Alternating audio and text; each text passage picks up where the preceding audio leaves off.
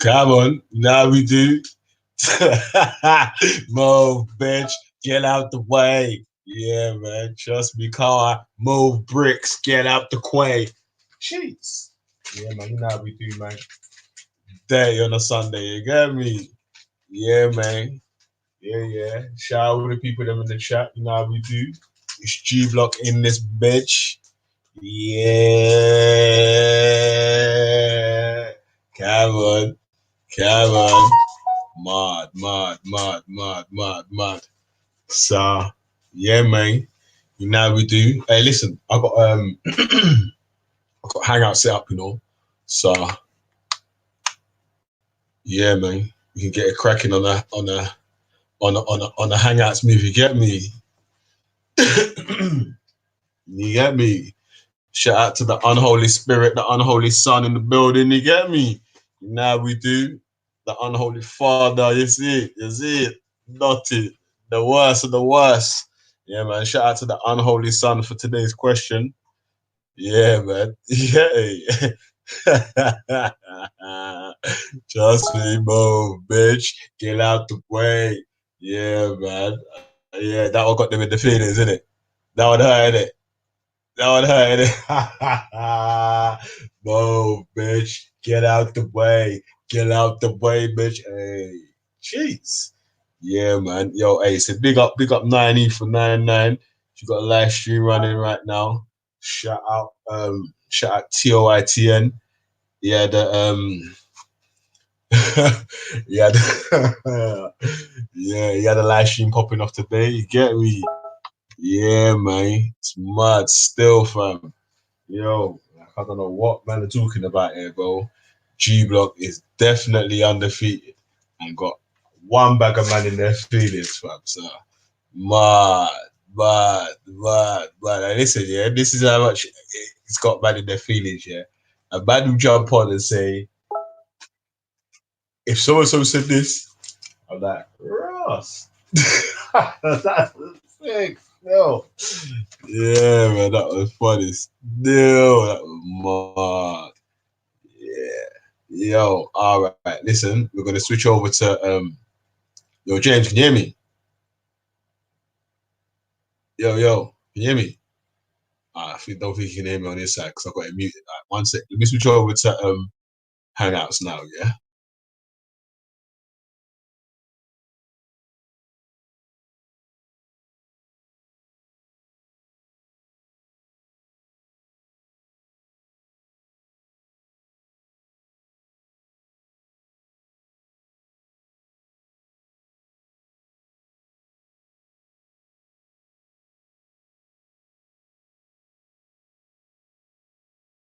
Yeah, I can hear now. Yeah. All right.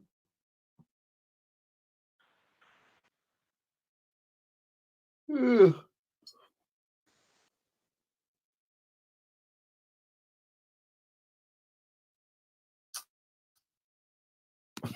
What you, what do you mean it's not coronavirus, fam? It's a test from God. Hey, that's it. That's it. That one's it. That's the dub. That's maybe G Block's most hilarious dub still.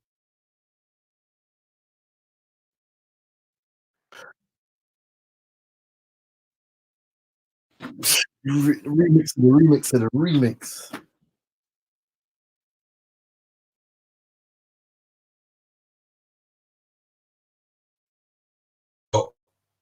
Yo, can you hear me better now? Yeah, can you hear me now? Yeah. All right. Yeah, man. So yeah. So what you saying, James? What, you still there? Yeah, and I was just seeing it. Yeah, no, not man, not on the day, bro. So what? Just fucking. It's mad out here in the streets, isn't it, bro? Yeah, Peace. man. It's a mad thing still. Trust me. Trust me. There's hardly anything left on the up on the shelf and all that now. Still. You know, what's mad? You know, like maybe we're getting some feedback, you know, but maybe like a week and a half ago, like when before all the madness picked up, I went like Tesco's and Sainsbury's, and there was no fucking chicken, fam. And I was like, where the fuck? Why the fuck? Oh, this is dickhead. Yo, Anybody hear me? yeah, we can hear you, man. Is anybody else up there? Yeah, we go. Very I'm sorry for before. That's what I'm Show your business about.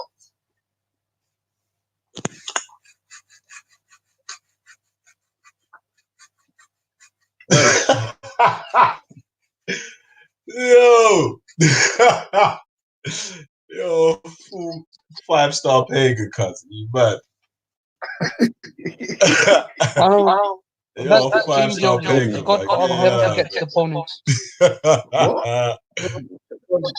cut from here, fam. Yeah, Don't come here. I'm the godfather of Hangouts. Yo, Jack. I remember your name. Cut up, man. You know, back in the day we used to tell that. You know that. Oh, wait. I was a bad person still. I've got two eyes on you, James Jones. I've got two eyes on you. Ali's like, you know them chicks that hang about and they're like, oh, bounce, bro.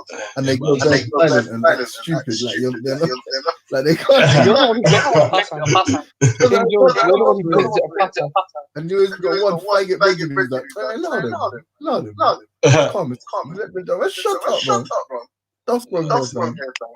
James Jones, you're getting too big for your boots. All right, man. Man, you don't call your local Labour Party, bro. You little pussy, bro. Yeah, Show them your little racist. Your little racist toe rag, bro. You're the Islamophobe, bro. So I'm gonna fight Islamophobia and racism. Yo, can you hear me? Can you hear me? His gay voice is annoying. Well, hang out, Yeah. So what are we talking about? Corona? Just generally. You sound funny. Yeah, man. You know, what I will say is it doesn't surprise me coming out of China, man, because I've been to some markets and I've seen, like back in the day, the Chinese, man, like, and some videos I've seen, obviously YouTube and some other videos, when they're cutting up, the way they're cutting up their food, like they could cut up snakes, and they use the same chopping boards to cut up all different types of exotic animals, and they're sneezing on things, just blood all over the place. They use a lot of water, but man, like just the way their hygiene is with things, man, like they've been like that for years. You know what I mean? Like just the way doing it, like all these blood mixing and things just going straight down the drain and sneezing on things, man. And like to be fair, One's like me and I've got the direct call. Oh, sorry, man. That's it. Hey, listen, Belly. They're saying there's a proper there's a hang. Echo. I'm talking in it because I've got the both mics on in it, so I mute this mic when I'm not talking. But go on, shoot. I think they're saying everyone else though as well, isn't it? Because someone said when I talk, there's echoes. Lord Jim, how are you? How are you? How's your day been, etc.? Are you listening though, Ali? Yeah. Do you know what's man like? Man ain't done over here. Man ain't done over here. Yeah, like the more you do, the more it matters for how you be treated. So if you were smart, you'd let things pass. Yeah.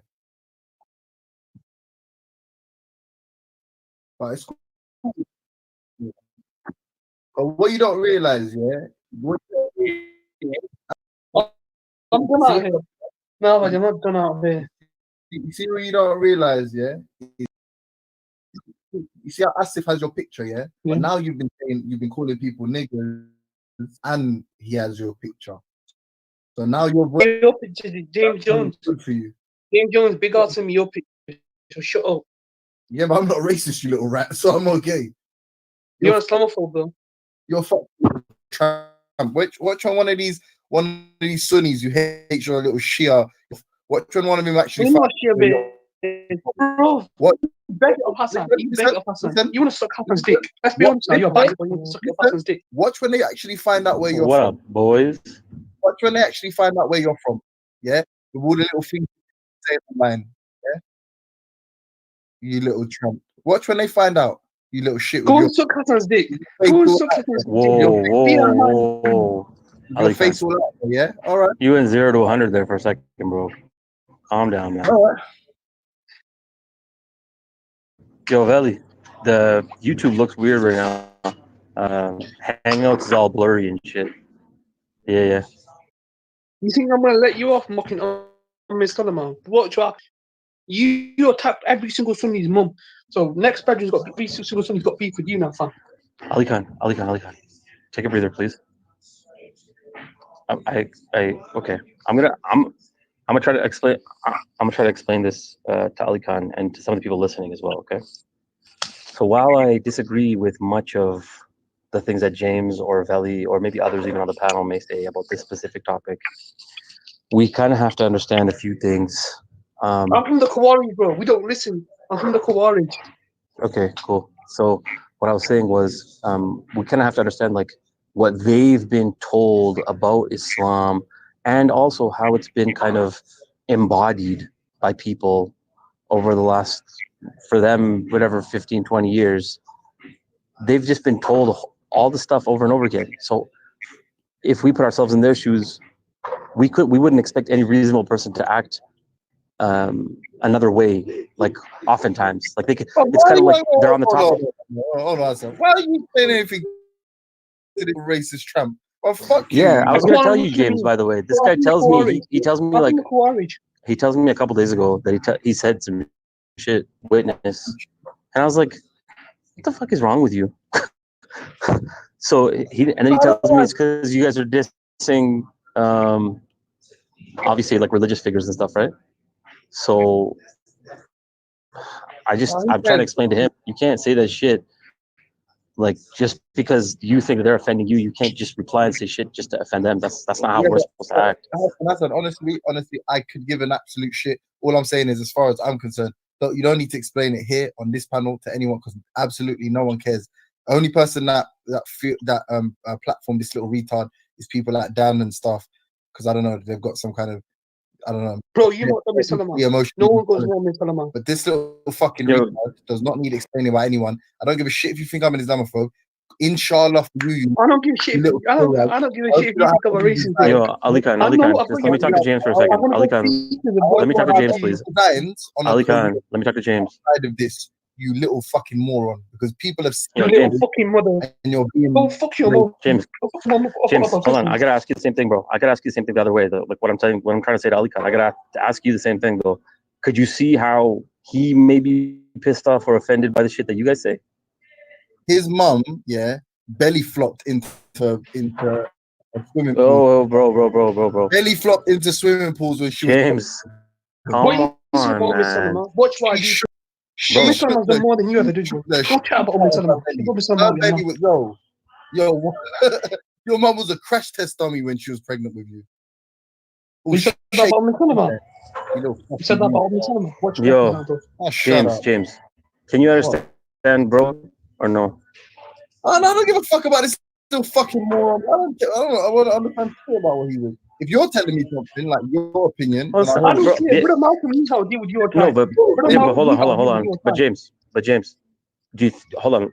I'm probably an anomaly, but could you understand how even I possibly could? You could, right? And you'd have to explain it to me, and then because you're intelligent enough for me to maybe to empathize, then I'll be like, oh yeah, I can see how you saw it like this. Agree, but I don't care what he thinks about nothing. The only reason anyone cares about what people like him think is because there's some people that continually platform them. That's it. So I don't care why. It's pity every time he engages in conversation. Like, what's going on? And a little pity thing. I don't actually care.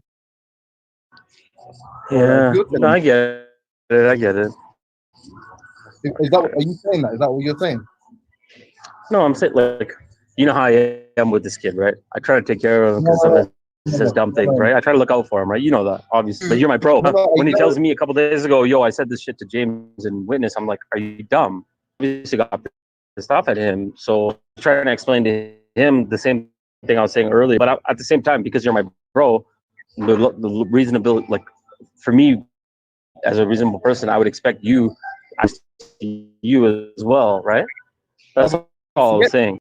Are you saying that I have insulted your religion?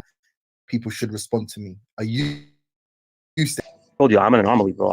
I would argue that I'm probably a lot more like patient and maybe empathetic than, and you know that too. Are you saying that you agree with what he's saying? Because I'm trying to understand.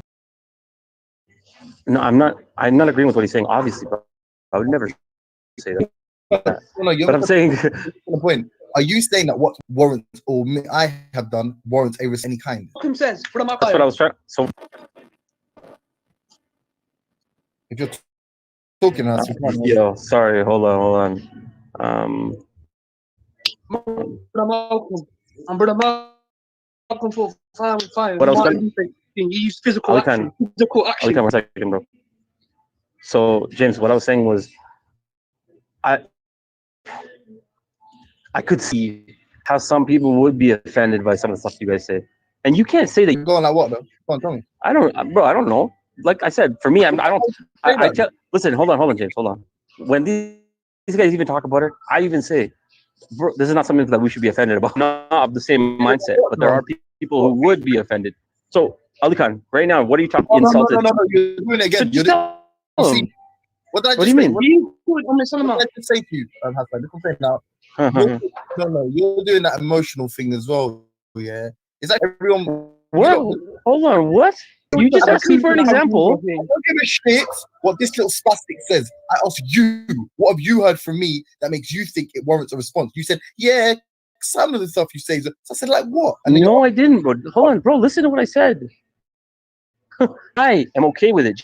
Generally, you even understand how other people may be offended. I don't. Unless they told me it. If someone says when you said this, I feel when people say that what Veli said about your master Rob. Sure. I'll example the one where Veli pinned them. Ali Khan, can you? I don't understand about Veli posting the message because he posts all time. He posts when I post that. He posts people taking the piss out of me, Jordan. So and I don't think God is real. So I don't. But James SC saying it. I get how someone, when James SC says it, would be like, "You're disrespecting me, bro." I've never said that. So why would anyone have a problem? Yeah, bro. I always try to be. Hold on. I always try to be sensible whenever I'm looking at these things from both sides. I try to be sensible. Oh, you can't see how someone else may think it's offensive from both Veli for pinning it. You can't just say. You can't just close your eyes and be like, no, I don't see how what Veli did could be bad. Only James SC. You can't say that, bro. This is what you're missing. Come on, man. No, you're missing. I'm saying even Veli, I personally don't. I do. Hence why I don't say stuff like that. I don't think what Veli did was wrong. Me personally, I can see why someone would be upset, not to the level they got upset, like calling him a coon, upset. But me, I don't. If there is something, you could say, oh, you say we go, oh, I forgot I said that. Yeah, I can understand. I'm asking you. Yeah, I personally haven't seen shit. Yeah, that's it. But then again, James, we also have to understand that where my lines are, even when Mom said you say that could be taken offensively by others, I just wouldn't. So I wouldn't even remember them. I hear what you're saying. I mean, listen, I've never offended anyone. I'm just saying this little has a vagina. Yeah, no, I'm saying. Don't suck your brother. Don't suck your mom. This kid has a Ali Khan. Remember what I told you, Ali Khan? When you told me, Ali Khan, remember? Ali Khan. Okay. Oh, remember when I talked to you a couple days ago and you told me what you said? And I told you that it would have been more appropriate for you to call him out on something specific that he said and actually like challenge him or maybe make or criticize his beliefs if he's criticizing your beliefs. That's what I told you. Why wouldn't you do that instead of saying what you said? This is not the way Brother Malcolm teaches. When Minister Brother Malcolm teaches, we follow What on teaching. earth are you just take the piss when you start saying dumb shit like this, bro? Like I try to treat you respectfully. I try to tell other people to treat you respectfully, and then you say shit like this. Why don't you just answer You know what properly, lies man? Muhammad? You know what lies Muhammad? Okay, forget it. James, bro, I just rolled my eyes. I don't even know why I tried, bro. Yeah. No, but just on that though, if someone that have any kind of respect for it tells me this, made me feel like I'm not trying to make it sound like a bitch, but this when you say this to me, I'm definitely all ears. But but the problem what's happening is someone's taken something that James SC's done, they've framed for it, and then by association, they've also said me and Ultra are enemies of Islam. I'm happy to all right. It feels like it's quite an achievement. However, I don't think that I've earned it. How precisely I've earned this title, but no. So you know how it is, bro. Some other people, they'll just see you criticizing, just being critical, which is how you are. They'll take that as offensive. I wouldn't. Other people would. Yeah, no. That's the beauty of people that have an issue with what I said, James SC said, Ultra said, what Veli's put on the screen, are all retarded. All have vaginas for brains. So I don't care. But if there's going to be a point spec says, "Hey, bro, you went too far, man," and at that point, I'm man enough to apologize or maybe argue. This is why I feel like Easter the other day said when I said that God is magic. Sorry, not Easter. I'm lying. Raspek said that. He's but you, Bob. He's like, oh, me now. I said, all right, I fine. I apologize. I don't actually think there's anything. I don't think it's that bad. You're a sensitive person. I got respect for you. I'll take. Yeah, like if you just say, bro, if you just say believing in God is stupid, which I'm sure you've said 100 times.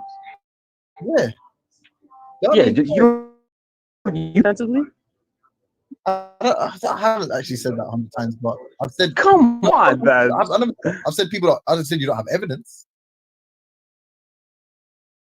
So, are you actually telling me you've never said that? I don't think I've said that. Even in the little spurts of time that I've even jumped into streams and seen you talk, like I'm sure I've even heard that from you, bro. I may have said that. I'm not saying that. It's not. Just saying, bro. You don't think that just something is said badly? No, but you can trust me. Yeah, it's not so. Whether I've believe, I literally made an argument the other day when you were there for being that it maybe is it. I remember isn't God when God provides you some benefit, i.e., financial benefit, whatever. I literally made that the other day. So in that, I ain't sending you any money today, bro. No, in all seriousness, in that sense, it wouldn't be. It wouldn't be stupid. But yeah, okay, yeah. To answer your direct question, yeah, I can see how that someone would feel like I was calling them stupid. Yeah. Cool. But I call people. To be fair though, yeah, I'm guilty of that. I call. This is true as well. I think, bro, you know what it is. I just think that I just know you better. So for me, it just doesn't faze me. But other people, like, what about I try to defend you, and I'm like, your prophet had this slave, your prophet had this slave, and you start talking about Salama. Yeah, you man. Do you want to jump onto StreamYard because it's clear, innit? Yeah. If we put chat saying it keeps cutting out and all that. Yeah. We can yeah. So we saying you know what I would do, Vel. You know what I would do? Maybe whatever the feed is for the Hangouts, I would end that feed in your StreamYard thing, and then restart that feed. That's all I would do, and see if it comes back clear.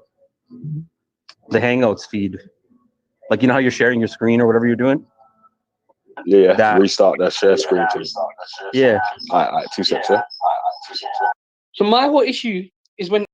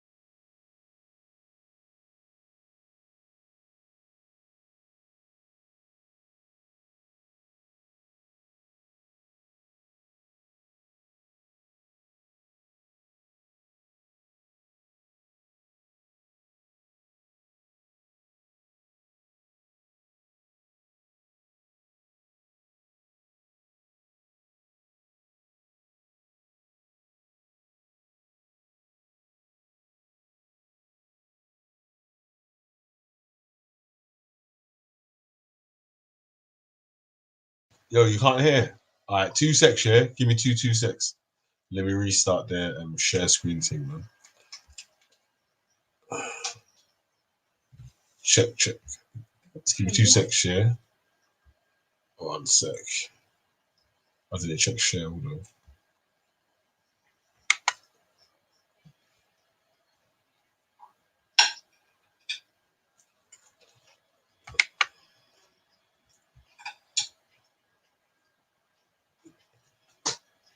It's so naked. Oh, 1 sec.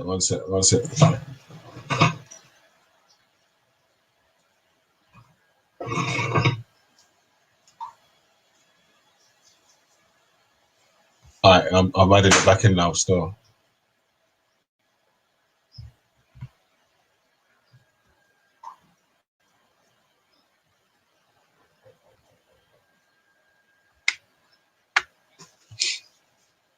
Did you get fizzy at the shop? No.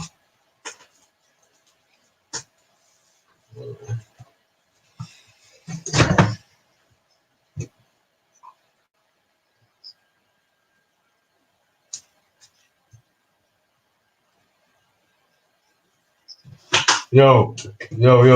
All good now, yeah?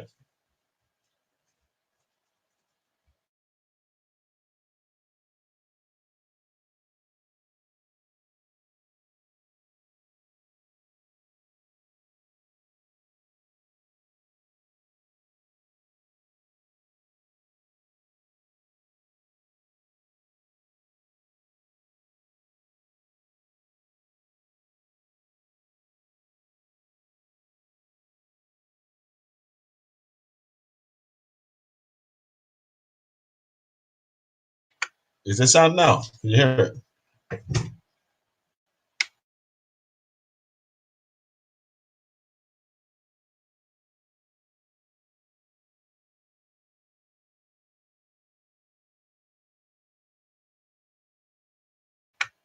So can you hear now, yeah?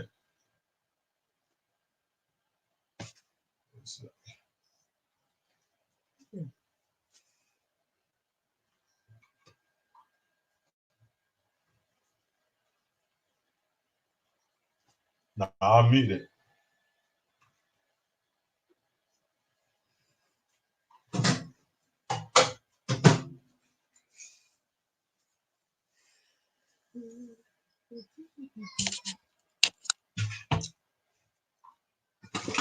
But they can't hear when you're talking.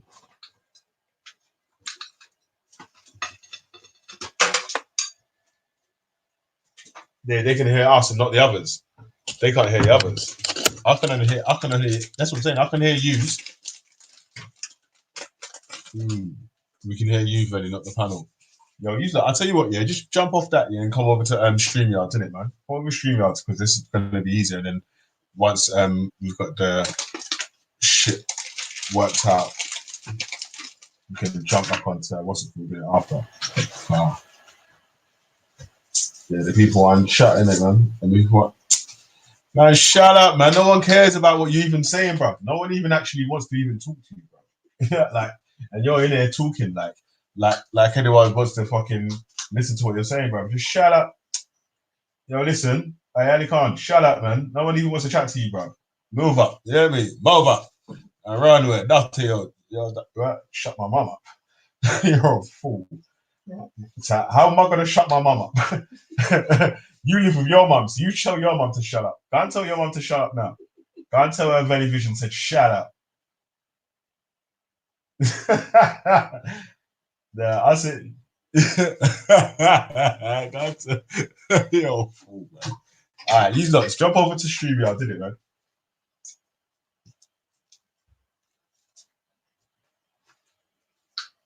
Shouts to he's a neat, full-time neat, hello. His brother's a naked.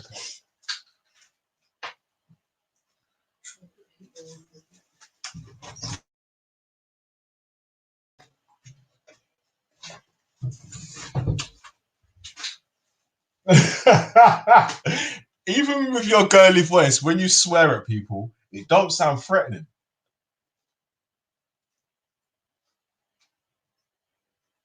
Imagine this, a big man sounds like a girl. It's mad still. He's funny still. All right, listen. I'm gonna set up the StreamYard team properly, yeah. So so you can hear the man properly, yeah. Let me post the link for them.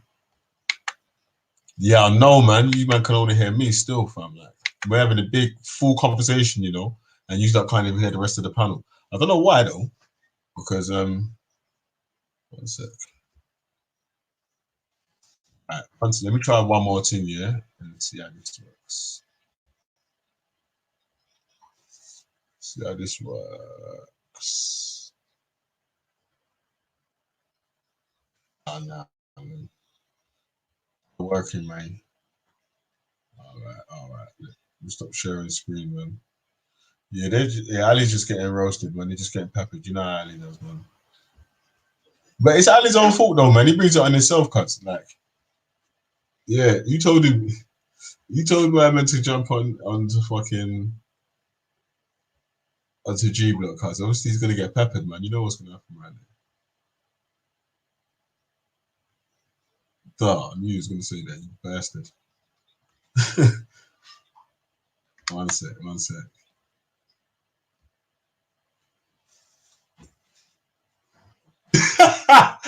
Oh shit, yo. Ali just said to James, send location. That's funny stuff. Send location. Yo. Send location. Ah, see, if people listen to God and ate good food and he instructed the crowd, there'd be no corona. Say that, Maverick. Yo, man, like Maverick action now. Yo. Hey, listen, you man, click the StreamYard link in the back chat, man, and jump over to that, man, because the man, no one can hear what you're saying, fam. All the pepper and you've been has gone up, it's getting wasted.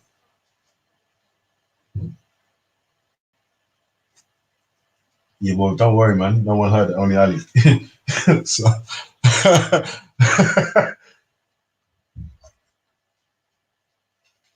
yeah, I know. But. The Quran did spoke about what to eat. Yeah, is that what you're saying, Bav? Yeah.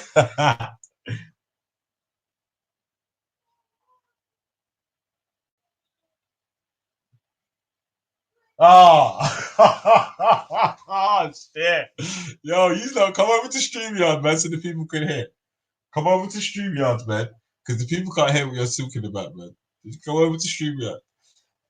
You're a fool. Yo, Hassan, come over, yeah? All right, you're going to knock on his house, yeah? Yeah, StreamYard. The link's in the back chat already, yeah? Come over.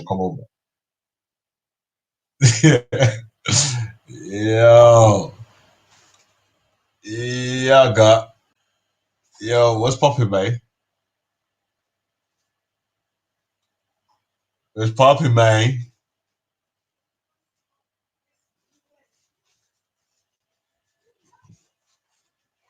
Yo, Jim Boom Boom. Let me dash in the link in the chat still.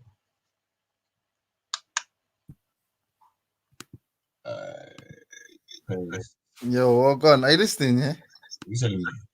No, and I swear, Maverick, yeah, Ahmed, yeah. I swear, blood, you was meant to say like you was meant to call man out or something. Like it looks like, yeah. He didn't go famous. He didn't make us famous though, man. No, he went there, tried to spout some shit, and some random onlooker started G-checking him about the Quran.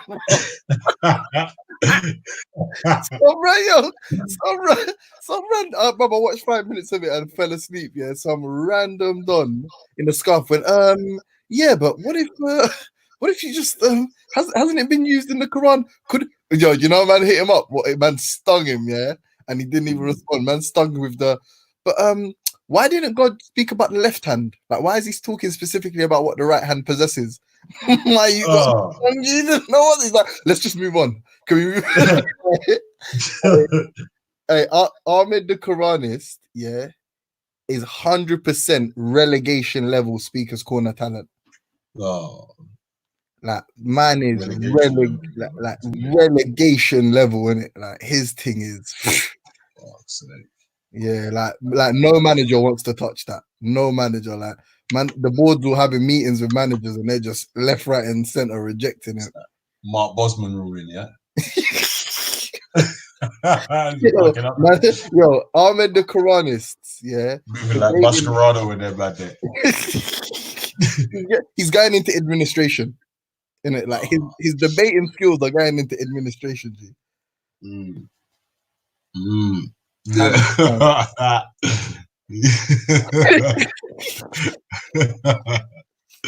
Yeah, man. He's the So owner. obviously, yeah, man, you get me. It's just a quick little stream, live up and fire at the cannon. You get me? Bust two jokes, and yeah, I mean, like, find out if Corona's really a test from God. Like, yeah. So, what do you think about this then? What do you think about that question, B? Is the coronavirus a test from God? Well, I mean, this is how I got to look at it. If slavery was a test from God, yeah. But slavery was kind of majority was for black people, yeah. Then I would say that Corona's probably not a test from God in the same way, innit? Because it's like anyone can get it, and it's not going to last 1,000 or 500 years. 500 years, yeah. 1,500 years, yeah. Yeah, no, I'd say yeah, considering that most estimates have it ending in April and May, I'd say what if it's a little test? But if it's just like a little test, like a test, like a pop quiz, like a sample picture. It's a picture, like a mock exam. You know, like a picture. You know, like when before you get the big thing, you get the picture. Yeah, like whoever this might still get slavery. One of them ones. Oh shit! Are you, man? Yeah, man. Yeah. I'm gonna change my picture still, man. You get me, Carl? Like, man, they're gonna start fucking like hollering at me on the roads now. You get me? Like, guys, I see you on one YouTube channel, fam. Like, he's going in hard still, fam. No, you know, it's a peak thing. I swear, I remember. It was Jedi, innit? When he did that. You know, when he come and did some like speech about what happened. About what happened when them youth chased him. I swear he said that youths on the road are trying to tell him. I swear you're the guy that's up to Muslims or something. Yeah. No, I don't know, do you know that? No, I don't remember that one still. But I know the time you're talking about still, but yeah. Yeah, either way, anyway. I remember thinking like, yeah, this speaker's calling things mad still, like, because you can have a debate and go home, but when you're on camera deep like that, you know, whatever your position was, like, so for example, I don't know, let's say you're against black people, like you're one of these Braden Donnies, like, you know, you can catch a slapping on the road without thinking, without realizing, yeah, he's infamous, man. Really and truly, yeah. Man like Braden and them funny guys are lucky that speakers corners a small niche, innit? Like, it's not like Graham Daly or something like that. You get people, man. I said, yeah, that would be sick. That would be funny though. He could get head topping fucking in his little funny ends where he is now. If it was a Graham Daly sort of thing, you get me? So What's his ends again? The Milton Keynes sort of ends. Bedfordshire and oh, is that what he's talking? Northampton. Okay. Okay. That's the Milton Keynes use, you know? Yeah, no, yeah. And Watford and all that, you get me? But them man are jokers. They're not like obviously he's a racist shoot, but them man are jokers. Like he's all begging pussy off a light skin girl and that. Like like he's a joker. Like, you know he's in a super racist, yeah. Racist people don't fuck means that's different races. No, but there's certain races. Yeah, any man will fuck any woman. You get me? But the deeper races wouldn't be caught. You're cool, James Jones. Fuck your mom. Your mom's a bitch. Oh shit, man! Come on and fake zero profile, you know. He's a pro. He's actually a pro. I'm not gonna lie. He's a pro little rat troll. I come on a Zero's profile, you know. Imagine, you're a dickhead, you know. And then he's gonna inbox Zero and go, Zero, I'm sorry about that. I Yeah, didn't make no, a comment in your profile. And Ziriab's gonna be like, yeah, whatever, man. It's gonna be like, yeah, whatever, man. But no, I was saying, but so, do you know what it is? It's not yeah, any man will fuck any woman, yeah. But do you think any serious racist would be caught dead with a black girl in public? Right. I don't know, man. I don't know. Still, No way, bro. Come on, bro. Be serious. yeah. He's some spastic little crack monkey, yeah. I'm talking about real dons, yeah, that have an image to upkeep. You think like, you know how fucking stupid that would be for them to probably on the slide, they probably pay to go fucking see some black escort or something, you get me? But no, not in public, not at all.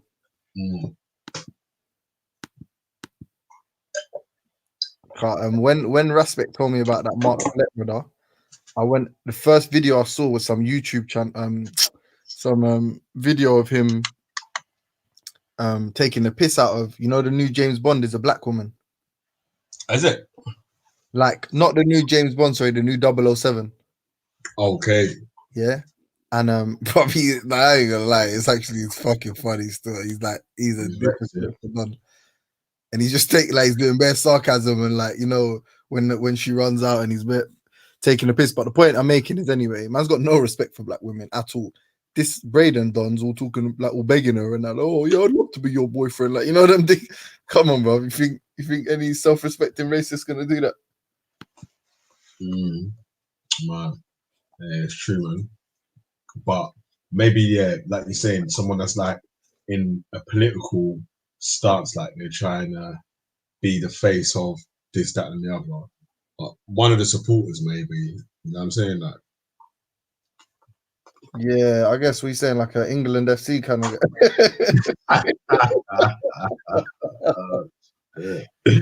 a Joe, one of them ones. Oh shit! Mad. That's me. Mad.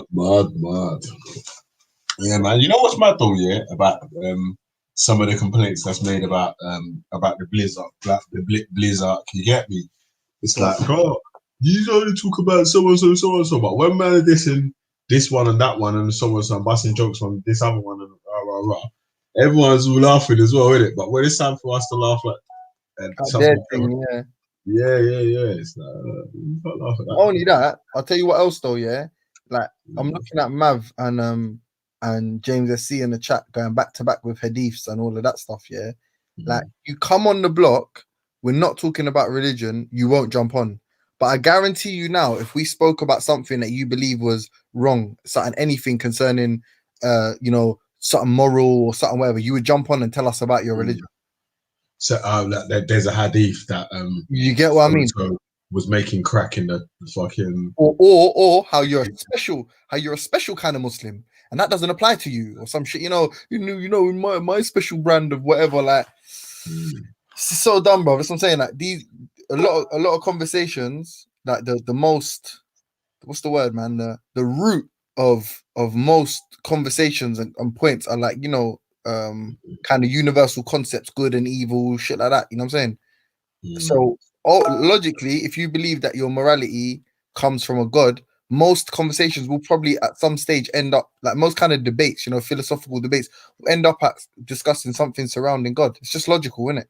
But the way people are like, oh, you love our religion, you make our religion relevant. It's like, no, that's just normal. That's just a normal root. Question. Yeah, it's a normal root of discourse. A root of questioning. Yeah, don't think you're special. No one actually cares about you. You know what I'm saying? You know what I'm saying? I don't actually even know you, man. So you're not that special, man. But even like that's what I'm saying, like even why are you so upset? Like you focus on your religion, you love your religion. You should wanna talk about it, number one. And then number two, I've heard recently atheists are the biggest ops to all religious people. Well, seeing as we have debates, isn't this the best place for you to come then? To come and put because obviously it definitely won't be an echo chamber because you'll be talking to people that disagree with what you're saying. Facts. We all disagree with what man is saying. Hey, how's it going, you two? Oh boy, James, what you say, man? Big up, James. Did you go down the park today? No, I didn't. No. Oh. Have you purchased a mask and some hand sanitizer yet, James? Not yet. Okay. I do have squidgy sort of antibacterial soap anyway, but I know not like I haven't purchased anything new. What's your take on the severity and the hysteria surrounding coronavirus? I don't know. I don't know enough about it. Seem like, I mean, it seems pretty bad. Like if you can't, like, if it's going to be very hard to prevent, the whole country from getting infected, but then you see like countries like South Korea where they're doing way more, and like that they have like testing centers and like rapid kind of, they trace back every single person and like kind of have they do way more than our country is. So I'm a little bit worried that we're not doing what South Korea or Hong Kong are doing. Afternoon, Valley. Afternoon, James Jones. Afternoon, James SC. Good afternoon, witness. Can I get a witness? Can I get a motherfucking witness? Yeah. Oh, go on, man. Big up yourself, bro. Yeah, fine. I was surprised that I could see live recordings from Speaker's Corner. People actually turned up to Speaker's Corner. I was like, what? Okay. Taking risks on it's crazy, coronavirus. Leon was there as usual. Man. I'll just allow it. I had a conversation yesterday with someone who put an interesting perspective forward, which was the economy is set to take a somewhat of a downturn anyway, regardless, as a result of renegotiating trade deals and Brexit and what have you. And apparently the sort of emphasis on the sort of destabilize the nature of coronavirus is to essentially use it as a scapegoat. Any kind of problems we have with the NHS going forward, blame Corona, that kind of, and all the countries that are showing stability and strength or are not being reported as the countries that have been most destabilized are the countries that are far more economically secure. And all of the countries that potentially either wanted to are having some kind of issue regarding sovereignty or being member states of the EU, other countries that are sort of overblowing the severity of coronavirus. What do you guys think about that? This corona thing is mad still, man. So I seriously never thought it was as serious issue as it is until, like you say, I think it was last Sunday, I was going shopping and someone was saying, there's no toilet rolls left in the thing when we was on a live shoot, and then literally a car drove past our car and every seat was full up with toilet rolls. I was like, what the hell? Yeah, a lot of people are panicking. It's ridiculous. Toilet rolls, washing up liquid, hand sanitizers. Guys, well. Bologna, listen. The reanimator said, my mate told me he's lost $250,000 worth of work, cancelled work, due to this coronavirus thing. That's a lot of money, man. That's another thing, though. Yeah, why I definitely believe that I don't like. I'm definitely not on to any kind of Donald Trump hoax shit, but like the only way to sort of demonstrate the severity is to say, if you was to break up, I don't know, in quarters or monthly, the sort of death toll, and say as a result of coronavirus, the average sort of monthly death rate is like 1,000 people. Well, this month since the coronavirus outbreak, it's been 3,000 people or 1,500 people. Then it's like, okay, facts, like corona.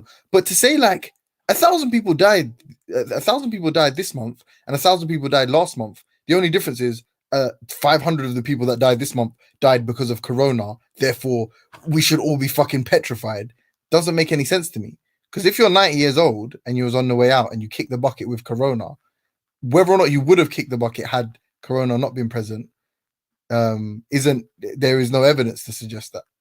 Sorry, there is no. Don't complicate that. But I'm saying as in to say a lot of the people that are dying had underlying health conditions, so they may have contributed to the death rate for that month anyway. If that makes sense. So it's like the only real evidence I would see to justify any kind of hysteria. I mean, I appreciate the scientific view of that it's a mutating virus and they haven't got a vaccine and they don't know how to stop it mutating and so on and so forth. But the practical implications are only when the death toll rises as a result of it. But all they're doing is focusing on people that are getting sick, people that are not recovering, who's likely to get sick, how easy it is to transmit, and there's absolutely no focus on all the people that are recovering. And as far as they're concerned, they just got the flu and recovered from it. So that seems it kind of does lend itself to a bit of a conspiracy in that sense. Like, but why? Like, why? If anything, you would try to allay people. Wait, you know, like you're saying about the death tolls, yeah? Are those only corona-rated death tolls, or just the death tolls of the people that do you know what I'm saying? Like, no, but I'm saying right now, obviously. Yeah. So in the UK, I can't remember how many cases there are, but it's under 1,000 reported, right? So up until it proper takes hold. That's the only way we can see how much of a real effect it's going to have with regards to like percentages of mortality rates and stuff. Because the reason you're getting conflicting mortality rate, different mortality rates, is because you're getting different evidence from different places, and then they don't know how many people have got it in certain places, so on and so forth. But when you look at it like on a global scale, and you're like, okay, cool. Since Corona has taken hold, in every country that Corona, there's been reported like 5,000 cases, for example, the death tolls increased by X. Then you can be like, oh yeah, cool. But right now they're being like 20 people died. But if those 20 people are all fucking 90 years old or over 80 and had fucking asthma, leukemia, I don't know, whatever, right? Then it's not really evidence of Corona killing them.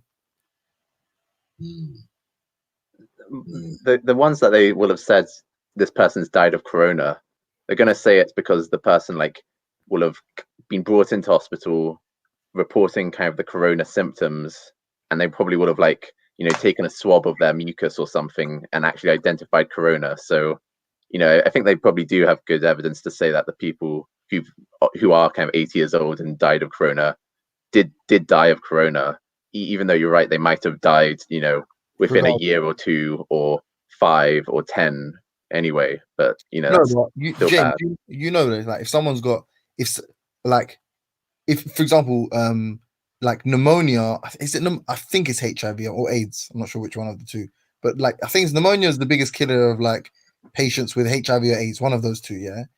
But it's not necessarily the pneumonia that's killing them, but arguably they died from pneumonia, isn't it? But really, you're gonna say no, they died from HIV or AIDS. That's what you're gonna say. So yeah, I see where you're coming from that angle. So it's just I'm saying that because the AIDS weakens their immune system, that when they get something like pneumonia, they ain't even able to fight it off, and then now they're obviously they're going to say they died from AIDS, but it's because they contracted pneumonia while they had AIDS. Yeah, even like you know, like infections you get in hospital. Like some people will go with like what's that disease? That one with the like, you know, like Crohn's disease and shit like that, like stomach ailments and shit. Yeah, people go into hospital, get some kind of infection from like an IV, and because their immune weakened, they die from some kind of infection. Yeah, the reality is, you're not gonna like whatever kind of underlying condition hospitalized them in the first place is what usually takes the blame, isn't it? So I'm just saying that and I'm not saying I'm not saying it's a conspiracy, it's a fake or a hoax like Donald Trump. I'm just saying when you look at the sort of totality of a death rate, then I think you can better judge the sort of mortality rate of a specific illness. Because right now, I remember reading an article where they were like, I think it was like 10 or 20 people that died in the UK, over 90% of them were over 80. Like, if you also said on another day, forget Corona now, 20 people, 20 over 80s died of the flu. That doesn't make the flu that I get any more severe or less severe. Does that make sense? You're already expecting an 80-year-old, like an 80-year-old might die of pneumonia, an 80-year-old might die of the flu. A 25-year-old with pneumonia, you don't consider it more severe because an 80-year-old died of the flu of pneumonia. Yeah, but I think that's already sort of been reported. Like the news is already saying, listen, most of the people dying from this are old people. Yeah. But like, you know, the thing that I think the reason why it would be kind of justified to consider this a big deal is that kind of, you know, something like the flu kind of it normally gets around, and maybe it only kind of infects kind of part of the population like each season of flu, or like kind of, you know, you might already have kind of you know, a fair bit of the immunity from somewhere else. But because this kind of coronavirus is sort of a new virus and it like spreads kind of quite easily, kind of potentially kind of it could sort of infect like, you know, nearly all the country. Yeah, and yeah. then like kind of a lot of the old people die. And so imagine if like 3% of the country, you know, dies over the next kind of, you know, 7 months or I something. agree. That's exactly what I'm saying, James. I'm saying that is the way that it's like, oh, now we know, because I get what you're saying in the sense that we can't provide a vaccine because it's something that at present we don't even understand. That it doesn't move, it doesn't act similarly to influenza. So just based on that, yeah, there should be, you should be far more cautious about corona, COD, whatever it's called, 19, but CVO, whatever the fuck. But I'm saying that until you get that these kind of accurate, these kind of not non-speculative statistics, then it actually a real cause for concern. But at present, it's not. Sorry, it is a cause for concern. Let me rephrase that. But it's cause from concern from a preventative and what do we call it, measure, not from a mortality, not from a not like from a fatal perspective. You know what I'm saying? Like, it's the fear is from being able to prevent it, to how it transmits, so on and so forth. But the way they're making it seem is that it's going to kill, like it can kill you, type of thing. There isn't, in my opinion, from what I've seen, the evidence that they have for that isn't comprehensive as far as I'm concerned. Because I would need it to factor in everything and then say this, as you just put it, this is responsible for killing an extra 3% of the elderly this year. That's what I needed. Well, it wouldn't just be 3% of the elderly; it would be like 3% of the whole population, and nearly all of that will be elderly people. Yeah, sorry, you're right. An extra, but it would need to be on top of, if that makes sense. So I don't want a stat of last year 100,000 people died, this year 100,000 people died, but oh, by the way, 20,000 of those was corona. As far as I'm concerned, then it feels like you're doctoring the books. But if you're saying that last year 100,000 people died, and this year as a result of corona 150,000 people died, oh shit, you know it's serious now. Can I come in? Big up to the panel, big up to the listeners, big up to those in the comments. Blessings. Yeah, man. Remember working hard, so yeah, been sleeping hard too. Yo, interesting. Has anyone actually answered the topic, the question, just to? Yeah, I did. Tell him, Billy. Yeah, yeah, you did. If you want to hear the answer, B. Luckily for kids, people couldn't hear the answer when it was rang out but still. So what did he say? Let me hear it. James, you tell it still. Hold on. What do you mean? What do you mean corona's a test from God, fam? What do you mean stop corona, fam? It's a test from God, fam. Yeah, that's what, did someone say that? No, Who said that? Hold on. Can you guys? Assalamu alaikum, bro. Isa, welcome. Who's that? Hassan Saba. What up, witness? Yeah, what up, big up, James? Yeah. Yes. Hello, Hassan. Yes. How are you, witness? Everything okay, bro? Hello, Issa. Hello, Hassan. Yeah. Yes, witness. Big up, my brother. Big up. Can I just ask you a question? Hold on. Sorry. Hey, Hassan, you see that picture, your profile picture? Yeah. Hassan Saba, he was a Shia. Yeah. Doesn't look black to me. He was a bad man. Ooh. Shut up. It's shut him out. Yeah, man, that guy look black to you. But he had the coronavirus, so you tell him what? Nah. Joke. Delete that video. Oh shit! I don't know what you guys are talking about, but I can see the. I don't know what you guys are talking about, but I can see the chat. These guys are talking about death rates. You know what the craziest thing is? In Korea, they have like 8,000 cases, and they have a 0.5% death rate. But in Iran, they have like a 5% death rate. That's insane. You what?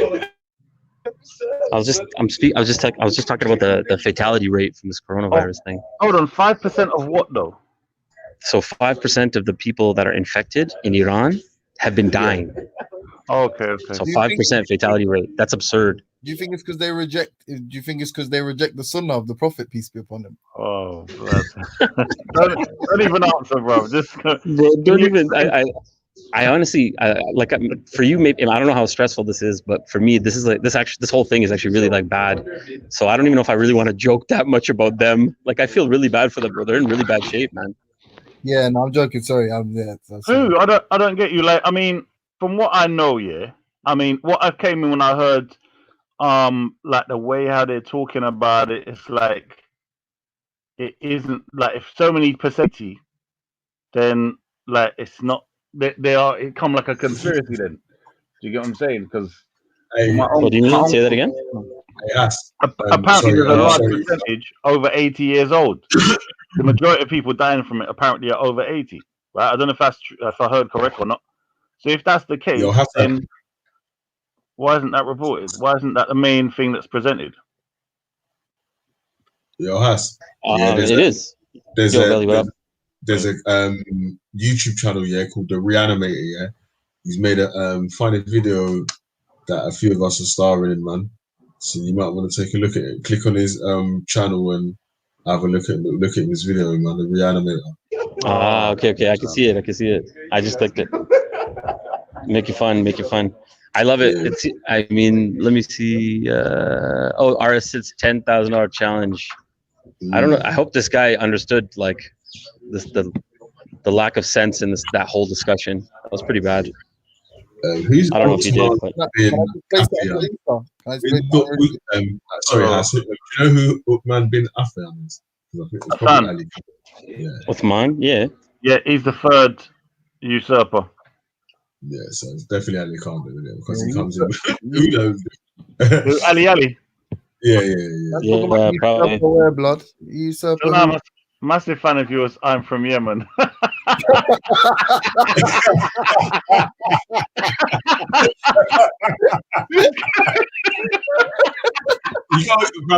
you got to give him at least an 8. Why is that so funny? I don't get it. It's nuts, bro. I swear. I don't know, James. It's ridiculous, bro. He's trying to say like Hassan's a Shia, obviously, like he's from a Houthi land. Anyway, yeah, you're quite like hey, listen to this, guys. Yeah, quickly, sorry. We gotta go through the test, man. What do you mean stop slavery, fam? Say that again. Did I hear correct? Say that again. Oh my god. Say that again. Hold on. Analyze Dunya is a fucking legend. You gotta go through the test, fam. What do you mean stop slavery, fam? What? Oh wow, nah, blood. No way. You know what? Thanks, James. You know what? I just remembered something. Yeah, I want to know who Analyze Dunya is. Are you black? Like, apparently you got a video of me up there, but that's fine. You know what I mean? Everyone's got their opinion about me. But other videos, the last couple of videos, you see one relating to slavery, bruv, and he's showing where they're burning wax or something on black people, bruv. This guy, big up, Analyze Dunya. Who are you, bruv? Are you? What are you? Are you Muslim? Are you? Analyze Dunya actually just fucking. That is the owner of the best remix. Now, you see that piece there, yeah. Like I was in pain where it actually hurt me, and I was laughing. How can you have two of the emotions? Like my feelings was actually hurt, like I was in pain, I wanted to cry, and I was laughing at the same time. How does that work? You got the Sunni coronavirus if you got that kind of pain, bro. My word. They've got the What's the One? That's a Wonderful World soundtrack, clips from Amistad and 12 Years a Slave with Rastic in the background saying, "What do you mean stop slavery, fam? It's the best from God, fam." And then, oh my gosh, it's a wonderful world theme tune. The music is you lot wicked. Yo, Isa, just to say what you were saying before, if you're over, if you're over 80 years old, then you have an 18% chance of dying if you catch it. The worst part about 18, 1-8. Yeah, 18. Yeah. The worst part about that, is when he goes, "Don't you want to think And then before he says it's a wonderful world, he goes, "What do you mean stop slavery? It's a test from God, fam." God. Oh, Oh, God. Yeah, you know what? Hey, makes me laugh. Mad. hey, you seen the actual last? You see that? No, I have to be honest. The last clip is the guy is 12 years a slave, and he's walking past two black men about to be lynched, and they're just staring. You know, bare eye contact.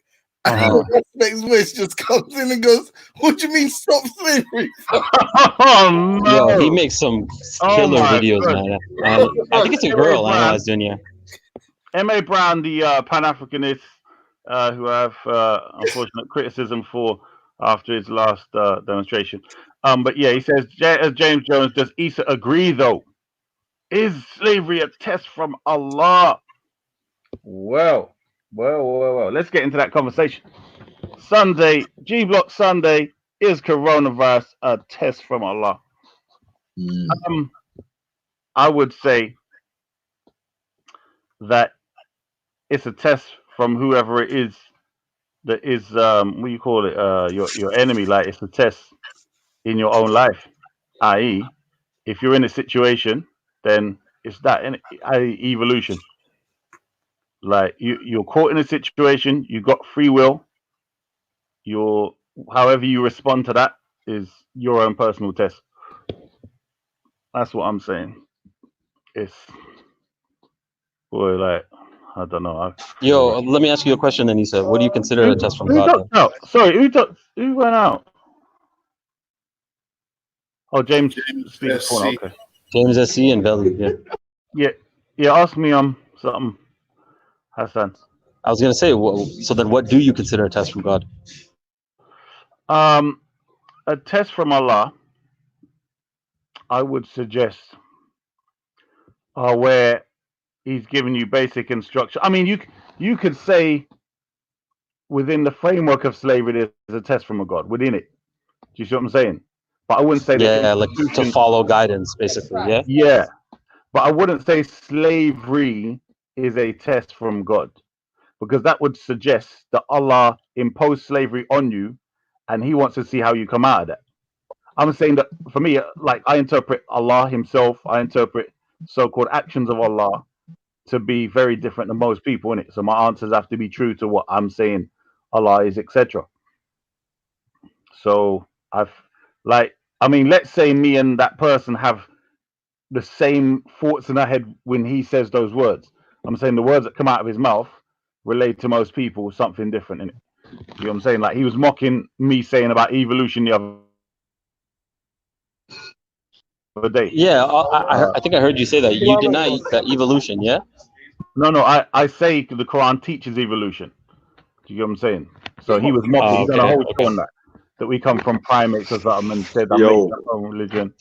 Yeah, you want to see if this man's showing his back here? Go on, Veli. Man, them, yeah. Yo, Utman. Salam. Hello.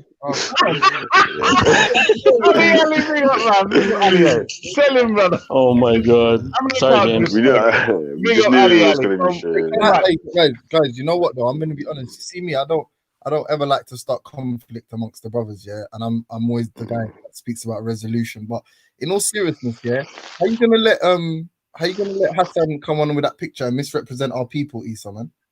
Oh no, hold on. Let me explain. Not all Shias were black. I'm saying the 12 Imams were black. So Hassan al-Sabah wasn't one of the 12 Imams, my bro. Yeah, he wasn't an Imam, James. Okay. So was the 12 Imams black then? Yes, they were. There's a lot of information to say that at least a majority of them were likely visibly black. Yeah. What? Well, hold on. Listen to what he said. The majority were at least physically black. So what else are we talking about? Well, that's the only way that you'd be able to tell, right? That's what I mean. No, but if I asked you, that is what defines someone as black. Yeah, obviously. Oh, wait. If I said Veli was black, like, or James Jones was black because he got a flipping insect or something in his picture, yeah. If I said James Jones was black, what would you think I'm talking about? Yeah, obviously skin. Okay, physically black, yeah. Yeah. No, the reason I say that, when you say that, yeah, there seems to be a kind of reservation, like a a thing of a grit in the teeth of you don't really want to say it. I'm not trying to disrespect you. I'm not trying to. No, I say it with pride. Actually, I think it's awesome. Okay. That's good. I like that. But I'm saying I actually use it in conversations with people because obviously they're not my imams generally, right? But I say it like it's a great thing. It's actually awesome. Okay, cool. Captain Rambo is laughing as well. Everyone's laughing. All right. So yeah. So James. No. He was saying he said when he said at least, he don't mean least as in like black is a negative. He was saying like maybe some of them were black, not all of them were black, obviously. Yeah, that's what I meant. And also I meant shades too. No, and I also meant shades because there's historical records to show that, let's say, the father could be a quarter black and the mother could be 100% black. So that's what I meant. Like, but hold on. Yeah. Here's the issue. I said, 079 me. We're starting from Imam Ali alayhi salam, yeah? And this is the issue, right? We're starting from Prophet Muhammad and Imam Ali's grandfather, right? Abdul Muttalib. And he is to be black like night. His 10 sons, one of them is the father of Prophet Muhammad, peace be upon him. One of them is the father of Imam Ali, peace be upon him. And they're both black. So so I don't know about this. So when we did the review with Ziryab that day on his channel, because Ziryab was the one that actually proved this for me, like when he showed me the breakdown, but we didn't go into Abu Muttalib and Imam Ali and Prophet Muhammad's parents or father. We didn't do that. That's standard. Look. So we got beefy here. What? Because somebody blocked beefy. Which ones are not black? Yeah. Why are you trying to fuck me, bro? I have to go break down the thing again. I didn't really like take notes as to exactly which ones or what shades. I didn't work, bro. This is easy work. Hold on. Quickly. Fuck. For 1 second. Sorry. Hello. What happened? Oh, sorry, no, phone call. It's cool. They hung up on me. No, I was gonna say, fucking. Somebody said, shut your mouth. But my brain just fucking went blank because I was thinking too much. No, Hassan, some of them are not black, innit? Ooh. I believe so, yes. All right, hold on. Before anyone jumps in, I need you. Can you jump off mute quickly? Yo. Let me come no pictures of that. Does that shut up. Does that mean East is trying to make us follow some people that ain't black? Could be. Could be true. Hold on. That's if Hassan Asaba is the standard for what I'm saying. Because remember, Hassan Asaba has not seen the evidence. So that means now, Issa, your new name is now Issa the Blackish Telek.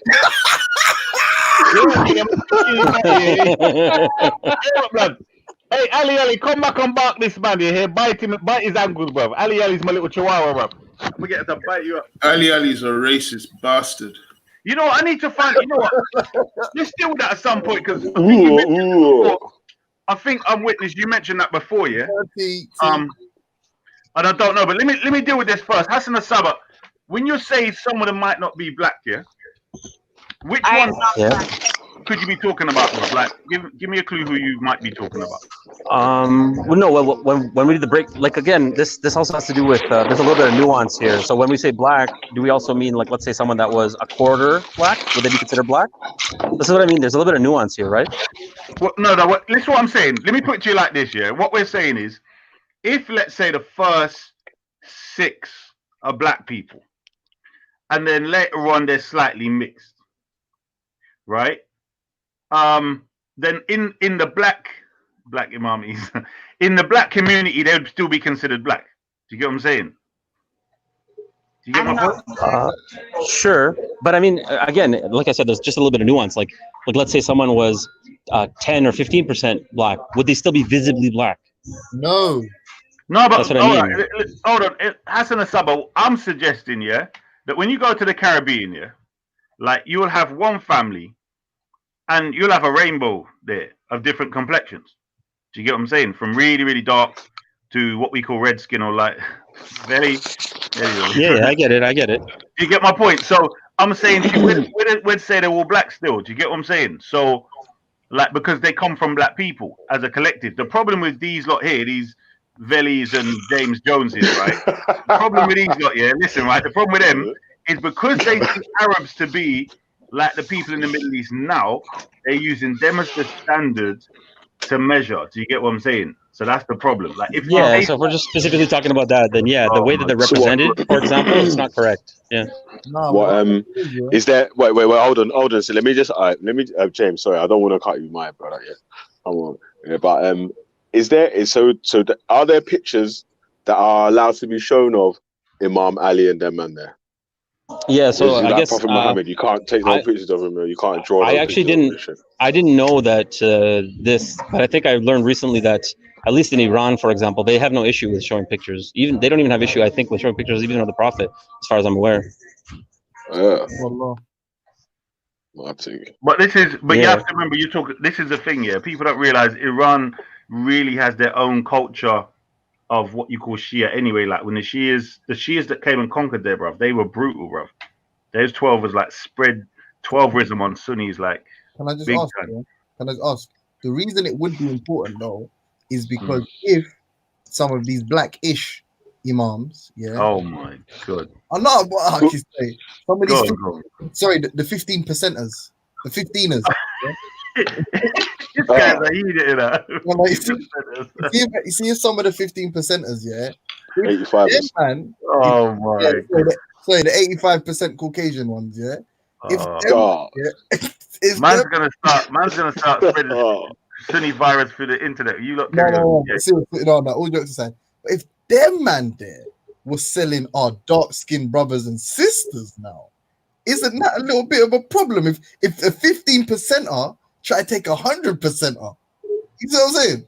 If a man with 15% had two, Yo, James, you're kind of making a good point here. This is like when some people kind of say in Shia Islam about slavery and all this. I just think to myself, wait, it sounds kind of illogical because even the imams themselves were generally considered to be black, most of them. So I find it very weird.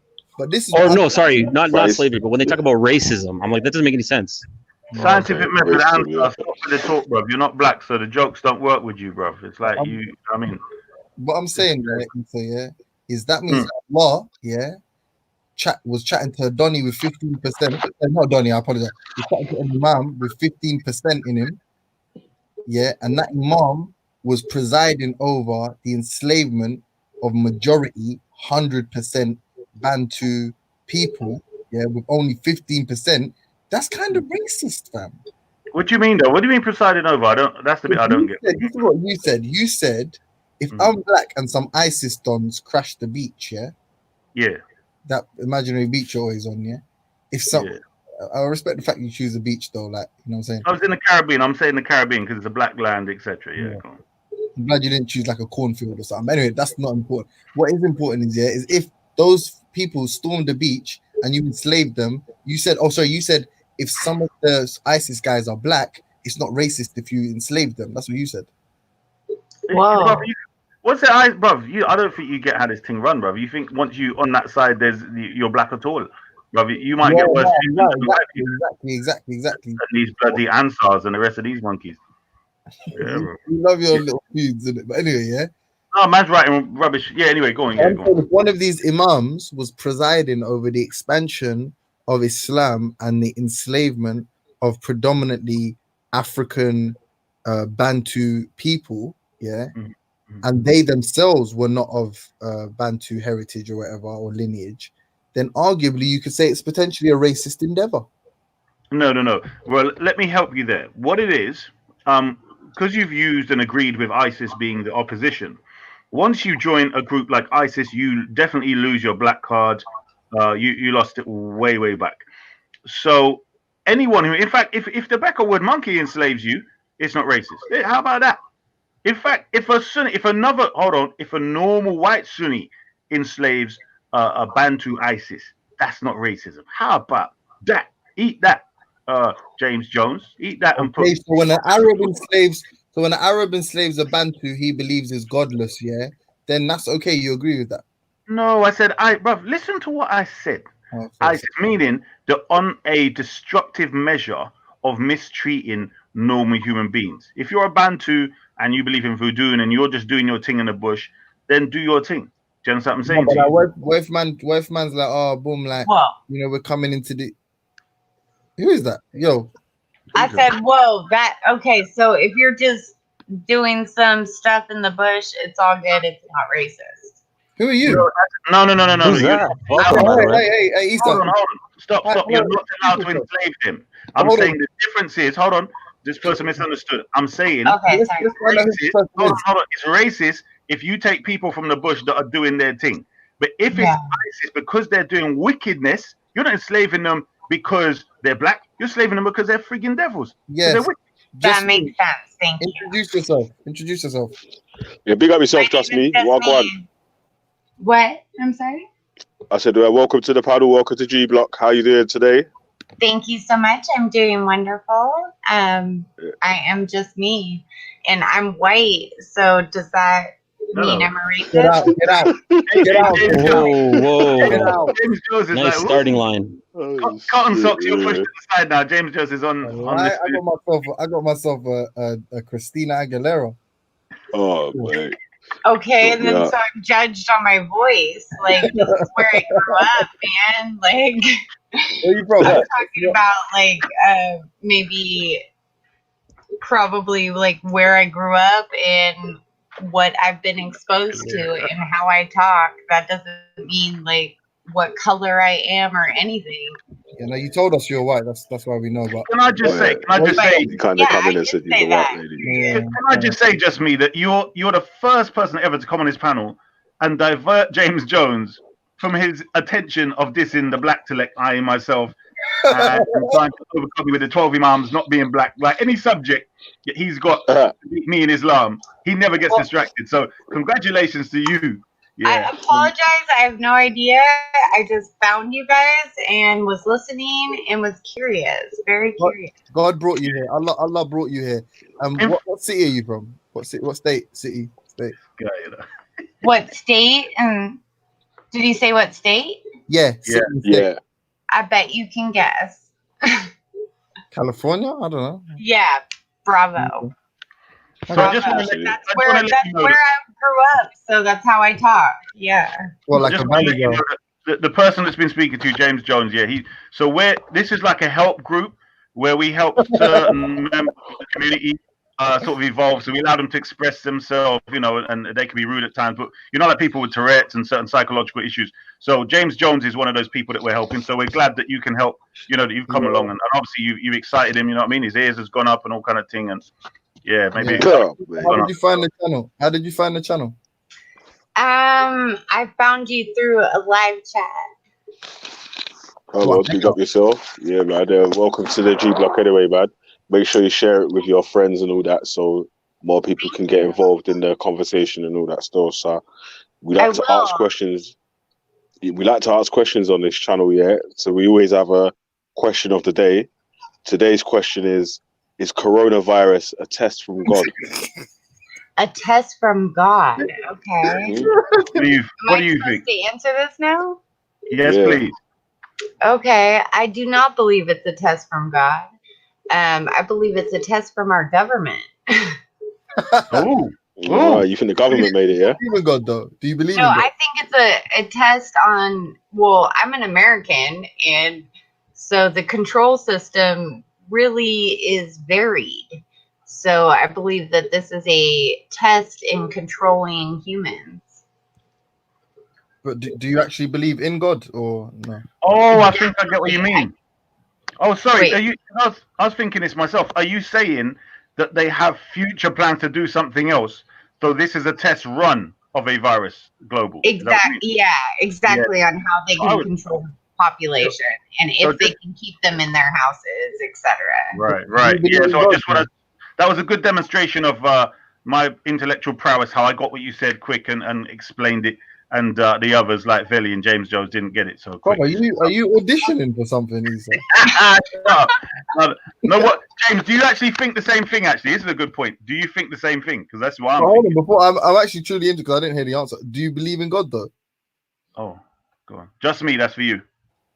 I do believe in God. Yes, but I have a probably a different perspective on what God is. Can you guess what the G in G block stands for? GNG. No. God in No. glory. No, No. the channel's called the G Block. He's saying, can you guess what the G stands for? God? Not quite. Almost. Almost. Almost. What do you think the opposite of? Goddess. Even Hey, closer. Melly, you're a goddess. Just missing one word. You're missing one word, boy. You're missing one letter. Be the goddess. I'm a You're missing one letter, boy. God, the drag queen. Getting further away now still, but like you're in the right place in a way, man, because obviously what we try to do is fix people's God's belief. Oh wow. To let them know that your Sky Daddy is not real. You need to deal with reality. Facts of life. Your hard work. Actually, we say smart work, dedication, and discipline. Right, there you go. Yeah, man. That's the G Block philosophy.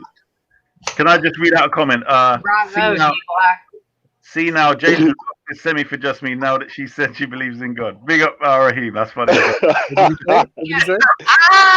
But my understanding of God may be different than the appropriate consensus. It might be what? It might be different well, basically, than the appropriate consensus. I'll tell you what happens around here, yeah? Most of the people that believe in God come on here to moan about us complaining about people believing in God. So you're in the right place, man. Yeah. So what's your concept of God then, Justin? You need to be careful, though, just me, man. It's dangerous out here. It's fine if it's dangerous. I will speak my opinion. My opinion is that God is love. So, I mean, you can take it how you want it. It's in many different forms. Can I ask you how a God of love allows so many ridiculous or barbaric, savage things to happen to children? And if your God is the God of the Bible too, why would your God, being love, command? Can you explain that, please? That's much different. That's not my reality. Like, my reality is not of any kind of pedophilia or anything like that. So, what I identify as God is love. So anything that is pedophilia and things like that, I don't identify as God or love. Do you know Muhammad from where's Muhammad from California? You sound kind of similar. I am California. I am from California. I have no idea who Muhammad James Jones. Where's Muhammad from? Like our brethren, you know. I don't know. He's from Cali. It's a big place, though. I doubt she knows fucking him. I'm making a hey, point just of me. The way of speech. Just me. Would you do me a favor, just me? Yeah. Would you say in your best Californian voice? Yeah. Would you say it's weird? That's weird, bro. That's weird, bro. Weird, bro. Yo, that's weird, bro. That's weird, bro. Yeah. Just like Muhammad. Yeah, that's what I'm saying, You could bro. be a sister. So, is that like a person or like from the Bible? No. He's a person that comes on here, and the more you talk, the more I was like, hold on, that accent and the way you talk is quite similar. Like you're a female version of his voice. So it's, but they normally say that he's high. Like I don't know if it's true. If he's high on weed. Can I ask? I smoke all kinds of weed, so that is the Californian thing. We never would have guessed. But, just me. Are you a Trump supporter? No, definitely not. Oh shit! Wow. Yeah, all right. You're not going to be one of Issa's friends then. I'm sorry. What does that mean? I'm honest.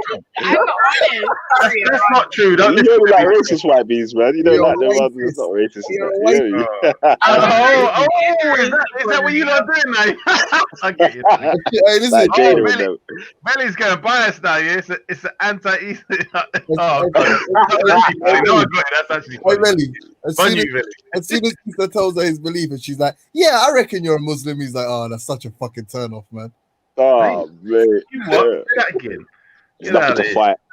I said, yeah. Oh, I see what you mean. There's no rolling around in the mud, so to speak. No. I said, as soon as you tell her, yeah, what your religion is, and she's like, yeah, that actually makes you a Muslim. I think you're a Muslim. You'd be like, oh, it's such a turn off. Oh, come on. What does that even mean? What does that make you? What do you mean? What makes you a Muslim? Tell her what it means, Issa. What did I mean by that? What it is, need to be a Muslim, Issa. James Jones is the one with Just Me. Remember, I told you, Just Me, that James Jones is the one we're trying to help. So I don't know what it means either. He just says things, and we help him. It means that, yeah. Into coherent human sentences. It means that when Jada told you weren't a Muslim, you got a little shiver down your spine, and you were like, say it again. Yo, listen. A session with Jada and Issa, yeah, is Issa whipping himself in the corner with Jada like, you're not a Muslim. No, man. This is actually quite funny. I don't know why I'm laughing. This isn't funny, but when Jada's in the house, yeah, when Jada's in the house, yeah, and Issa's locked out outside, yeah, he's knocking on the front door going, come in. But there's nothing wrong with being polite. Just me, what it is, these guys have an issue with how polite I am and the fact that I'm not racist. Like, they're trying to make me racist. But you're the most polite guy on these panels, bro. They're trying to make you racist against who? No, they're trying to make me racist against white people, and I refuse. I think all people, should be treated equally, and we should be treated differently based upon the presence of our character. Hey, just me. Does racism exist? Just me. Does racism exist? Yes, racism totally it exists. Are you kidding? Okay, good. Just making sure. Hold on. Like, are all white people not evil, no? No, of course not. What's wrong with you? What? Why do you believe that, James? That's wicked. James. All white people are evil. You didn't. No, James you know the Dan. Hey, Billy, you know the Dan. Hey. Yeah. Yeah. So, can I ask? You said in the Quran it said the blue-eyed devils. Yeah, but what's Ralph? I am blue-eyed. I am blue-eyed. Can you get an injection for your blue eyes and turning brown, please?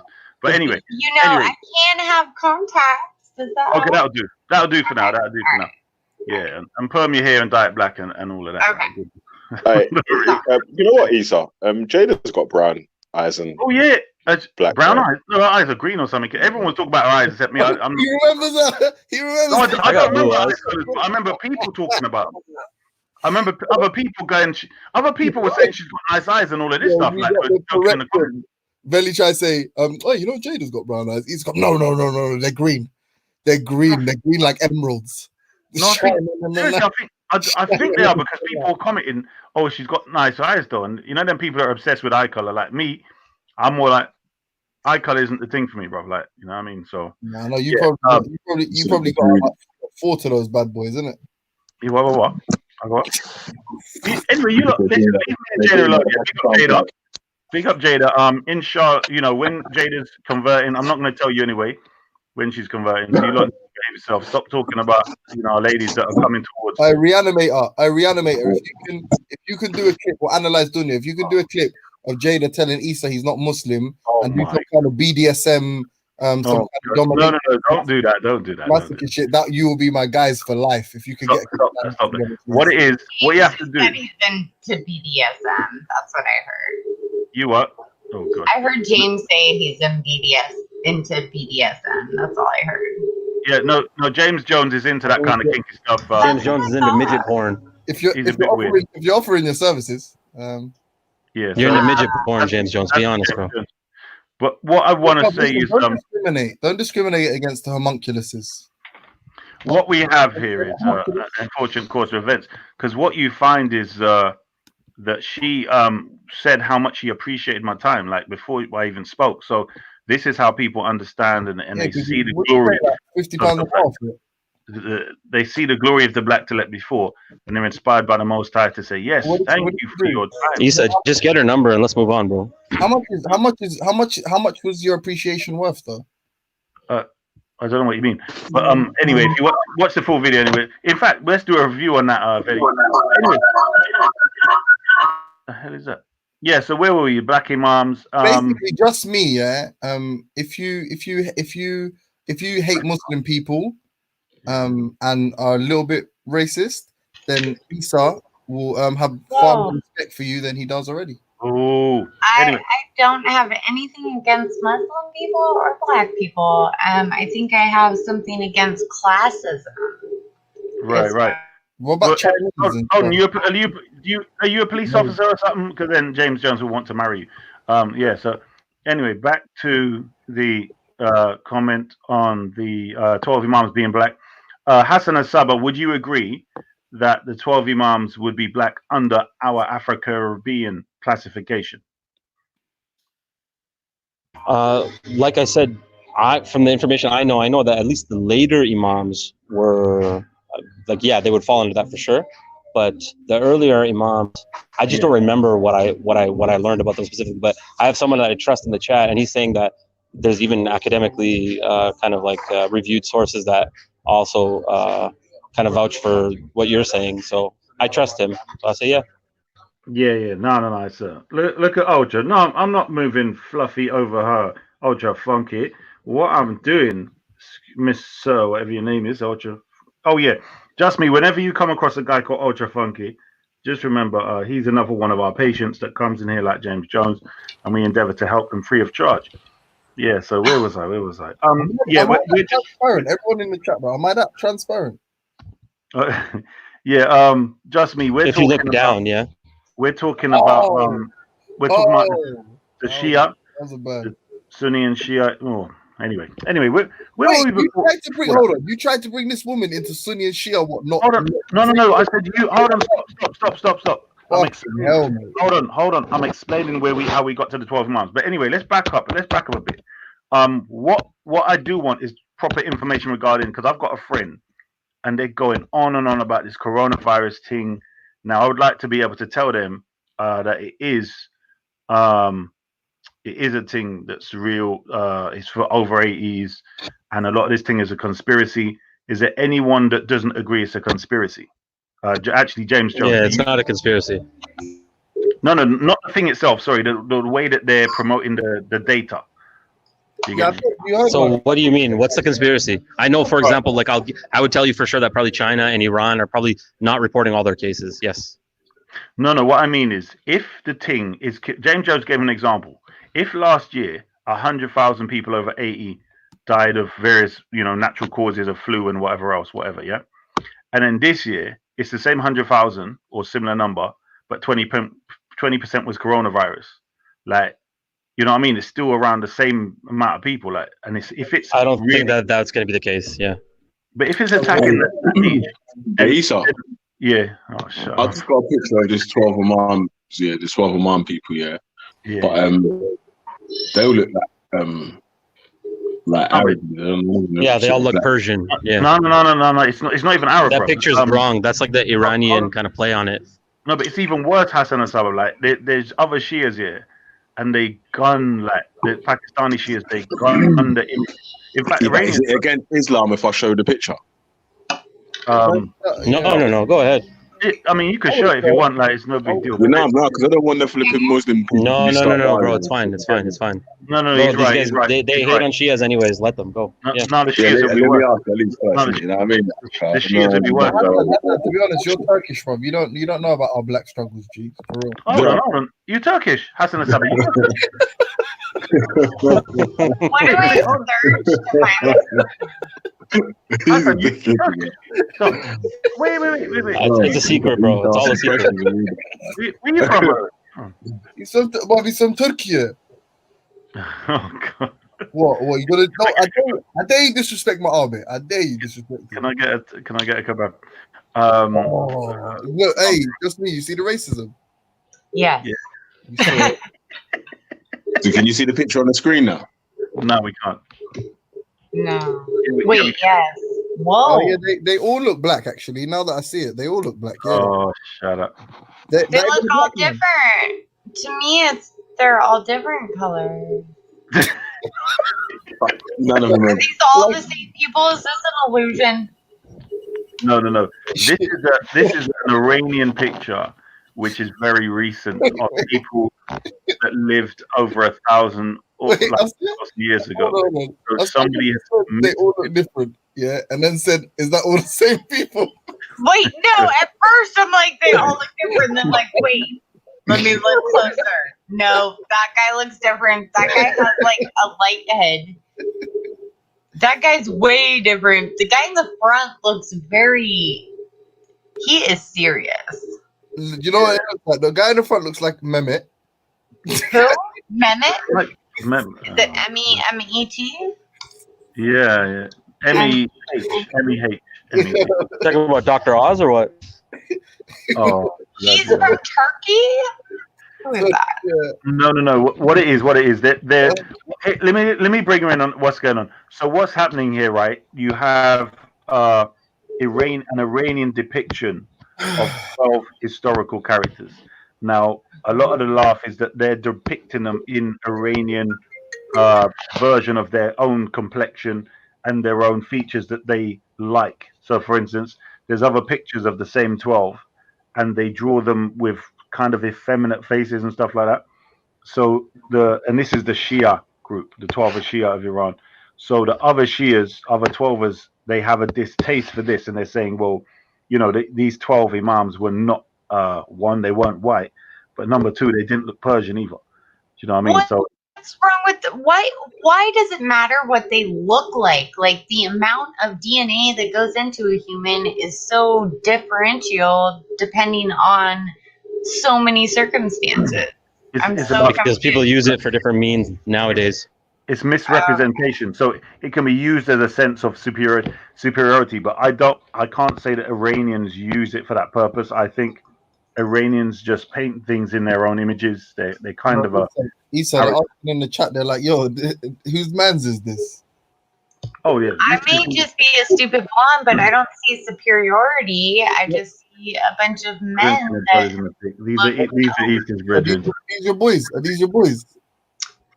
the front one definitely is. Hey, Belly, don't invite Issa to none of them parties. Them these are who he's rolling. Yo, Veli, if you go to Ziryab's channel, I think he still has the video. You can go find it.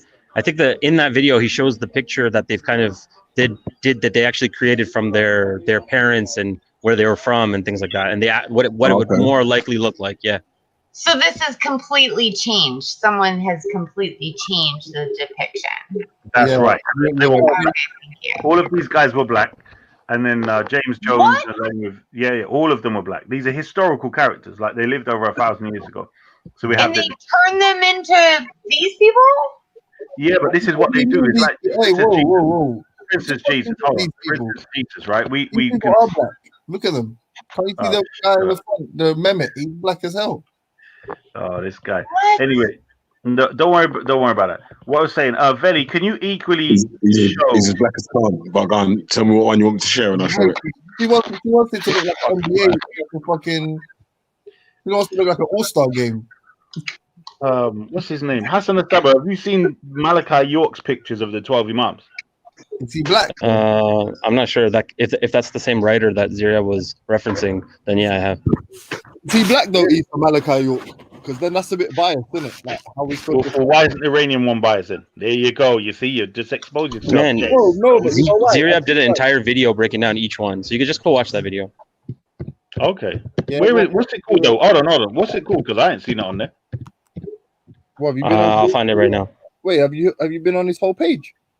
No, I went over there. How did I find it? Like, you say that's why you hate on him because you're a fan. No. I was way after that, bro. I only found it like last week or something like that. Like loads of channels. I was like, let me subscribe to all of these different channels. Yeah, it's channel 6. Channel's hard. Big everyone get over to Ziryab channel 6 still. The video is called John Ibn Huay, A Closer Look by Ziryab Jamal. And you can see actually the thumbnail picture is a picture of all the imams. Yeah, so it looks like there's maybe the 2 that may not be considered black, but the rest look like they're black. Yeah. Hold on. Are you serious? Yeah. Okay, let me go. I do a search. Who are the 2? Symbols when I do a search, and then. So we're going to Ziria. Hey, what? But who are the 2, Hassan? Are they important? Oh. I don't remember, bro, but they're all important. Yeah. All right, cool. So let's say 2 of them, yeah? 2 of them are non-blacks that Isa is sending his people to go fight for. MashaAllah. You what? Shut up. No. They're both black. That's what I'm saying. You don't know. So, no. What's the picture? What's it called? We've got attack on Assad. Oh, I see. Okay, this is interesting. Is that the picture? Wait, none of Oh, them John look Ibn black. Huray, a hold closer on. look by Ziriat Jamal. Okay. No, but hold on. He's saying that that's the is he saying so? He's saying that's the original picture, yeah? Yeah, so the author of the book that he was reviewing and breaking down, this is the author's depiction based on the lineage of the parents of each imam. Okay. Oh, The wow. one that we're looking at right now. Is it like a paint? Is it like a painting by numbers? No, but Hassan, what it is, yeah. I mean, we have no evidence that picture is anything that's authentic anyway. Because what my point is, Of bro. course, Imam Ali, it's not. I just said it's the author's depiction. I just said that. no, listen to what I heard you. What I'm saying to you is, in relation to the description of Imam Ali, yeah, being Shadid al-Udma, which means intensely black, yeah, intense meaning what we would call midnight black, yeah, or blick, proper black. So if Imam Ali is that dark, bro, you're not those other pictures there are not even depicting. Why? Hold on, can I say something? Why? Yeah, when man brings you hadith and that says the Prophet, peace be upon him, has a white thigh and it looks like milk. Why do you not accept any of that shit and try to say that it's hyperbolic, it's metaphorical, it's figurative? But then when it comes to speaking about midnight, we have to assume that it means the color black. Right, because they say it as black as you dummy. That's oh my god, is this guy stupid? No, but when man What about a full moon though? In a full moon, it's not going to be pitch black. No, darling. They're not. Thank you, baby. No, hold on. Yo, guys, sorry, I just want to issue a correction here. So what I just said was a little bit wrong. The author wrote a book, but someone else actually did that depiction, and she picked up some slack. But the author wasn't the same person, but the author did reference that image. No, but what I'm saying to you, Hassan Asabi, yeah, the images that we're talking about, and I don't know about the particular person who done the book. He wouldn't even put that picture as an example because the description is Shadid al-Udma, and I'm saying that's intensely black, like that's proper blue black. Do you get me? So No. Why are you so certain? But when there's other references made to color, you accept hyperbolic or figurative. Why are you so certain? Well, I'll explain. Because the words used, right, in relation to color. So, for instance, when they were talking about what we call white people, they used the word ahmar. An example. By the way, who's saying this? By the way, who? Like, where is this from? What is this from? This is Bukhari. So Sahih Bukhari. Wait, you're taking. Wait. Hold on. Listen. You asked where it was, so I'm saying to you. No, but this is a common thing in Bukhari and out Bukhari. But I'm saying for people like you and for people listening, right? You have to remember they're using Arabic still. So even if the hadith is garbage, you still are gonna use Arabic, right? So what they said was Isa bin Maryam was ahmar, meaning red in complexion, which even the translators say is white. And then someone else in another hadith, which is right after it, corrects it. Check that out. They correct it and say, who says Isa bin Maryam is ahmar, white? Wallahi, swears by Allah, and then shows the proof that the Prophet said that Isa bin Maryam is Adam, which means black. It also the hadith. Who's Isa? Isa, Jesus, yeah? That's Jesus. Yeah. So, and also it says that Musa, in another hadith, it says Musa is Adam, and it's Musa, agreed. same thing. Yes. So it's agreed upon by all of these different Sunnis and Shias that Musa was black, i.e., Adam in complexion. No, so Moses. No, I'm joking, but no. In all seriousness, yeah, cool. You accept that to be true, yeah? That those two are black, right? Hassan, you're a very discerning Shia, yeah? Do you accept then that Isa alayhi salam and Musa alayhi salam were pitch black, midnight black? No. I didn't. No. Adam. I haven't looked into it enough. Hold on. I didn't say Adam means midnight black. Shadid. The word Shadid means intense. Udma means black. Okay. And Adam could also mean ground or soil too. So no, that's what it's referring to. In Arabic, the word Adam means. The skin of the earth. Excuse me. Are you actually white or are you like a Arabic white? Me? Yeah. I'm white. I'm a mix. I'm American, so I'm Native American. I'm so many different things. I'm a melting pot. Yo, Isa, can I just say something? So specifically about the video that Ziryab did, what they did was they looked at the parents of each imam. So they said, okay, the father, let's say the mother, they'll say, okay, the mother was a Berber or from southern, or an African. And then they would use this coupled with the lineage of the father, and then they would make a estimated kind of depiction of their skin tone. That's what it would be. Do you understand what I mean? Not even, it was just basically based on biographies of the parents. Brother, I hear you, but listen what I'm saying.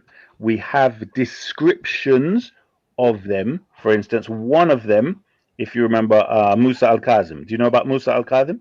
Yeah. You know that's where we split. Yeah. Okay, so his description is that he was told to pour water. A soldier came in and said, pour water for me, right? And then someone came in and said, what the hell are you doing? Do you not know who this is? And then he went down and he kissed the imam's feet. And because he thought he was a slave, of dark complexion, right? So, I mean, there's so much evidence. What I'm saying to you is you can't just look by, the mother, because we all agree that the imams were black people. So therefore, when you're telling about the mothers, look, I'm telling you, if you're dealing with, let's say, the last 6, right? I'm saying to you, well, I've got the evidence with description for the first 6.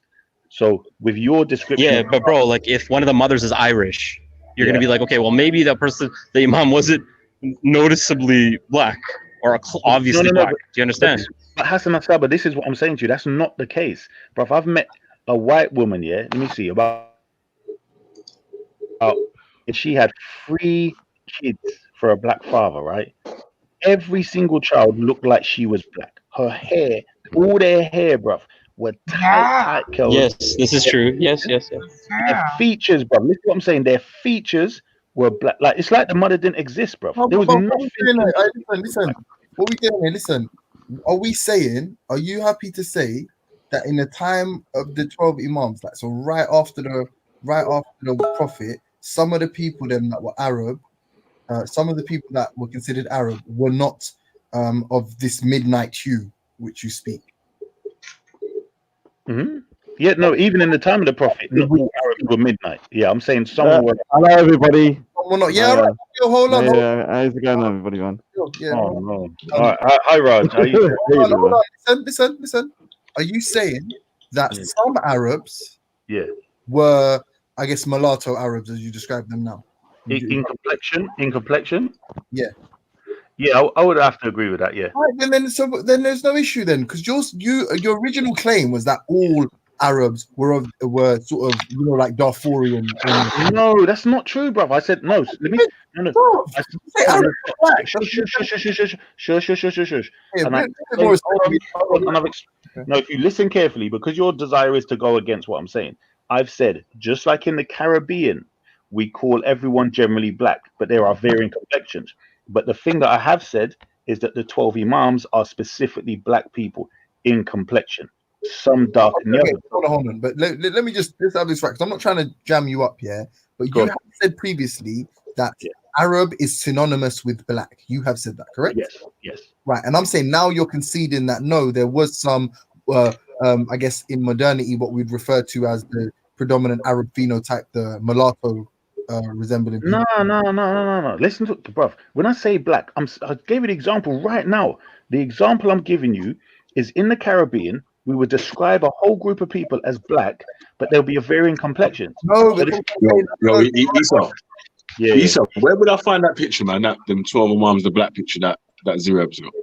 No, that's not even. You can scrape that picture, Veli. Hold on. Hassan, wait. Veli, that's not the picture I'm talking about. I'm gonna try and find it. Yeah. But what is that picture though? That picture that Ziryab's got on his thing. No idea, bro. Why? Can I ask a question? Why is the one of the guys? Wait, hold on a second. Can you hold on a second? Because I was asking the question. Oh, go on. Yeah.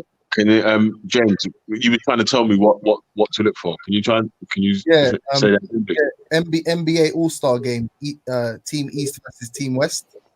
Yeah. You dickhead. Can I ask a question?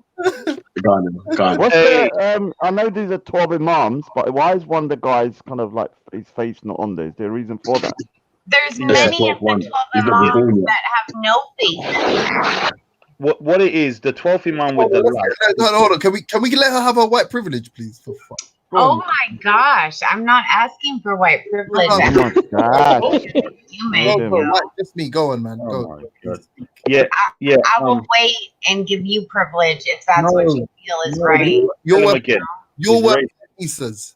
You're worth He's 10. racist. Don't trust So him. you're bro. 50% white, so you got I white have privilege as well, James. Oh gosh. James Is is he? half white. Privileges Yeah, is a white It's just Is he really?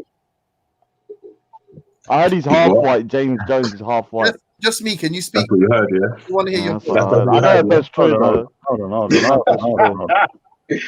Rush I was just saying that there were pictures of I can hear the whiteness in his voice though. So You know what? That does me, sound that's like. racism, you know? let the white woman To me, that is racism. Like, I mean, hearing the white in my voice does not speak for who I am as a being, as a human being. If we are all going to be equal, then we have to look at each other as equal. I love you as my brother, period.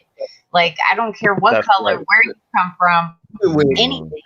Like, I That's see Oh, no. classism is what I right. see. Oh, no. And I hippie love alert, hippie alert, That woman hippie. said she loves you. I don't love everybody, man. Don't worry. No, it's love with Hippie all my alert heart. incoming. What I'm trying Hippie to say, alert I don't incoming. care what color you are. I don't judge you on the base of your color of your skin. You're a human being. I am a human being as well.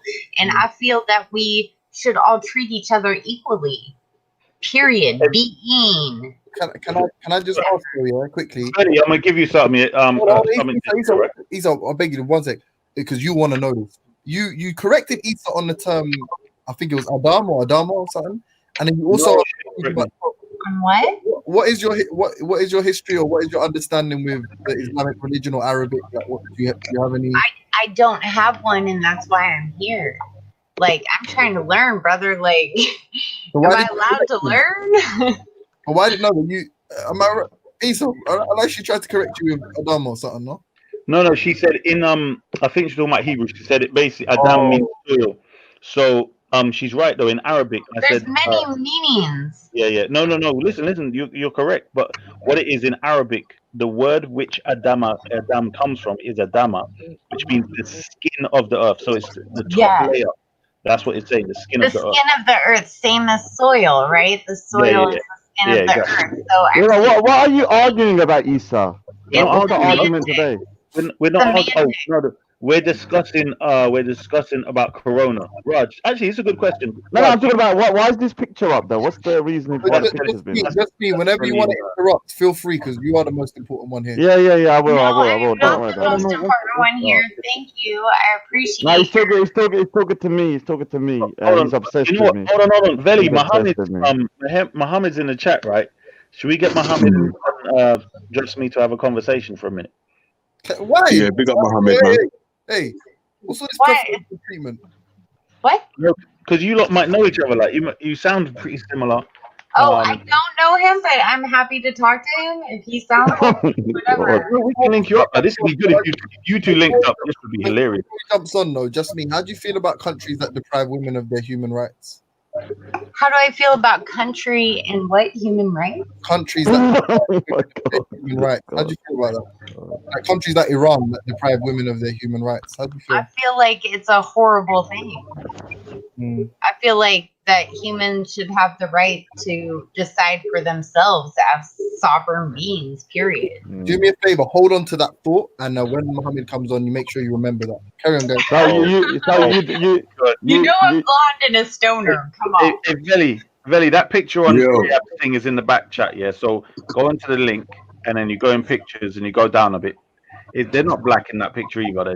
I'm just using Ziriab's picture to show you. Are you saying that these imams don't? This is just a representation. That's not really them. Like that's exactly what. And what you're saying that they are what?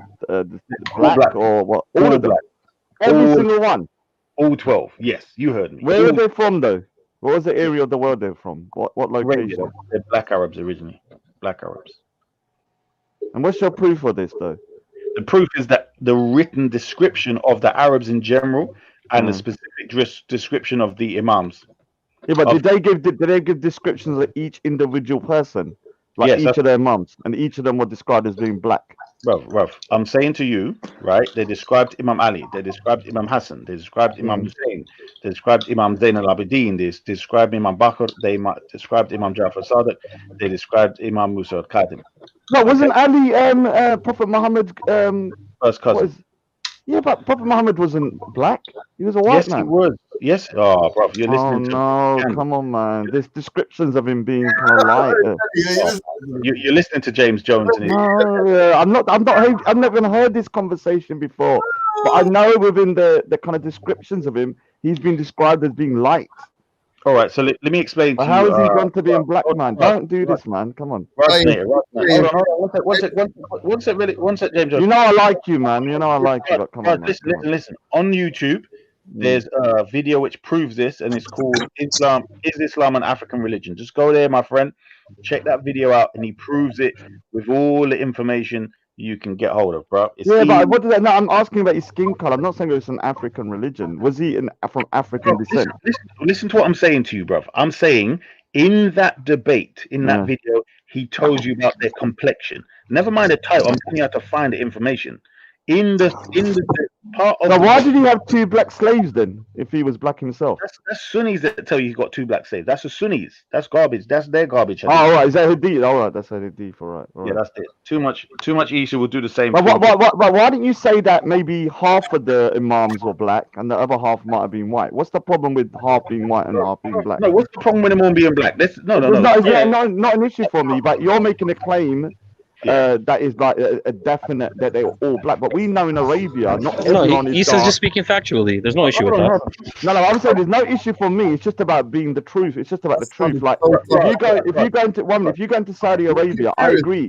If you go into Saudi Arabia, there are dark people that look African, and there's white people that look like white people. So on average, if there was 12 of them, maybe half of them would have been light, and the other half might have been dark. Hold on, Raj. Raj. Where did the light-skinned Pakistanis come from? Hold on, Isa. Hassan, was that serious comment you just made? Hold on. Raj. Yeah, what's wrong with the comment that I said? Hold on, wait. For flip's sake. Raj, where did the light-skinned Pakistanis come from? They're probably. Are you talking about people from North India? They're probably migrated from like the Caucasus and places like Iran and Turkey and places like that. Thousands of years ago. I mean, you're talking about thousands of years ago. No. Listen to my question. Where did the light skin with green eyes and all this stuff in Pakistan, where did they come from? Well, if they got green eyes and stuff, they were probably from Greek descent. I can't hear what you're saying, bro. They're probably from the Greek, because of invasion by the Greeks and the Turks. Raj, do you know about the general white slaves of the black Arabs in the Abbasid era? Do you know about that? Well, I know white people were enslaved, but you're talking about something that happened thousands of years ago. No, I'm not. Raj, just pay attention to what I'm saying to you. You said to me that Arabs, yeah? So I'm explaining to you how the Arabs today that you were seeing, how they got white like that. I'm saying to you, the original Arabs were black, and these lot here are the mixed descendants of black Arabs. Do you understand? Yeah, but it's only 1,400 years ago. It's not like it's 4,000 years ago, 5,000 years ago. So how not that long ago. People can still trace their descendants back to maybe like 1,000 years. Raj, the coloureds in South Africa, how long have they been coloureds in South Africa? Well, from ever, isn't it? I mean, since they've been there. What are you talking about? The black people in South Africa? The coloureds, all right. You've got the whites, the blacks, and the coloureds. Oh, the coloureds, the people that immigrated over there from India. One second. Hold on one second. Hassan, hold on one second. I'm going to add Zerab in, and then I'm going to add you back in. Sure. I just want to introduce you. You might as well drink though. Oh, no. You might as well. Yeah, hold on. Let me just finish what I was saying. Raj. I want you to listen here. It's very simple. The mulatto. Yo. He's just chatting shit, man. I don't know why he's chatting shit again. We're in the middle of a conversation there. It's him. You know this thing is, you know the wickedest thing is, yeah. No early Shia consider jumping and derailing it, man. You know stop Let me talking. and Sia just finish. Let me and Issa just finish what we were saying. Shut up, Raj. You're right. Chill out, man. I did tell him I wanted to introduce No, but I'm saying we was in the middle of a literary Let him do conversation. his intro. Let him do his Shut up, wait, Raj. listen. Let him do his intro. Let me introduce him so I can jump off as Hassan Saba, and then you can get back to your conversation. This is a terrible panel, man. Hold on. Like, we can't thing yet. You ain't got to be here, mate. You know what I mean? I know. I like the Yeah, show, I'm gonna have to but go. Shut up, Raj. I'm not Piss you. I'm off, not talking man. about you. I'm not talking about you. I'm talking about James Jones, Zuriab, and now Hassan. Piss One of off, the worst man. people. Place where people come to God, some of the worst people, man. Oh, Eveli, God. Sling your rock. you might as well bring Hassan in for this guy because he's just not serious. Hey, I can jump Yeah, off. defo. I rate that. Yeah. Switch up Raj for Hassan, man. Stay on the panel, Belly, man. Serious. Trust me. Do you comment? Do you write anything in the comments? Like, It's weird, man. It's weird. Like Issa and Raj, if you guys want to have a back-to-back conversation, you guys We've should go on nearly Raj's channel, man. finished. We've nearly finished. We're mid conversation. So let us finish our conversation. Then you can start yours. Yeah. Hey, Vel, stay on the panel, yeah? Just put Raj in the back chat for a sec. Bring Hassan on, yeah? Let's I'm do gonna this little bully segment, you. man. Is it because you're feeling bullied? And if we really need him, He's scared. you can bring him off the bench, He man. wants me to go. He's scared. You're scared of me, man. I know you want me to go. You're scared, man. I don't blame you. You're fighting, little boy. The big bad Tell me Raj where is to find the here. picture then, because so I can put it up for the screen. I want to find the picture.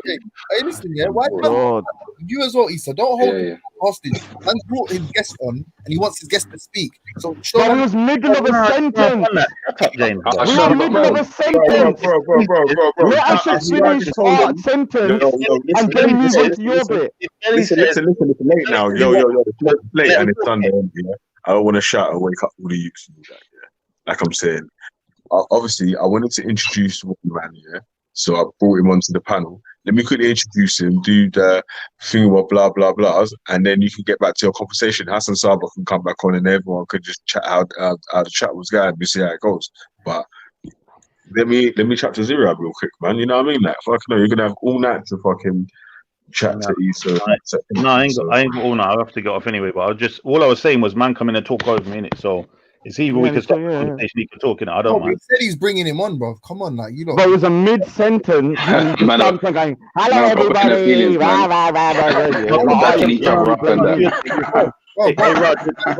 another time. You lot are man. You know what? You must be in the same age range as well, innit? You must go to the same meetings and that. Sentence, yeah. Coming and disturbing it. Zuriab, just go through. Zuriab thinks Allah doesn't know everything. Like, the Muslim. But anyway, I think both Raj and Issa are gonna come under the preventative stay-at-home bans for over 70s. Yeah, here's another. Why are you obsessed with me, Zuriab? Why are you obsessed with me? What's wrong with you? You gotta stay at home for your own benefit, man. I don't even know who you are, you weirdo. You're an at-risk group, weirdo, man. What a weirdo. I don't even know who you are. You're some weird internet avatar. Stop being so obsessed with me. All right, cool. Let me finish after you the reason why he's chatting nonsense, no one cares, man. No one cares. No, we do care. The reason why he's chatting so much nonsense is because when it comes to the early view on imams, like the Shia early view, there was no question on their kind of ethnicity. The idea that Arab and black is interchangeable is a very fringe idea. It's not something that's accepted in the mainstream. Now, the whole point is that obviously when you look at that period in time, as it is today for the most part, you can have a range of hues, like it is in East Africa. You can have a range of hues. But in regards to the 12 imams, their composition, this is the funniest thing.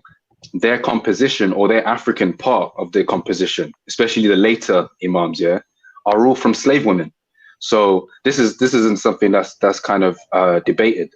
Now, obviously and there's disputes as to whether the 4th, the 5th, and the 6th imam are actually from Indian stock, or is it from Iranian stock? But at least the first 5 or 6 of them are mixed. In fact, let me share my screen real quick. Yeah, 1 second.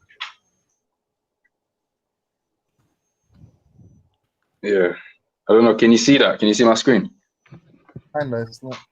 I've seen. Oh, what a rubbish goddamn. It's not the screenshot, man. full screen. It's just Oh. yours. Like, but we can see it. At least be professional when you do it, Wait, man. wait. Turn it the other way. Turn it because it's up. It's like to the Yeah. side. Turn it to the left. Yeah. It looks like Well, a like freaking that. questionnaire. So you see this table here, yeah? It obviously mentions the first 6. Well, it mentions all 12 imams, yeah. But the first 6, Hold on, put you it can flat. Hold on, put it flat. you can see that the first 6, yeah. You can see they're like Arab. The first 3 are just 100% Arab, yeah. But then the next 2 or 3 of them are actually like 50% Arab and 50% Iranian or Indian, depending upon the reports. Some reports say that the mothers of the 4th, 5th, and 6th imams are Indian, and the other ones say that they're Iranian, but they don't say they're African. That's the important thing. But we're not saying they're African, though. That's what I'm saying. Oh yeah, hold on. Issa's saying that Arab equals black. Yeah, midnight. Do you concur, or what's your opinion on that? No, not necessarily. So Arab could mean potentially black. There was definitely black Arabs. There's no doubt about that. Like black as in how we would consider it. But the idea that Arab equals black is nonsense. In the Encyclopedia, Arabic is Imam. I-M-A-M. Oh, so Isa, what is the relevance of Can I just ask you a question, Isa? Isa, what's the relevance of them either being black or Arab? What's the problem? Right. So does it really make a difference? Hold on. There's a difference. So here's the difference, Rajanet. How it works is this: we're saying that the original Arabs, so therefore the Prophet and his companions, would be described by Afro-Caribbeans and others as black people. We're also saying that after some time, when they got into power and they conquered areas, they imported a lot of European slave girls, and they basically raped and abused them, right? And that's how the Arabs today became that color. So for hundreds of years, they were, they had slave wives or slave whatever that were white European women, and they produced the Arabs that you see today that you think is the original color of the Arabs. All right. So you're not saying they're African. You're saying they're just dark hue. Same way that you could say the original inhabitants of India, North India, were darker skinned people, but they were not African people. No. I'm saying African. I'm saying what you call African, they were like that, except the reason I use the Caribbean is that some Arabs are described with like woolly hair and others are described with like what we call Douglas hair, which is like a curly mixed race hair. Do you see what I'm saying? So, but I'm saying they're all black, not Indian black, that type of straight hair Indian. I'm talking about Afro-Caribbean black. With curly hair and all the phenotypes of an African person. Yeah. Big lips, flat nose, curly hair. You do look, man. Where's the descriptions of this though? I'm not saying there's anything wrong with what you're saying. Raj. I think what he's saying is evidence has been destroyed to prove this. No, I'm not. I'm saying it's there. There's a book. Let me just quickly find this book. But they did this with Buddha as well. Hold on. But Isa, they've done the same thing with Buddha in India, and Buddha is 100% from Mongolian or kind of like Nepalese stock. Yeah, he was never a black person. Hear what I'm saying. When you look at, when you're saying Buddha, right? Are you saying that Buddha wasn't an Indian? He was an Indian, but he was not. I've heard people say that he was, because in India you have people that are from Nepal that are classified as, on the steppes of Nepal, that are actually classified still in India. So you have a lot of people, the more north you go, some of them look more Chinese than Indian, but they're still Indian citizens and still from India. All right. Do they have a description? Let's deal with this first. Do they have a description of Buddha's complexion? Well, I'll have to look into that, but I know like the statues and stuff. If you don't see the color, sometimes people say that the phenotypes are of African people, and the hair is curly and stuff. But people in India, in that area, have wider noses anyway because they're from near to Nepal, and they got more like Chinese features. And Chinese have wider noses, so when they're making statues of Buddha, he would have looked like. I don't know if there was actual. Why did he have woolly hair, Raj? Why did he have woolly hair? But it's not. No. When they're showing a depiction, they tie. If you look in India, there's people with dreadlocks. Indians with dreadlocks. Raj. Listen to the question. Why did he have woolly hair? I didn't say dreadlocks. Why is Buddha made to have what we call peppercorns, which is a major hairstyle found in parts of what you call Africa? Why has Buddha got the same hairstyle where you twist? You know, when people are growing dreadlocks, they twist them into little what we call peppercorns. Why is I Buddha? understand that, but Buddha is bald. Yeah, but the thing is that you know that in India they have you You been and to Muhammad. hold saying, on, you and Muhammad. Isa, why Yeah, do the people in India, some of them look like they got dreadlocks? No, they Yeah, have if you- dreadlocks. yeah, I know. So there are certain hairstyles, you know, with the thicker hair. Some people in listen India to have the quite. question. Some people, I know, but some people in India have Yeah. quite thick kind of hair as well. Yeah, you know, not kind of like kind I of know, thin, kind I of know strands. white So, English people that have got dreadlocks. What's that got to do with it? yeah, but what I'm saying What's is this? not. What's this interchange got to do with it? But what I'm The saying is fourth, that the what I'm fourth, saying fifth, though, and what the I'm saying fourth, though, fifth, yeah, and is that sixth it's not imams, yeah, all the necessarily fourth, yeah, fifth, just and because sixth imams somebody all has a have particular look, they all hairstyle, yeah, it have doesn't mean it's half. indigenous just to Listen, one man, place. listen. It could Listen. be The from topic India here: as well. So the dreadlocks has also been the in fourth, India, yeah, but fifth, and also sixth in imams Jamaica and have nothing Africa to and do places like with that. any type of Yeah, quote so unquote black it's or just like non-black. anything, yeah, All that it right. could be from both places. Yeah, it can't. It's not just it's Yeah. restricted to one When it, area of the hold world. on. Yeah. When Raj, it comes to the fourth, there's a book fifth, called The and Unknown sixth Arabs, imams, yeah, by Tariq their Berry, yeah. their composition, Yeah, their yeah. ethnic Just composition talk over him. is Isa. is Iranian Just talk or over him. Just Indian talk over him. and Yeah. Arab. It's nothing to do with African. So There's a book called The when it comes Unknown to the Arabs. fourth, fifth, when it comes to the fourth, Unknown fifth, and Arabs, sixth, yeah. So look up yeah. the book called The Unknown Arabs by Tariq Berry. You'll find this book on Amazon. You're talking about yes, we all know what you're talking about. I know you get your information from Save the True Arabs blogspot.com and that. Yeah, we get it. I didn't say I got it from there, but I'm talking to Yeah, Raj yeah. specifically. I don't mind you Yeah, talking about. you're the biggest little Save the prick True ever known Arabs. to mankind. That's Why your do you source, not man. have any? Why do you not have any manners? Why do you let Bro, people why you saying my name, talk? man? And then Allow it. why don't you Allow it, talk man. You don't know me, afterwards? man. You don't know me. You have no Allow it. impulse Allow it, control. man. I don't know you're an internet avatar. Hold on, are you actually telling people that I they don't have don't impulse know control? you. You're an internet avatar. You're Hassan. I don't agree with slavery like you. I don't agree with slavery like you, so don't worry about it. You did slave. Yeah, man. You did slave You know with what? Fisher Road. Nah, Belly, You man. You know gotta what come and happened sort years this ago. out, man. So don't worry about that. You gotta Hassan. take this. You gotta take this creature out of him, man. Yeah, hold on one sec. What Zirab, I don't mind you present. Just let me finish the conversation with what's his name, Raj. Yeah, so Raj, what I'm saying is that whereas I'm just trying to give you the history of how what you think is an Arab to be predominantly light skinned, I'm telling you how that came about. The example I gave you, South Africa, you have a whole group called coloureds, which was the whites mixing with the blacks, and their children were classified as a separate race in South Africa, known as the coloureds. And I'm saying that's very recent, whereas this thing going on in the Middle East, that's been going on over 1,000 years. Do you get what I'm saying? I'm not going to disagree with you that maybe the people of Arabia might have been a lot more darker skinned. But you're making the claim that Prophet Muhammad was a black man, basically. All the 12 imams are black.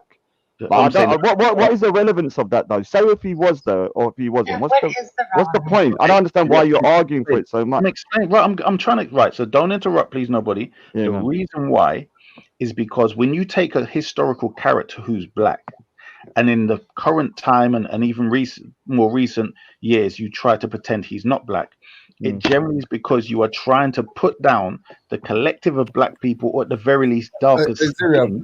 Backtrack quickly, sorry. Hold on. Yeah.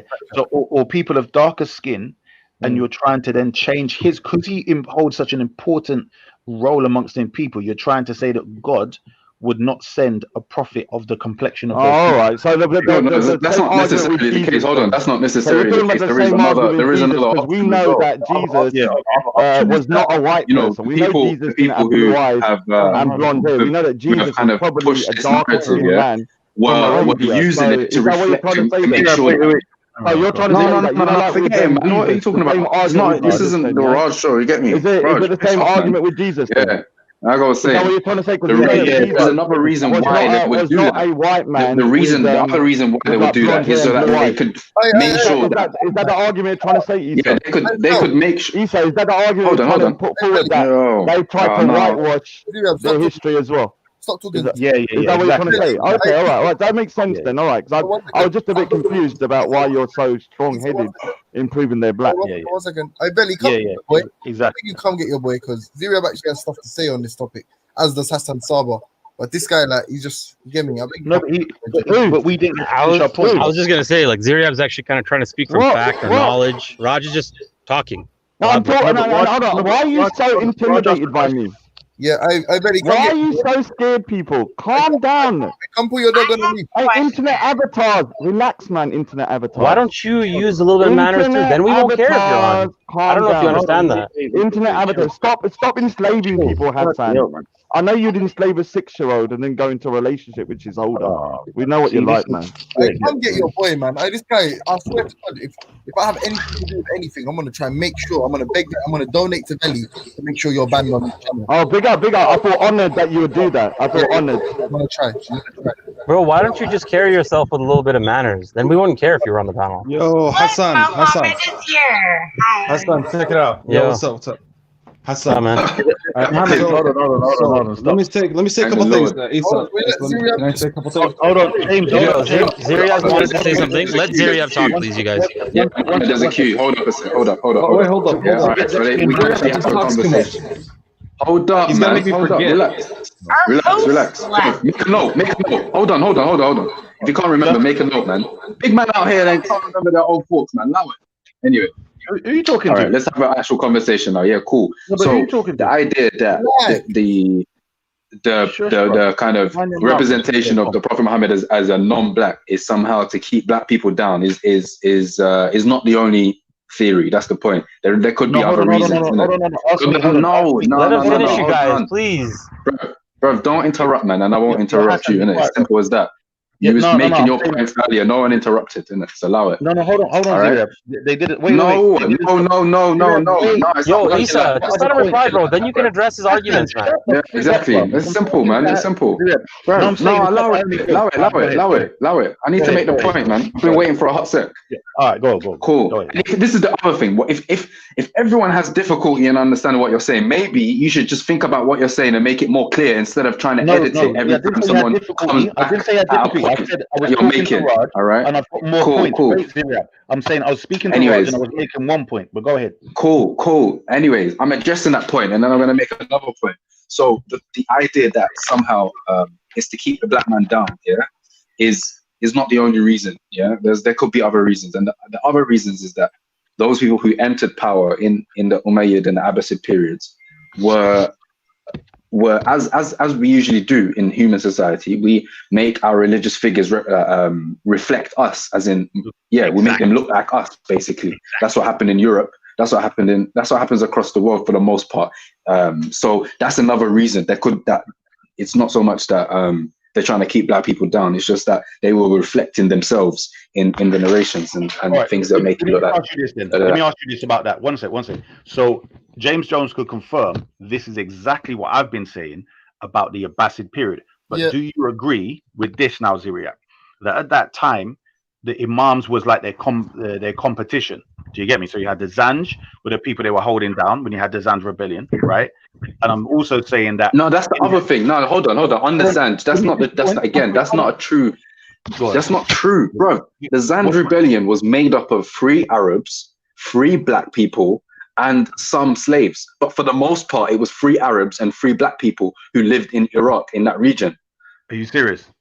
Is that your point? Bruv, we can go. I could go into it at any point in time. In fact, I should dedicate a show on this, because I've got smoke for this, bro.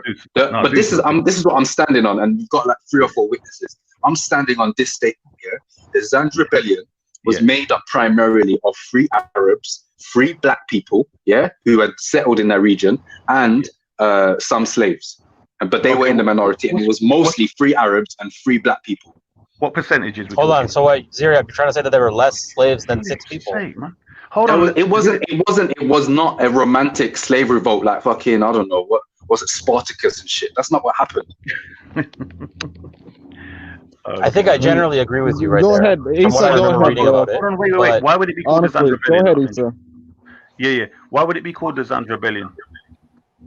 That's what it's been termed. That's a different. We can get into it when we do this show. If you wanna challenge, if you're saying what I'm saying is incorrect, and it's somehow some romantic slave rebellion, then make sure you've got your evidences and sources when we do a show on this. But anyways, back to this topic now. The 4th, 5th, and 6th imams. Obviously, we all agree the first 3 imams were 100% Arab and Hijazi, to be precise. The 4th, 5th, and 6th Imams, were half Arab and half Iranian, meaning, or Indian, depending on which narrations you take. So there's one set of narrations which say that the mother of the 4th, the 4th Imam was a Iranian princess. So there's that whole, you make of that what you will. So what some narrations say that the 4th Imam's mum was the daughter of the Iranian Can you put the names emperor. out there for the people? So she was an Iranian princess. The names of the The imams. 4th Imam. The names of the imams, yeah. Like, tell them the names so the people understand. Imams, it doesn't matter. Like, most Imams Zain are really, al-Abidin, yeah? yeah. Imam Sajjad. Yeah. No, Zainab, they know if Zain al-Abidin better, wouldn't they? Cool. So there's Imam Hussein. So they say, hold on. So this is what they're saying. This is what Shia sources are saying. Shia sources are saying that the 4th Imam's mum was an Iranian princess. Other ones say that she was from India, basically. And then there's yet other narrations which say she's from Afghanistan.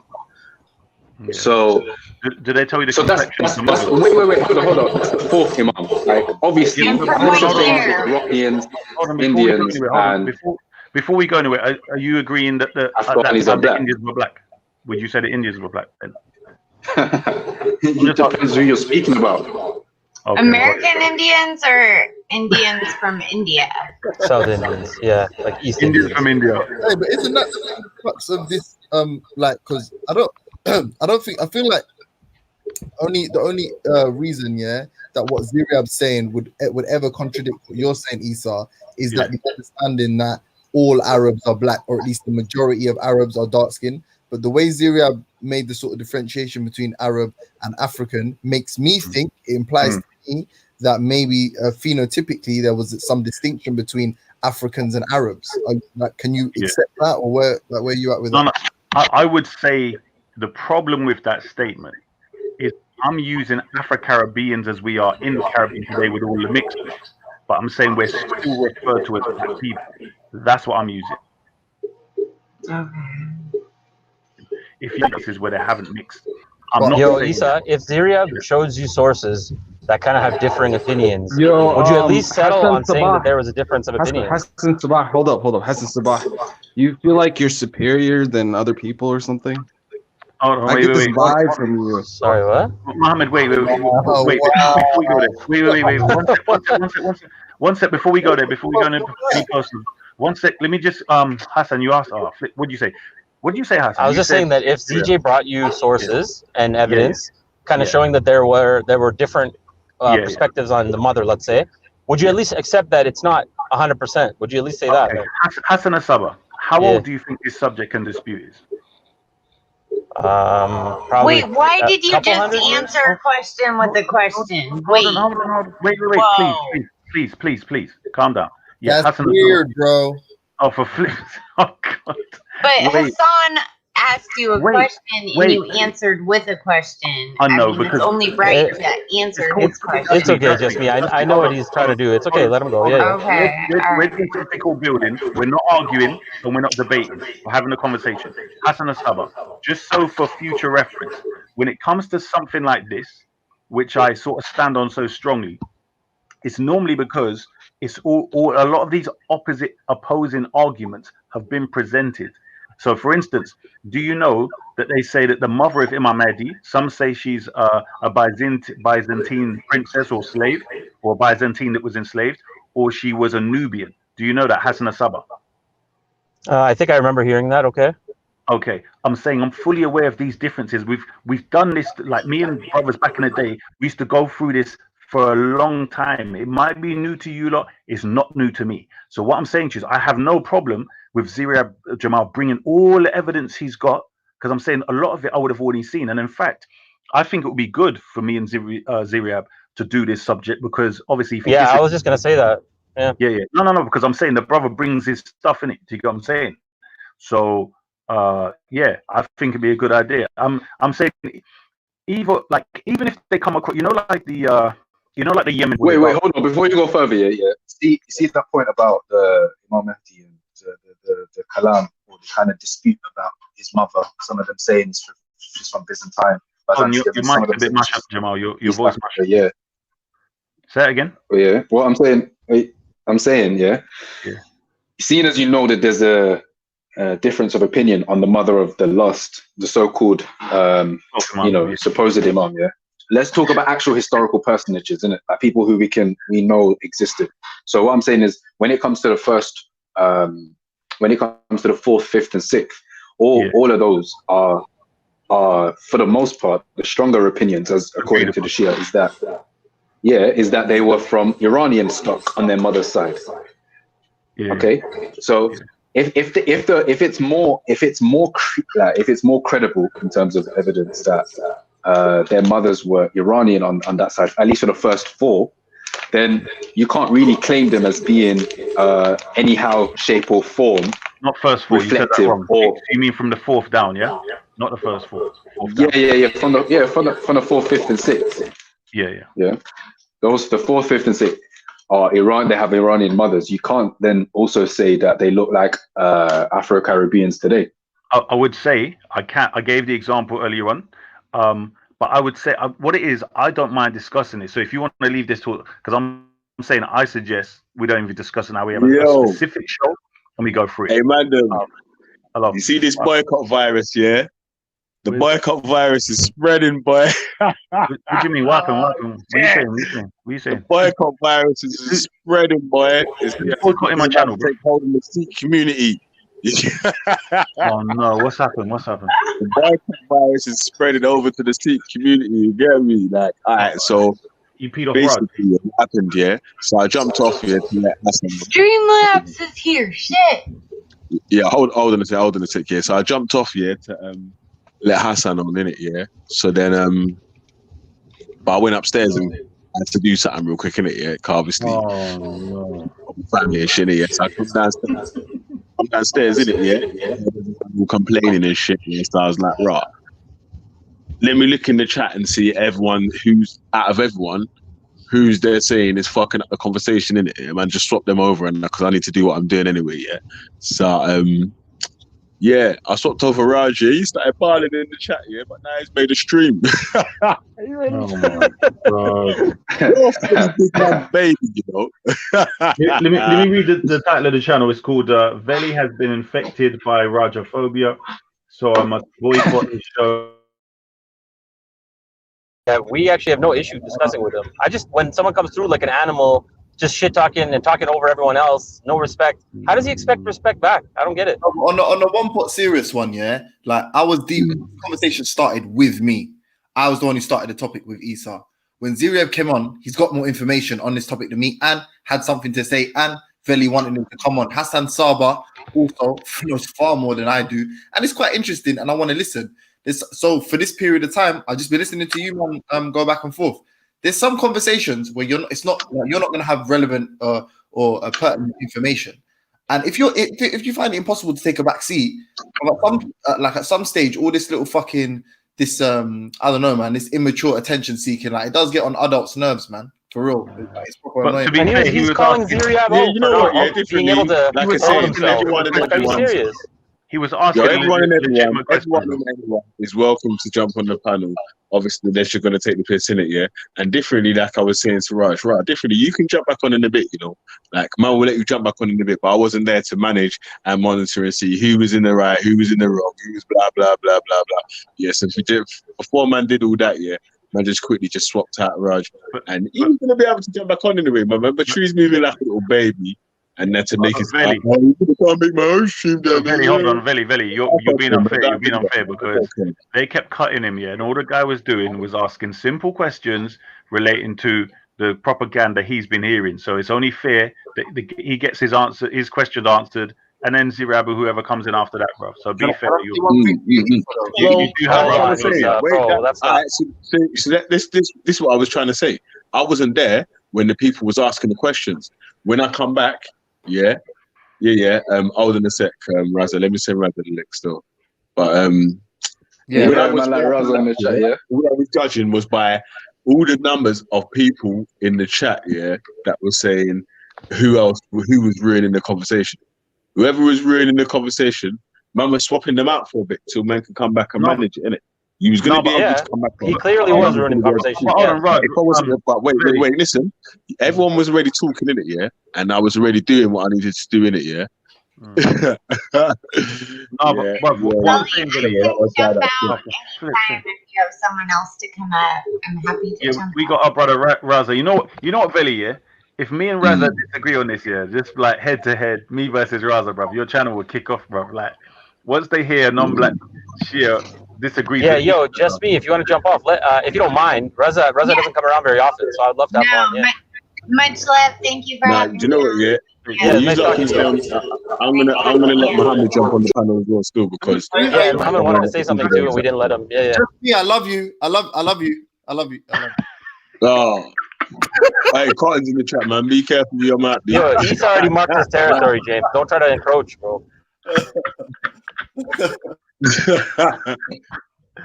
Oh, Isa said it for both of us. Yo, Reza. Hold on, let me shout out. Hold on. Cotton Socks here. No offense, sis. You've been dumped by James Jones for Milk and Magnesia, darling. So remember I told you don't trust James Jones, Cotton Socks. Yeah? James, you're getting snaked, cuz. He didn't know Cotton Socks was in the chat, bruv. Yeah, Cotton Socks, yeah. James Jones has been trying to hit on this brand new lady, yeah. Milk and Magnesia, whatever you want to call it, yeah. So yeah. Baby, don't leave me. Don't leave me, please, baby. He's playing them songs, bro. No, he's playing them tunes. Yo, Salam Raza. Yo, what slums are Yo, big up, man. Raza. That's what he's saying, man. Panel's strong What up, today. bro? Panel's strong. I just literally see it and I was like, oh, panel's strong. I gotta jump on. I was gonna text you last night. Actually, it's good that you jumped on today. Yeah, if I just see the panel, I was like, panel's strong. Salam to everyone. What you man saying, man? Yes, We're just discussing origins. One salami, so we remember that say, stream? Yo, Reza, remember that stream that ZJ did about the lineage of the imams and likely like what color they were and things like that? Kalam. No, remember ZJ did that stream? Remember about John? Who's CJ? ZJ. Me. Oh, so y'all done a time ago. Yeah, y'all done a time ago. Yeah. So we were kind of discussing some of this stuff right now. So Ziriab's kind of arguing from one side, saying that at least the first, what'd you say, 4 imams? I think. Oh no, the 4th, 4th, 5th, and 6th imams are definitely Yeah, Iranian, half Iranian, half Arab, or half. Yo, So we're just missing Callum. Yeah, oh man, I miss Kalam, man. You know what? There's a couple ones that I know by heart. So look, can you not hear me? Yeah. So look, so Imam Ali, we know cousin of the Prophet, yeah? So Banu Hashim, we know his lineage. Imam Hassan, Imam Hussein, from Sayyidah Zahra. So again, Arab. Now, in terms of how the complexion looked, they could be dark, but we're trying to discuss rather than them being dark, I'm trying to come from the aspect of were they actually ethnically black rather than just looking black. Did you get it? Mm-hmm. Yeah, because obviously at that time we could argue that their skin, most people's skin was really so dark. them being dark is not. Them being dark skin is not an issue. Right. So this is the point I'm making. The first point I'm making is the darkness of complexion, and it's very dark when it comes to the grandfather of the Prophet, Imam Ali, peace be upon him. So I'm saying very dark skin. I'm saying no problem. A very dark skin. The next step on top of that, we can go into hair and flat nose and big lips or whatever else. But hold on, Isa, when you say very dark though, you're classifying it as how we would say like it's just a dark skin someone Asian from or dark skin Arab. but Isa's saying it like someone like African basically. Yeah, and if you're saying African, then that's a different discussion, isn't it? Stop. It's like you can't hear. It's like Hassan Sabala. How many times I have to say this, bro? You don't have to use African as the example when you've got flipping. What's that bloody country near India? We make that Tamil or Bangladesh or whatever. No, it's Tamil, but what are they called? What's the place called? Dravidian. Not a country that's around now. What's it called? Sri Lanka. There you go. Hold on. All right, I take I see where you're going with that, but just quickly, yeah. Raza, big up, my bro. By the way, long time. Big up, James. Man, good to have you on panel, bro. Come on. But if someone, you know, when you hear Arab, because there's this distinction made, I guess, between African and Arab in the list that Ziria brought. Of course, course. What, like, I'm not trying to set you up or anything, but like phenotypically, what springs to mind in 7th century or 6th century? Yeah, 7th or century Arabia. What springs to mind Wait, before you answer that, Raza, yeah, just like as a disclaimer, obviously James is speaking as a Sri Lankan and as the resident Sri Lankan on the panel.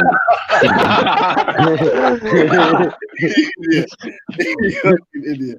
Yeah, seriously. What? No, but this is where I feel like this is where we're finding an issue, because Issa's postulation is that Arab is equivalent to phenotypically, I guess, African or like melanated people. No. Oh, Yeah. flip. If I I think just one thing on this before I do that. Look, before we get onto is someone dark skin or is someone actually by Arab we mean actual African. Just before I do that, just in terms of bloodline, so that it's clear. After Imam Hassan, so Imam Ali, cousin of the Prophet, Imam Hassan Hussein, daughters or sons of Sayyidah Zahra, who's the daughter of the Prophet, and Imam Ali. Then you have Imam Hussein had a son called Imam Zain al-Abidin, and then they say, which was famous about him, is that his mother was a Persian princess. Even though there's conflicting narrations, that's what's famous. Then therefore you could argue that he's half Persian. Then you have That's exactly Imam what Muhammad. I said. Yeah. Yeah, then you have Let's Imam just stop on that one, Reza. Let's just stop on that one. Let's No. listen. This is important. Let me just clarify something. Then you have Imam Zain al-Abidin's son, Imam Muhammad Baqir, and his lineage is quite known. His lineage was that his mother was a granddaughter of Imam Hassan. Come on. So again, the Arab side. So his mother was Hassan, so she was a granddaughter of Imam Hassan. So here comes the pure Arab Banu Hashim again. So then you've got Imam Muhammad Baqir. Then you've got Imam Ja'far Sadiq. Imam Sadiq. His mother is famously known as a descendant of Abu Bakr. Do you get it? Another Arab, another Hijazi. Another Arab in the mix. Then you have Imam Musa al-Kadhim, whose mother is famously known as Umm Hamida, who was a Berber, North African. So now from Imam Musa al-Kadhim onwards. No, stop right there. Musa al-Kadhim. Can you tell us whether he's famous for There is also reports that his mother is so the famous reports is that she's North African Berber, but there's also reports that she's East African as well. Hold on. Reza, are you? But the point is, Africa comes into play. That's the point. Hold on. Wait. Listen to what I'm saying, Reza. Yeah, Berber, right?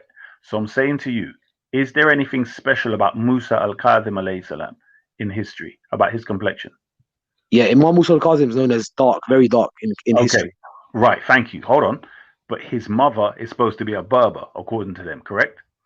North African, yeah. North African, right. So I'm saying if we use today as the example, like everyone else's, she would look like Zubaydah, right? Or some light-skinned white Arab. Complexion, yeah. So my point is, by using all of these terms, African, all of this garbage that we're using modern-day projections to the past. So my point is, even when you say even Persian princess or whatever the hell you're saying, for instance, Imam Mahdi alayhi salam's mother, the way that people have harmonized the Byzantine thing is they're saying the Byzantine captured a Nubian. So but hold on, Issa. The way you characterize it, though, is you say that they're black. Would you call, for example, someone today that was Sri Lankan, would you call them black? No. Hold on. Depends on whether their hair was curly enough, but not in general. But the problem is but that's not. Wait. That's not strictly true. On the point about. Let me just finish. No, on the point about Byzantium, on the point about Byzantines capturing the Africans. Wait. That's not true. One sec. I'm saying, just when I say this, please use the Caribbean as an example, where you have like really curly hair, like mixed race curly hair, down to tight hair. I'm saying this is Arabia, a mixed group like that. The Caribbean, the example, but they were prone to dark skin. That's what I'm saying. So please respond to that when you lot keep responding to what I'm saying.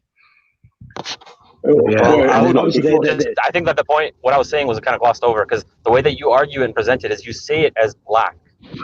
And I'm trying to say that if we're using the all right, Hassan is what's that famous singer that punched up his girlfriend? What's his name?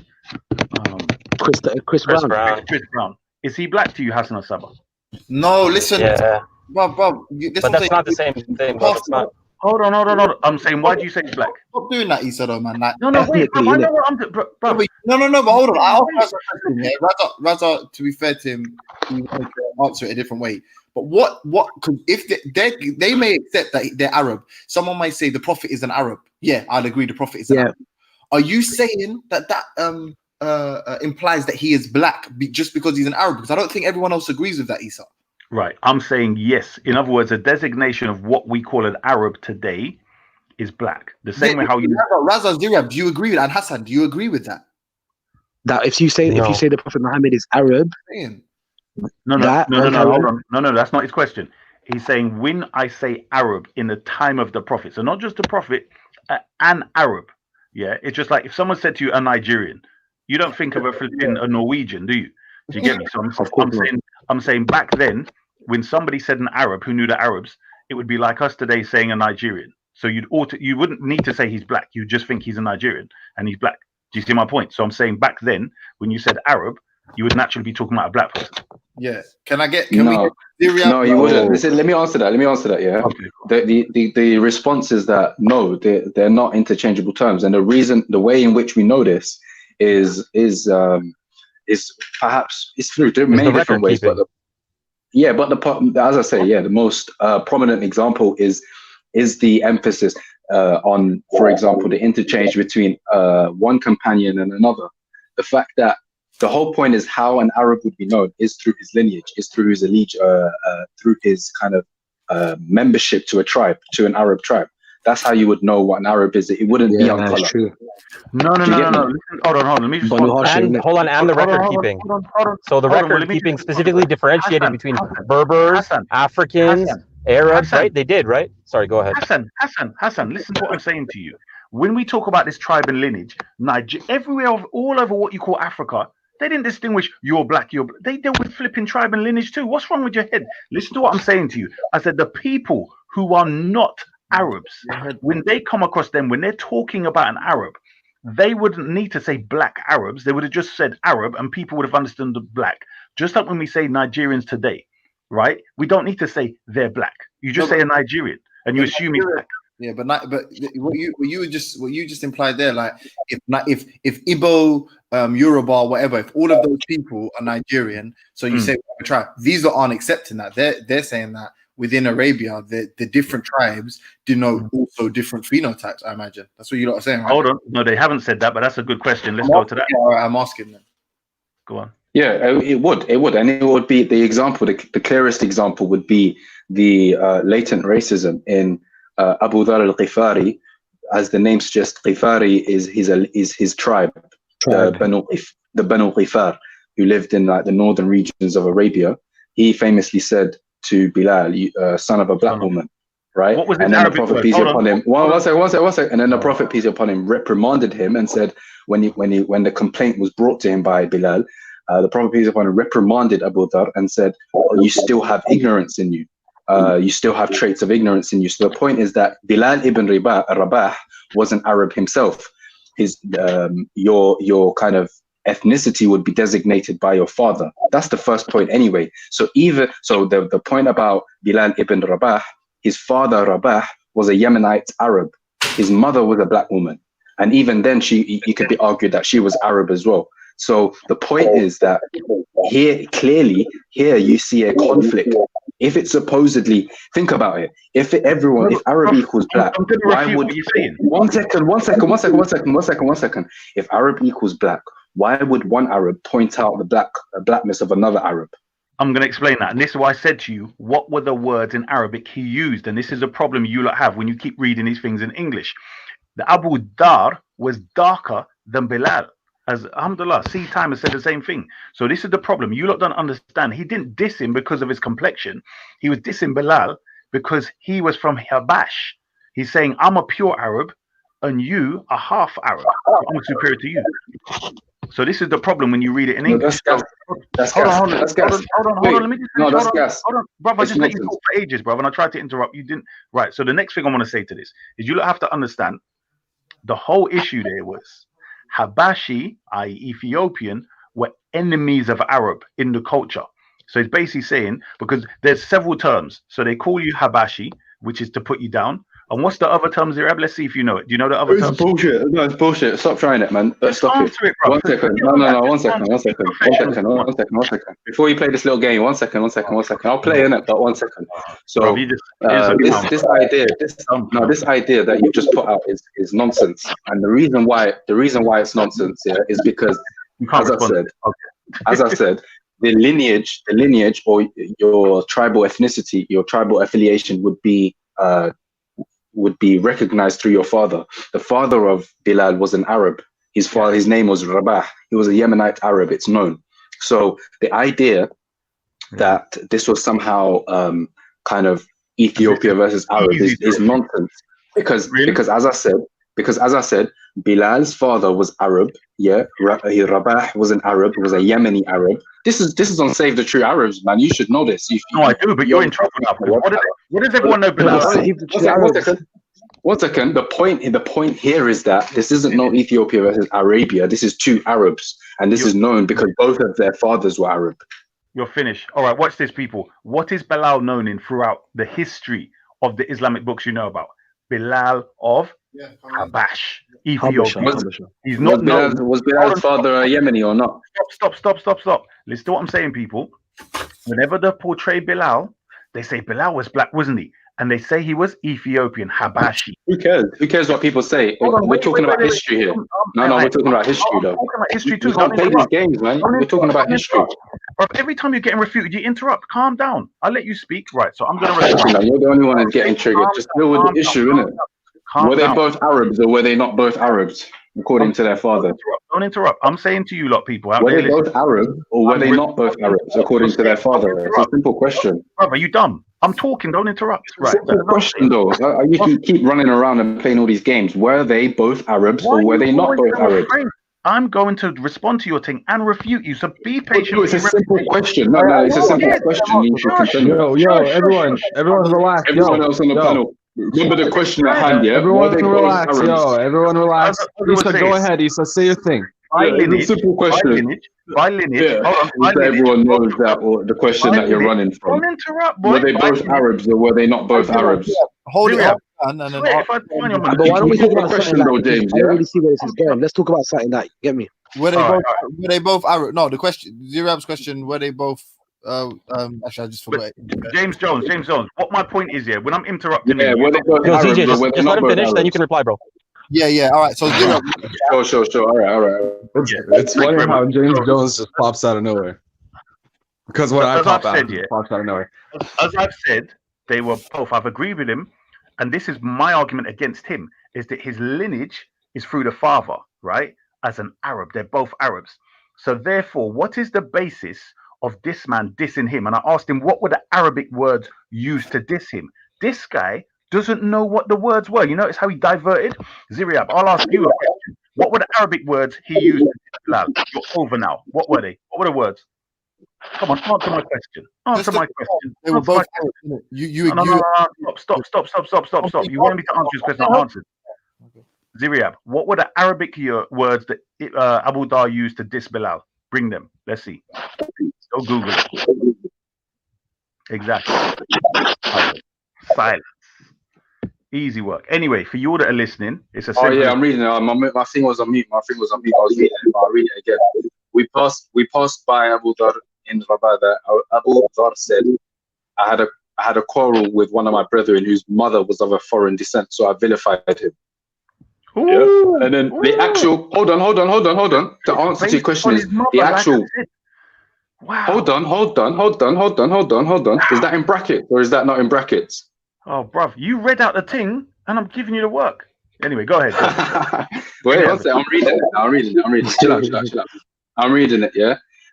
So I vilified him. This is what it says. It says I vilified him. In brackets, it said, "You son of a black mother." He went to complain about me to the Prophet. When the Prophet met me, he said, Abu Dhar, you are someone who still displays Jahiliyyah.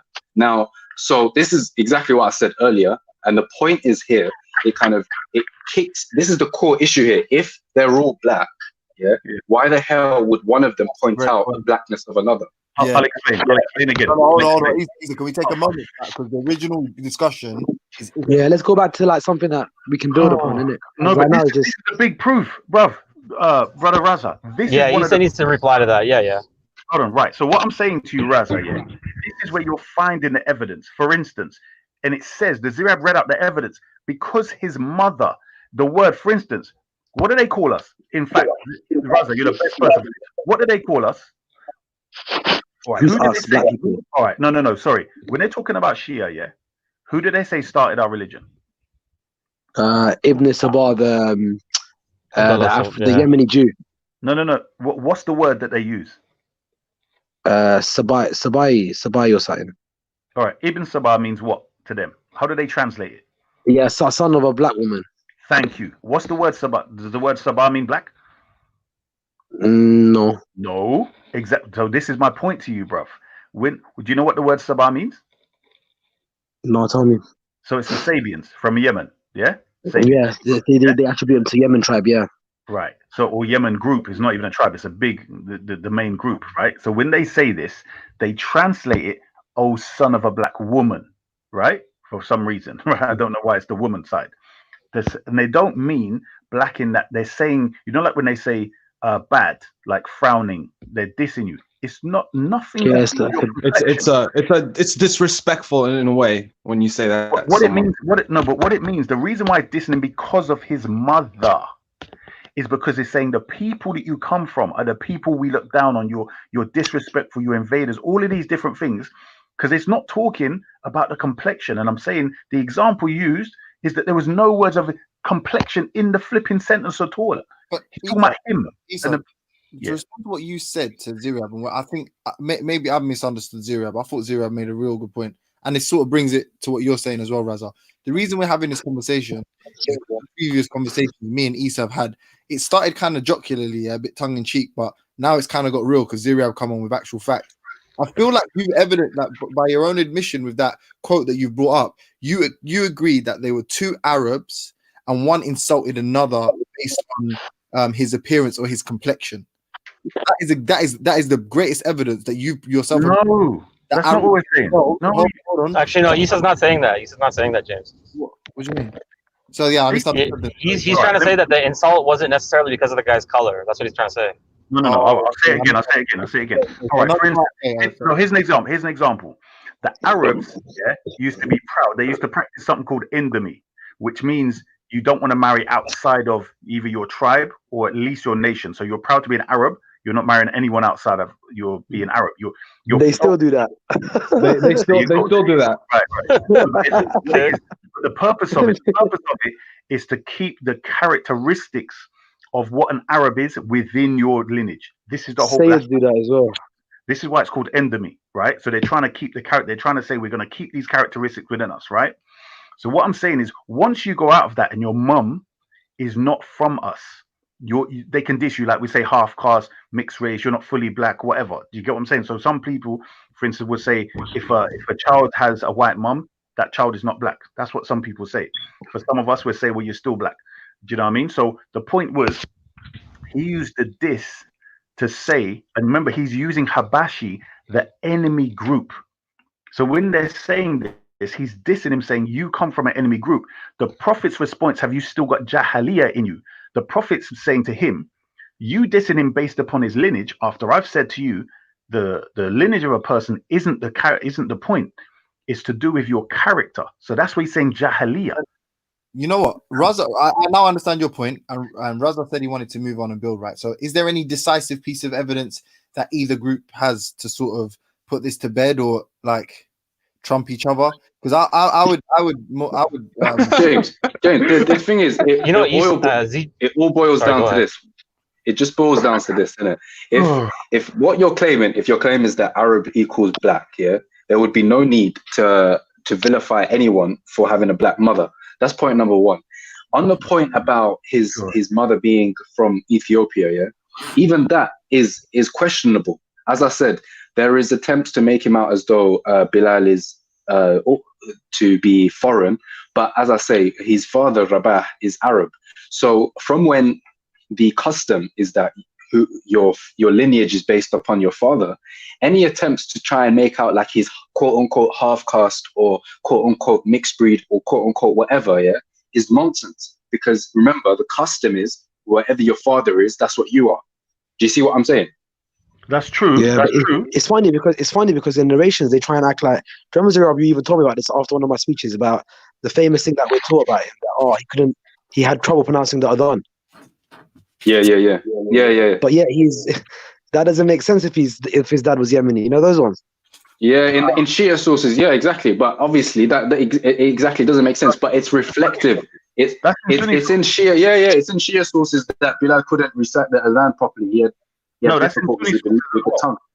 They say that it's because the thing burnt him. I got this when I was. Did you say no? It's in Sunni sources as well. Do you mean yes? It's in, but it's also in Sunni sources. Is that what you mean? Don't worry about that. What I'm saying to you, I'm saying no, as in wait, but you need to learn English a bit better. So what my point is, people listening, simply this. What I'm saying is, in certain Sunni sources. Wait, just to be clear, so you agree that it's in Shia sources, yeah? I've come across Shia sources. Hold on. Wait. I'm saying the Shia sources I'm suggesting, they got it from Sunni sources. But anyway, back to the actual Nice. No, there's a lot of stuff that Shia got from Sunnis. But anyway, what my point is when they're saying this, it had nothing to do with the Persian element in Shia Islam, innit? Obviously, no. I'm saying some people have said it's because he was an Ethiopian. That's why he couldn't pronounce the word ahad, so he used to say something. Some people have said it's because he was tortured and he couldn't speak properly. But then how come he's the one calling the Adhan? Do you get what I'm saying? Why would you get someone who can't pronounce the words properly? Because that would be a major obstacle to, calling people to the deen. You got someone just calling you to Allah.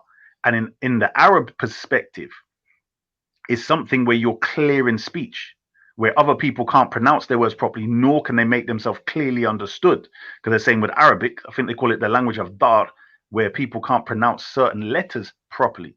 So their whole thing was about pronunciation and tajweed and these various things. Sorry to interrupt. Unfortunately, I have to bounce, but it's been a slice, you guys. Nothing but love. Good to see you, Reza. Take care, everybody. Sorry, bro. I got to deal with family stuff, man. Right now, it's insane right now, man, with this coronavirus shit. Take care, you guys. Say no more, man. What did he say right now? It's what? What did he say? It's insane with all this coronavirus garbage, man. They just announced that all the schools are closed, too. Yeah. You in Canada, right? Closed. Yep. And the schools are closed? They just announced right now, yeah. But starting tomorrow, my state's like the worst state, especially Washington State, man. We're the worst state. You guys are actually the worst. I feel bad for America, bro. Everyone needs to close off America because you guys don't have universal health care. It's gonna be terrible, man. Take care, you guys. Marijuana, bro. Just use marijuana. Cool, man. You're limited. Bro. Take care. Mohammed, have you heard that marijuana might help? Because you get it. It's legal where you are, Mohammed, right? Marijuana. Yeah, it's legal in half of America is legal. Go on, man. So, but also, Isa, marijuana. When people smoke, right? People get high. Can you hear me? That actually causes more. Can you hear me? Yeah. You can hear me? Someone kick Veli, yeah. Someone kick Veli. Shut up, man. but Isa, I wanted to say, I thought I was talking, but my mic was off. It's like man's talking in there, man just talking over man. You can't hear him. He can't hear you. Yeah, well, like I was saying, yeah. No, man. I don't know, man. Some how do you go from a fully grown man to a baby? Cause this thing. What happened, Veli? YouTubers got bad in there. Talking about Raj, what it is, right? Just so Raz gets updated. What happened was Raz was asking me about why I said the Imams are black and blah blah blah. So he was trying to get an understanding of what happened in history. So I was giving a breakdown. Veli let Ziriab on. Ziriab interrupted. Then basically they were saying to Raj, be quiet. So Raj got off. And then Raj is making a stream saying that Veli's got Rajophobia. But Raj is one guy you don't really want to come to the wrong side, but he will do stream upon stream, fam. Yeah, see, this is what happened here. Stream upon stream. I'm scared of Raj like that, fam. No, Raj is cool, man. Trust me, Raj is cool. It's cool, but if you get on the wrong side, it's gonna be stream upon stream. Hey, Mohammed, can you hear Veli? I don't think you can hear him. Can you hear him? No, I can hear him now. Oh, okay. He's kind of cutting out. Yeah, you sound a bit low, Veli, by the way. Yeah. Is it low, yeah? But go on. This relationship, sleeping in bed and all that. Yeah, but like so Veli channel's become a new place, man. Yeah. Hold on, Reza, have you seen the hate for Veli channel? Like, man's are saying boycott, like them other youths over there, them pagan Sunnis here. They're making channels, bruv, telling other Sunnis boycott the channel. Don't go. Raj is boycotting now as well, man. Is Veli on a free speech thing out here? Yeah, that's why. No, bro. It's just, you get me, like, they've been yeah. Can I just say one thing real quick? Yeah, you definitely you should hold so many boots, but because you obviously you know Veli personally and you hold the show down like a G, one man up certain times, and sometimes you have conversations with people where I know you want to leave, but you're like you don't want to leave the show in jeopardy. When man don't show no type of loyalty or respect to the show, you don't have cachet with people. Like, and I know man's got whatever medical conditions that make him maybe not as what's the word, like I don't know, he's not as like socially emotionally intelligent or socially intelligent. I get it, yeah, but the reality is unfortunately that lack of cachet does not it doesn't give you any kind of privilege, fam. So you can't come on the thing and just railroad whenever you feel like it. Man was on the show for like 25 seconds before, hello everybody, hi guys, it's me. Yo, Issa, I have a couple things. I have a couple things to say, Issa. Don't you think it's funny, Issa, that some people, you know, sometimes on the panel too, you know, they don't want to say anything about. All the indirects, man. Speak with your chest, bruv. They don't want to speak. Hold up. They don't want to say anything about Sunnis, but when it comes to Shias, they just talk mad shit. Hey, bruv, listen. You ever noticed that? Yeah, Issa. You looked at what's on the screen and the title of the show. It's actually Hey, was that? Mohammed, explain that. I'm trying to. Novel coronavirus. What's this? What date is that? March the what's this? 15th, 20th. Is that 15th or 25th? Oh, the meat Spanish. 2020, 2 p.m. 20th ain't come yet, is it? Is it like a prophecy or something? So Mohammed, what are you saying? What I'm trying to say is, you know, I think it's cowardly. Why can't Allah stop? I think it's. Hey, listen, hold on. Listen. What's Veli saying? I think Allah can't stop coronavirus. Why can't Allah stop coronavirus? Well, let Ziriab go first. Let me see what he says. Zariab's the rationalist. Zariab, you handle it. Yeah. I want to hear what well, you know, throwing rationalism out the window. I think it's a Shia conspiracy, in it, from Iran. I can both the Shias go straight to the Sunni for the answer. Yeah, bad.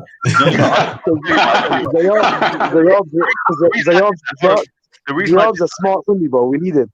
No, what it is, I didn't want him to use my intelligent answer for his answer, so I wanted to hear his dumb answer first, and then show you the intelligence coming. Go. We're waiting. We're waiting. No. Basically, what it is, Allah can, but you know what it is? Allah intervenes at certain points, and other points does not, according to His great wisdom. But He allows humans free will, and He allows destiny at times to take its course.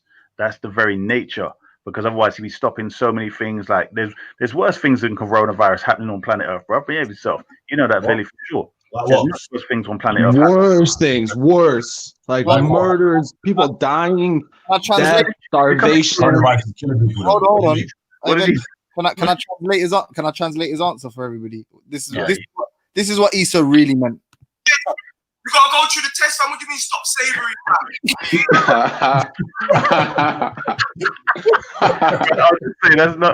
What is that?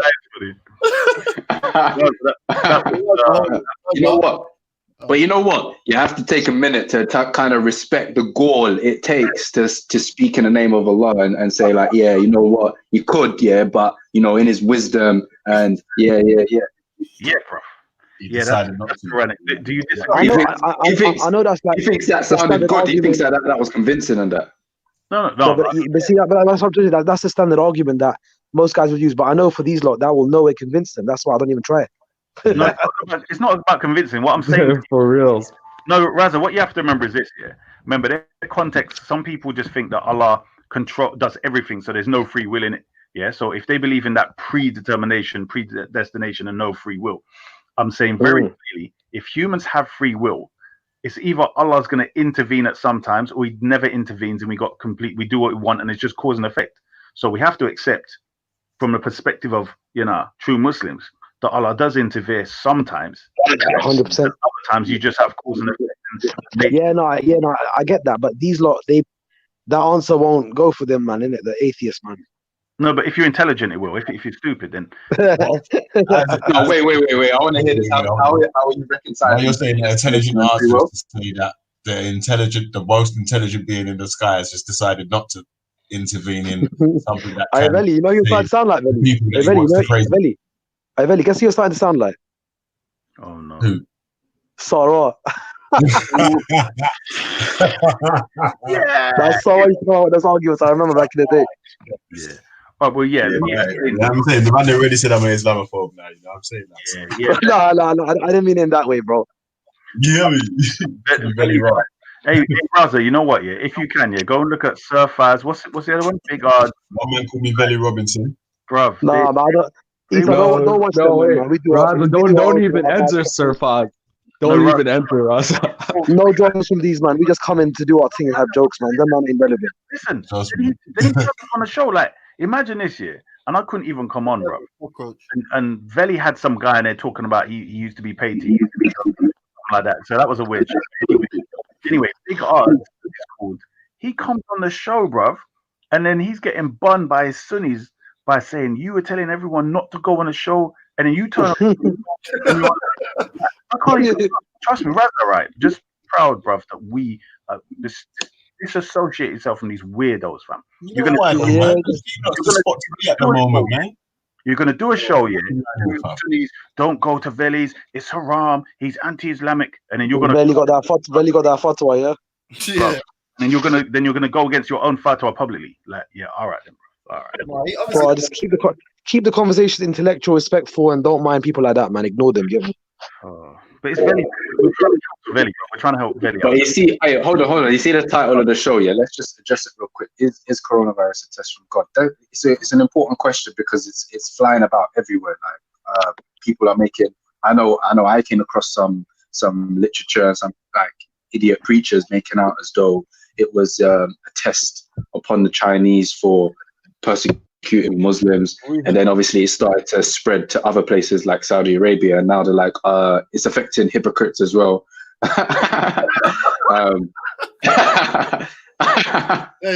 So there's no internal coherence in the narrative. This is the problem. So the question is coronavirus a test from God? Is not necessarily yes. I certainly wouldn't subscribe to the idea that coronavirus is a test from God. I don't know about Raza. Raza, what do you think? Do you reckon it's a test or not? Hold on. Before Raza answers, you just Ziriam's a killer. He probably steals all my sick jokes. I said the reason it's so prevalent in Islam in Iran is because as a result of rejecting the Sunnah of the Prophet. So you just stole my shit again. But go on, sorry. Yeah, but then it goes to Saudi Arabia, and now it's like it's just the other idolaters as well. Yeah. Oh no, but wait. But check it out. If quote unquote true Muslims get it, yeah, then they're gonna die as martyrs and they're gonna get a reward. No, but check it out, Raza. Yo, Raza, check it out. Isa and Raza. Yeah, go talk to me. Ever since this coronavirus thing happened, you know, I'm Middle Eastern. I know this. You can tell that in the Middle East they're kind of scared now, especially the Khaliji countries. You know what I mean? Because now a lot of people doing businesses with other people, and their economy, even though it's good, but they still have poor people. It's all based on that, Of course. So when you see how Saudi Arabia, for example, they get a lot of tourism, and tourism helps their economy a lot too. You know what I mean? So you can tell it's shaking them up a little bit, I feel like this is like a revenge from God. I honestly do feel like that. Yeah, a lot of people that have kind of had enough of these kind of rulers and oppressors in this world, they naturally are obviously saying, look, man, this is like a azab, like a punishment for these kind of people. The problem is obviously in these kind of things that innocents get it as well, and then it comes down to that, can innocents get it as well? Is it collateral damage? And then that debate starts, isn't it? But wait, Raza, what do you think though? Do you think it's a test or not? Bro, I think that's just an easy answer, in it, just to say, it's a test from God. Those ones where, bro, to be honest, I'm confused about it, man. Like, because everyone's getting it. As in, our people are getting it. The ones that we rate, the ones we rate are getting. One of the major big Shia scholars got it as well, bro. Did you get it?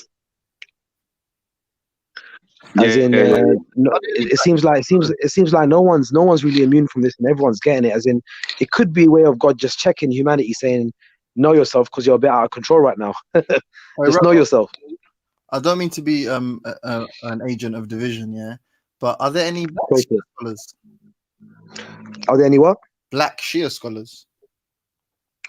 When you say Shia, of course. So there's. Yeah, but they have to study in Iran. Yeah, so obviously. Yeah, and obviously the institutes of study are based for every country, no matter if you're black, Asian, white, whatever. The institutes of study are Iraq and Iran, and there's Sheikh Zakzaki, who's a major Nigerian scholar. He's more of a political guy, but he still holds the Talmud and stuff. So yeah, there are black Shia scholars, man. But Isa, Raza, I want to ask you this, because I heard you talk about this one time. All right, so we got Shias all over the country. All over the world. Why are they separated like that? Separated in what sense? So we have like Shias in Iran, Iraq. We have Shias in like European countries. We have Shias in Nigeria. But why are they all separated? What happened? What made them all separate? No, I'm not following, bro. When you say separate, meaning you got Shias in different countries. Okay, so when you say separated, what do you mean? Like they're obviously in separate countries. So what? Why are they not all united? Did they flee? Did they flee from people who are trying to attack them? Do you get what I mean? What do you mean? How did they get to Nigeria? So why are so many? Are you saying why so many Shias have migrated to different countries? Is that what you're saying? Yeah. In a sense, yeah, bro. You only have to look at what you call Sayyids and descendants of the Prophet to know that a lot of people that have migrated for different reasons, it was due to oppression back in the day. So that's why a lot of people have ended up where they've ended up. As in, a good example is descendants of the Prophet in India. As in, why are descendants of the Prophet going to India? As in, you're supposed to be descendants of the Prophet. The Arab lands are essentially your lands. It's the lands you should be the most safe in. But yet you have them traveling all the way to India with its Hindu origin. So a lot of it's to do with oppression of the governments of the time where they were displaced. Apart from that, obviously, you have people now that live where they are. So you have a lot of Nigerian Shias. Obviously, that's where they're from, innit? They just become Shia. But you have a lot of people that have migrated over history. And that's due to, obviously, a lot of these kind of governments and oppressive tyranny governments. And it's ended up with people all over the place, innit? Okay, yeah. So, because the reason why I asked you, so one time I heard that, they would do takfir on Fridays, and for Imam Ali, right? They would do takfirs on him, and then if you're any sign that you were Shia, you're straight murdered, like straight killed. Yeah. So obviously, in these kind of narratives, the main thing is that obviously it depends on the regime and the government of the time, innit? So some governments were harsher and some were lighter. So depending on the time period, there was a time where, and even now, to be honest, sometimes it's better to be an atheist or a Christian or a Jew than a Shia, innit? Because in some countries, bro, it's better to just say I'm an atheist or a Jew or a Christian than be called a Shia. Because if you're known to be a Shia, so back in the day, even if you were to pray in a certain way and they were to clock, as in Sheikh Hamza Yusuf makes a good point about this, that even the Khawarij and the Shia, they would be clocked a lot by the way they would pray as well, because they both put their hands to the side. Even the Malikis do that as well. But just the way that you would pray would be an indication of, this guy is now Shia, he's suspect. So even that would be enough to kind of get you, monitored or potentially arrested, and they would kind of look for excuses. So yeah, man, sometimes in certain regimes it was very hard. That's why, alhamdulillah, a lot of Shias have migrated and they're kind of out of those places. And even though dictatorship and regimes are over, but even a lot of these countries, man, like places like Saudi Arabia, man, it's not a safe place for Shias. I'll be honest. A lot of Shias are there. Like they hide their faith. You know what? It just occurred to me. It just occurred to me that there's an appeal in Shiism. There's an appeal to those who have an affinity or those who are drawn towards like a victim mentality. So it's interesting how Isa has kind of aligned himself with Shiism. It just occurred to me. The way that Isa, that was super shady. That was shady. But I just want to say, Reza, can you not hear? This is what I mean.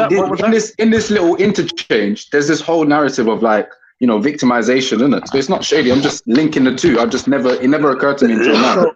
So Reza, if you look at the laws in Saudi Arabia, you know, because I have cousins that are from there. You get what I mean? Oh wow. So yeah, it's crazy. Like me, I'm kind of like Modine, but I'm a little different than him. You get what I mean? But it's, I don't know. yeah. I don't know if that's the best So- example. You're like Modine, but all right. I mean, like all right. cultural, like region. Can I just say something to Zuriab's point to Raza? Yeah. I just want to say, this, Reza. But you know, like in Saudi Arabia, when you look at Saudi Arabia, you know, their laws is strict, man. Their laws is like, it's like, damn. Hold on. So, Did I miss? so, I think so I missed Zuriab's hold point. up. I'm speaking. Hold up. Let Mohammed finish. Hold up. Go on, bro. All right, because James Jones, he's obviously a racist. He's against women wearing hijab and headscarves. So like piece of shit nationalists like him, you know, they're all James against hijab, yeah. Yeah, James is against. He's racist against people's culture and religion. James is a racist and nationalist. their ethnicity. All right, so he's with them. He's with them. But let me just finish what I had to say. But if you look at Saudi Arabia, Reza, you know, like people over there in Saudi Arabia, you know, the men have to walk in front of the wife. The woman has to cover up her eyes, like her eyes, like you can't even see her whole face, like her eyes is all. What about me? Listen, I'm not important. Don't forget me. And then like over there, you know, the woman can't go to the mall by herself. She has to be driven. She has to be taken to places. Yeah. So if you look at their culture, you know, it's like really radical, bro. And then there's people that whip people in the street. Like if a cop sees you, like what are you doing? Just relax. Raza's here. No, hold up, bro. I'm talking, bro. Chill out, bro. You're racist. Get out of here, bro. Seriously, you're fucked up. Right, what's the fuck? Nah, bro, you're fucked up. You're racist. Cause piece of shit like you know, I don't care if she's Sunni or Shia.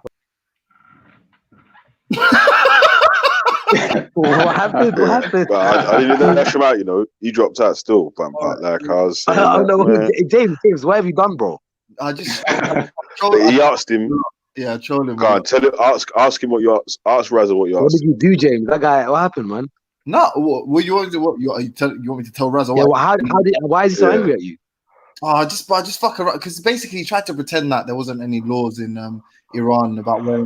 You know what? To be honest, he was rude to me once, and then since then I just kept teasing him about Iran being. You're not. I don't know. No, wait, hold on. I'm back. You know, Reza, I just want to say one thing because piece of shit like this guy. Because piece of shit like this guy, James Jones, you know, that's why I don't care if she's Sunni or Shia. You know, women over there, all over the world, and especially in Western cultures, they're always getting like oppressed. They're always getting hated on. They're always getting like beaten up and all that because of piece of shit like James Jones. And I'm against that, James Jones. And you're not a man. It's all your fault, James.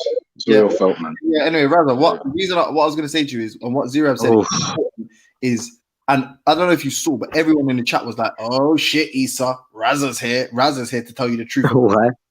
Because there is this belief, and to be honest, Zuriab did he's got his finger on the pulse with this one. I'm not sure about victim mentality or whatever. Yeah. But there is this understanding that Issa puts forward that black people are oppressed similarly to how Shias are oppressed, and one of the reasons for the oppression of Shias is because Shias are historically black. Therefore, it makes sense to say anything. I've never said that, you idiot. Hold on. You can't. Just wait, right? Issa makes the point that basically to be against Islam is to be against Sunnism. Any racist elements in Islam are essentially as a result of Sunnism. Therefore, it logically follows that Shiaism is the sort of, or the true Islam, as he puts it, is not as racist. And then when you challenge him on the racist, he's saying the truth. Anything that doesn't contradict the hadith isn't racist. The Prophet's family are black. The 12 Imams are black. This one's black. And obviously somebody like you that is also considers themselves to be a Shia following true Islam, if you have any kind of contradictory ideology, if any of your positions are contradictory to his, then it kind of undermines his whole point. So everyone's like, okay, cool. But you two this guy talking. Yeah, so theoretically within our texts and stuff, and the practice of like, because apart from just you cut out, Raz. You cut out, man.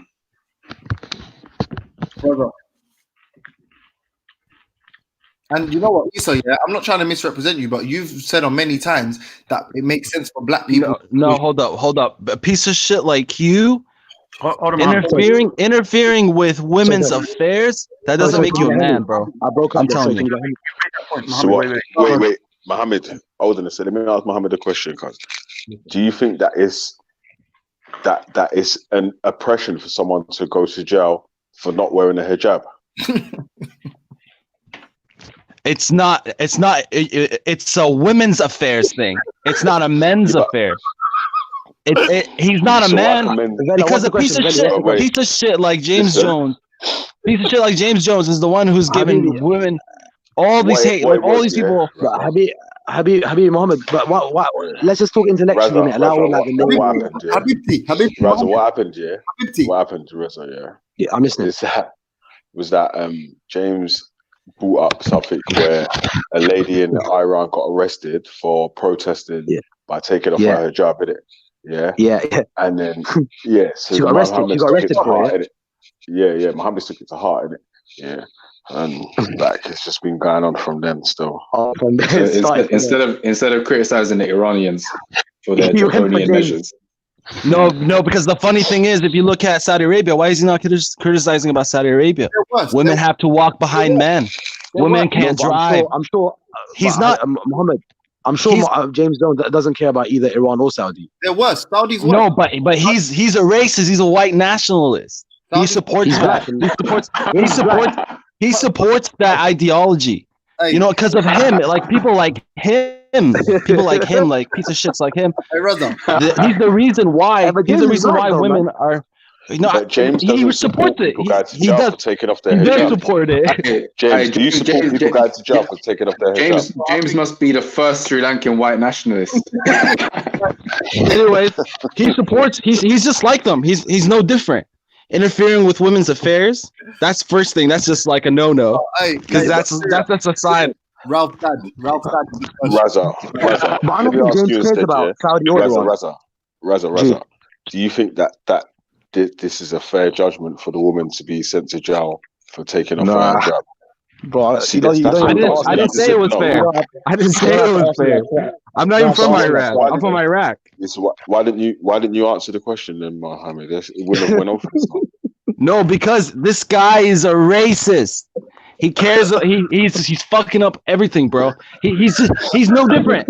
He's no different than any other white racist, bro. If you look at every single country in the world, if you see women, it doesn't matter if you're Sunni or Shia, they're always oppressed. Women in other countries are always oppressed because a racist piece of shit like him. You know, because they wear headscarves. Hey, Mohammed, but do you think black people could be racist? Sri Lanka to the world and back. But you know what's funny? When James asked that question. Yeah. No, go ahead, Reza. Go ahead. Yeah, Mohammed. You know when James asked that question, like obviously I only know James online a little bit, but he doesn't seem like a guy who's too fussed about Iran only. I'm sure if you ask about Saudi, he'll bund them out as well. The point what I'm saying is when he's asking about Iran, he won't. Trust me. He's like scared. He's scared. He won't say anything about Sunnis or anything like that, but he'll talk mad shit about Shias. Mohammed, he does. Saudi's worse than Iran. Are you happy? Saudi Arabia is far worse than Iran with regards to women's rights. Happy?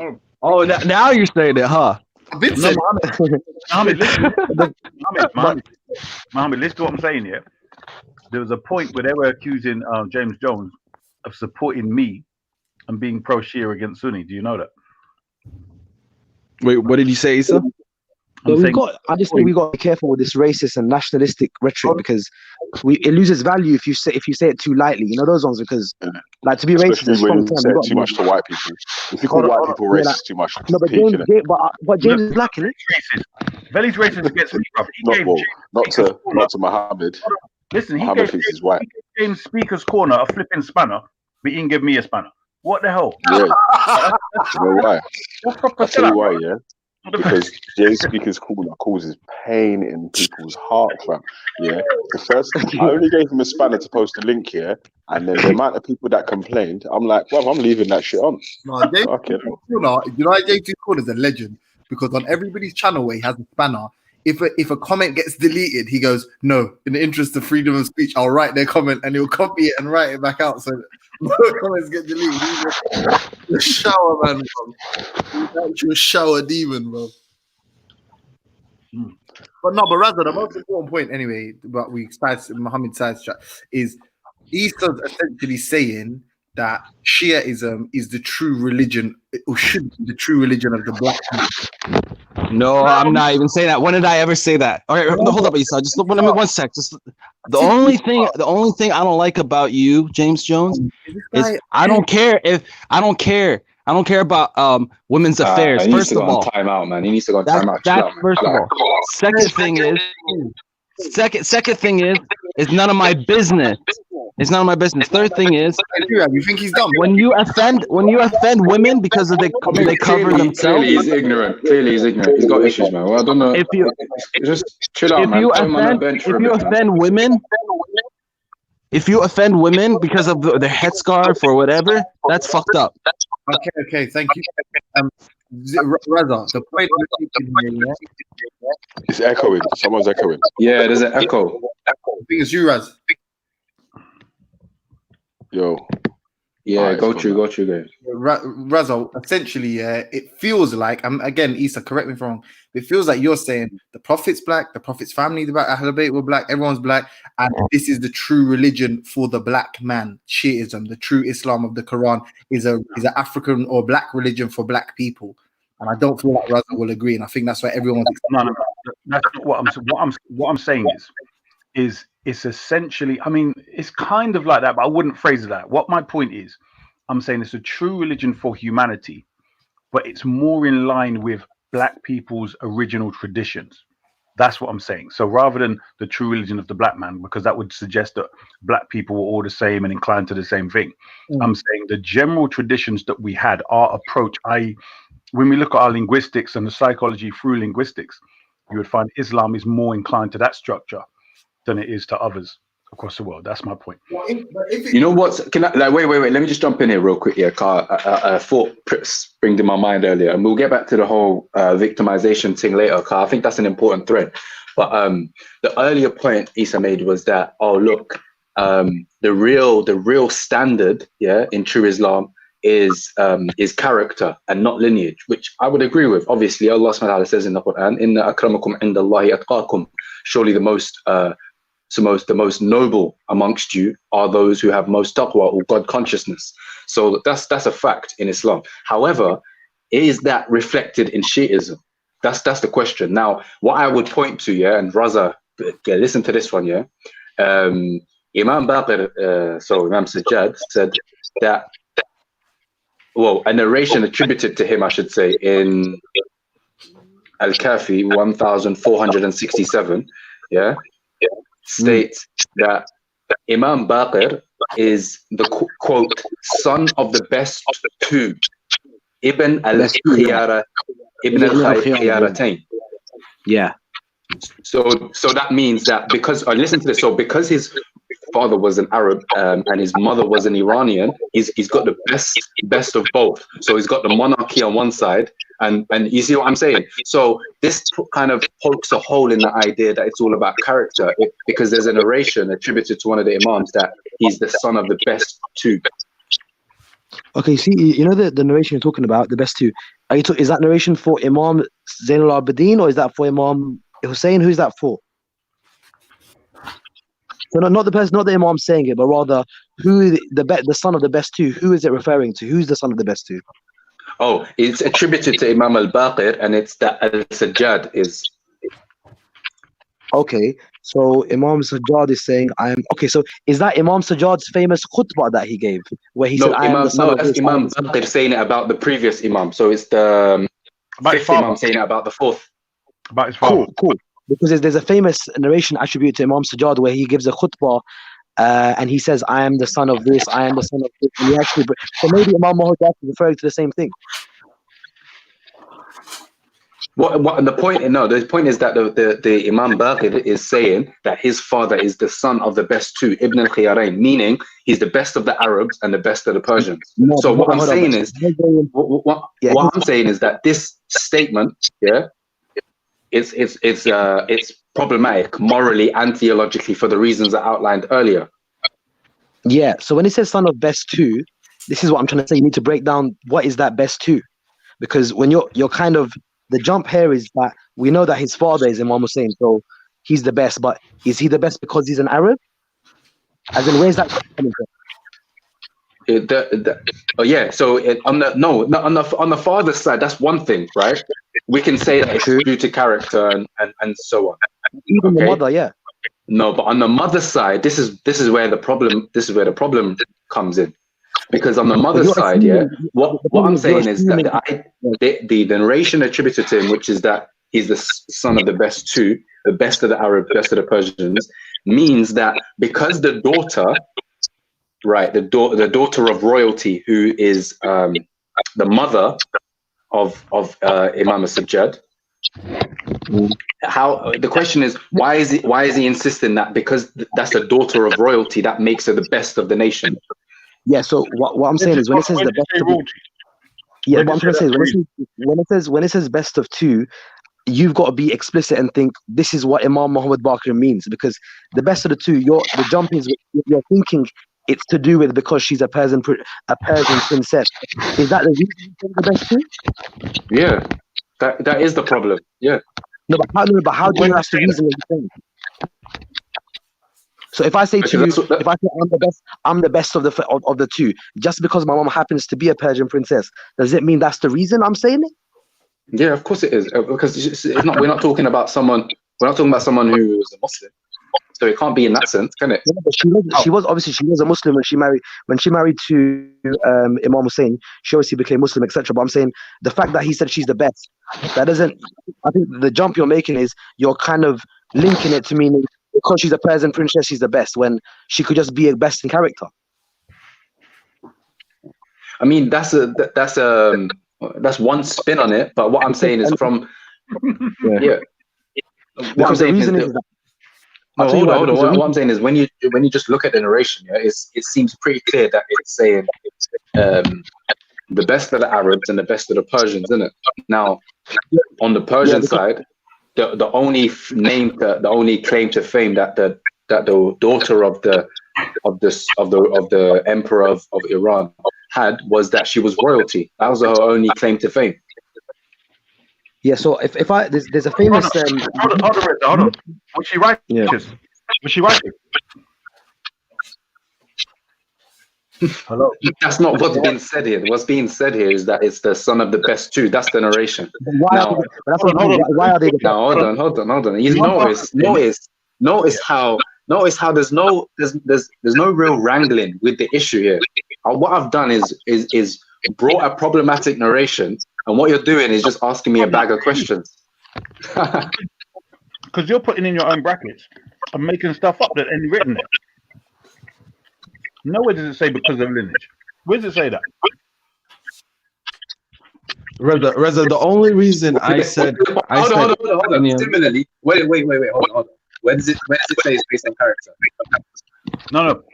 I'll show you how. You're done. No, I'm going to show you. Because the one who's speaking is Imam Baqir alayhi salam. And it is known that Imam Baqir alayhi salam followed the Quran strictly.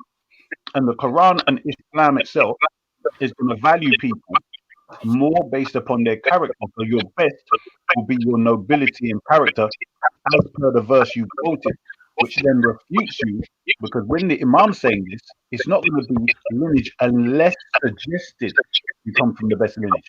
Other than that, we know the judgment system of Imam Baqir will basically be always character. So there you have it. You're reduced to rubble. Don't bring these retarded arguments anymore. Come with something next time. You look.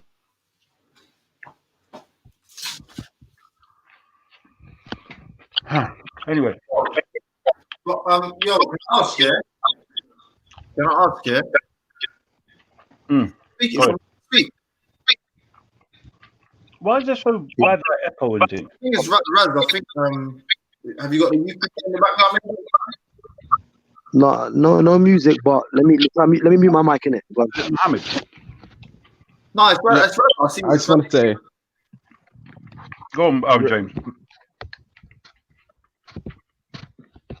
Right. So the only reason I have a problem is when someone's offending women. That's the only thing I have a problem with. Oh, let it go, man. It's not. It's just something. It's not that deep. Trust me. It's all right. I don't have a problem with you. I'm just fucking around online. Hey, before we move away from the I know problematic Shia Hadith about you know, racial supremacy. James, you haven't greeted me. You can't come in and just start talking without saying, "Hey, Issa the Great," blah blah. I missed you from Speaker's Corner. You have to come in and greet me, man. How you doing? Yeah, you're right. So I should have greeted you and everyone else. How's everyone doing? Not bad. Brilliant to see you here, man. Come on, go ahead with your stuff. Come with it.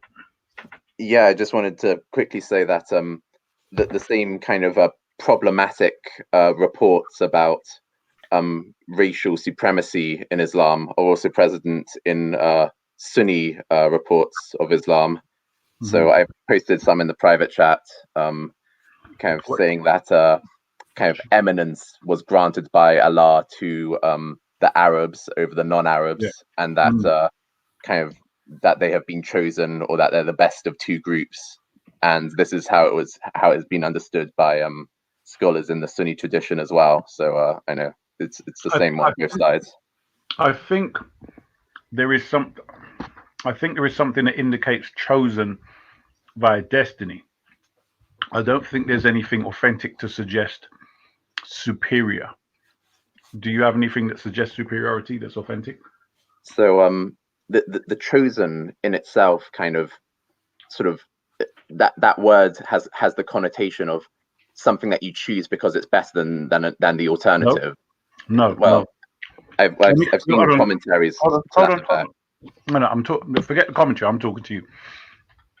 I.e., for instance, Allah affirms in the Quran that He chose. Bro, why are you talking with food in your mouth, man? You're gonna hear you smutting in all of it. But on the topic of chosenness here, whilst the topic of chosenness is still here, it's a good topic. It's a good topic that you brought up. Finish the food in your mouth before you start talking about it. So on the topic of chosenness here, James, would you also agree that that Jews consider themselves as the chosen people? Don't interrupt. Yeah, they do. They do. Is that a central theme in Judaism? 100%. Yeah. And is there a difference between this chosenness which we've kind of explored here, right? Where there doesn't seem to be any denigration of the other, right? Where there's no mention of the other being evil or not good in these narrations that you've mentioned. But in Judaism, the concept of chosenness necessarily implies that the non-Jews are evil. Kind of explored here, right? Where there doesn't seem to be any denigration. Can someone mute up to kind of stop there's no mention of the other being it must be James. Or not good in these narrations that you've mentioned. But in Judaism, the concept of chosen. Hold on, who's playing it back? Hey, everyone mute up. Mute up, everyone. Right. Okay, glad that stopped. You've summarized it accurately, Zaria.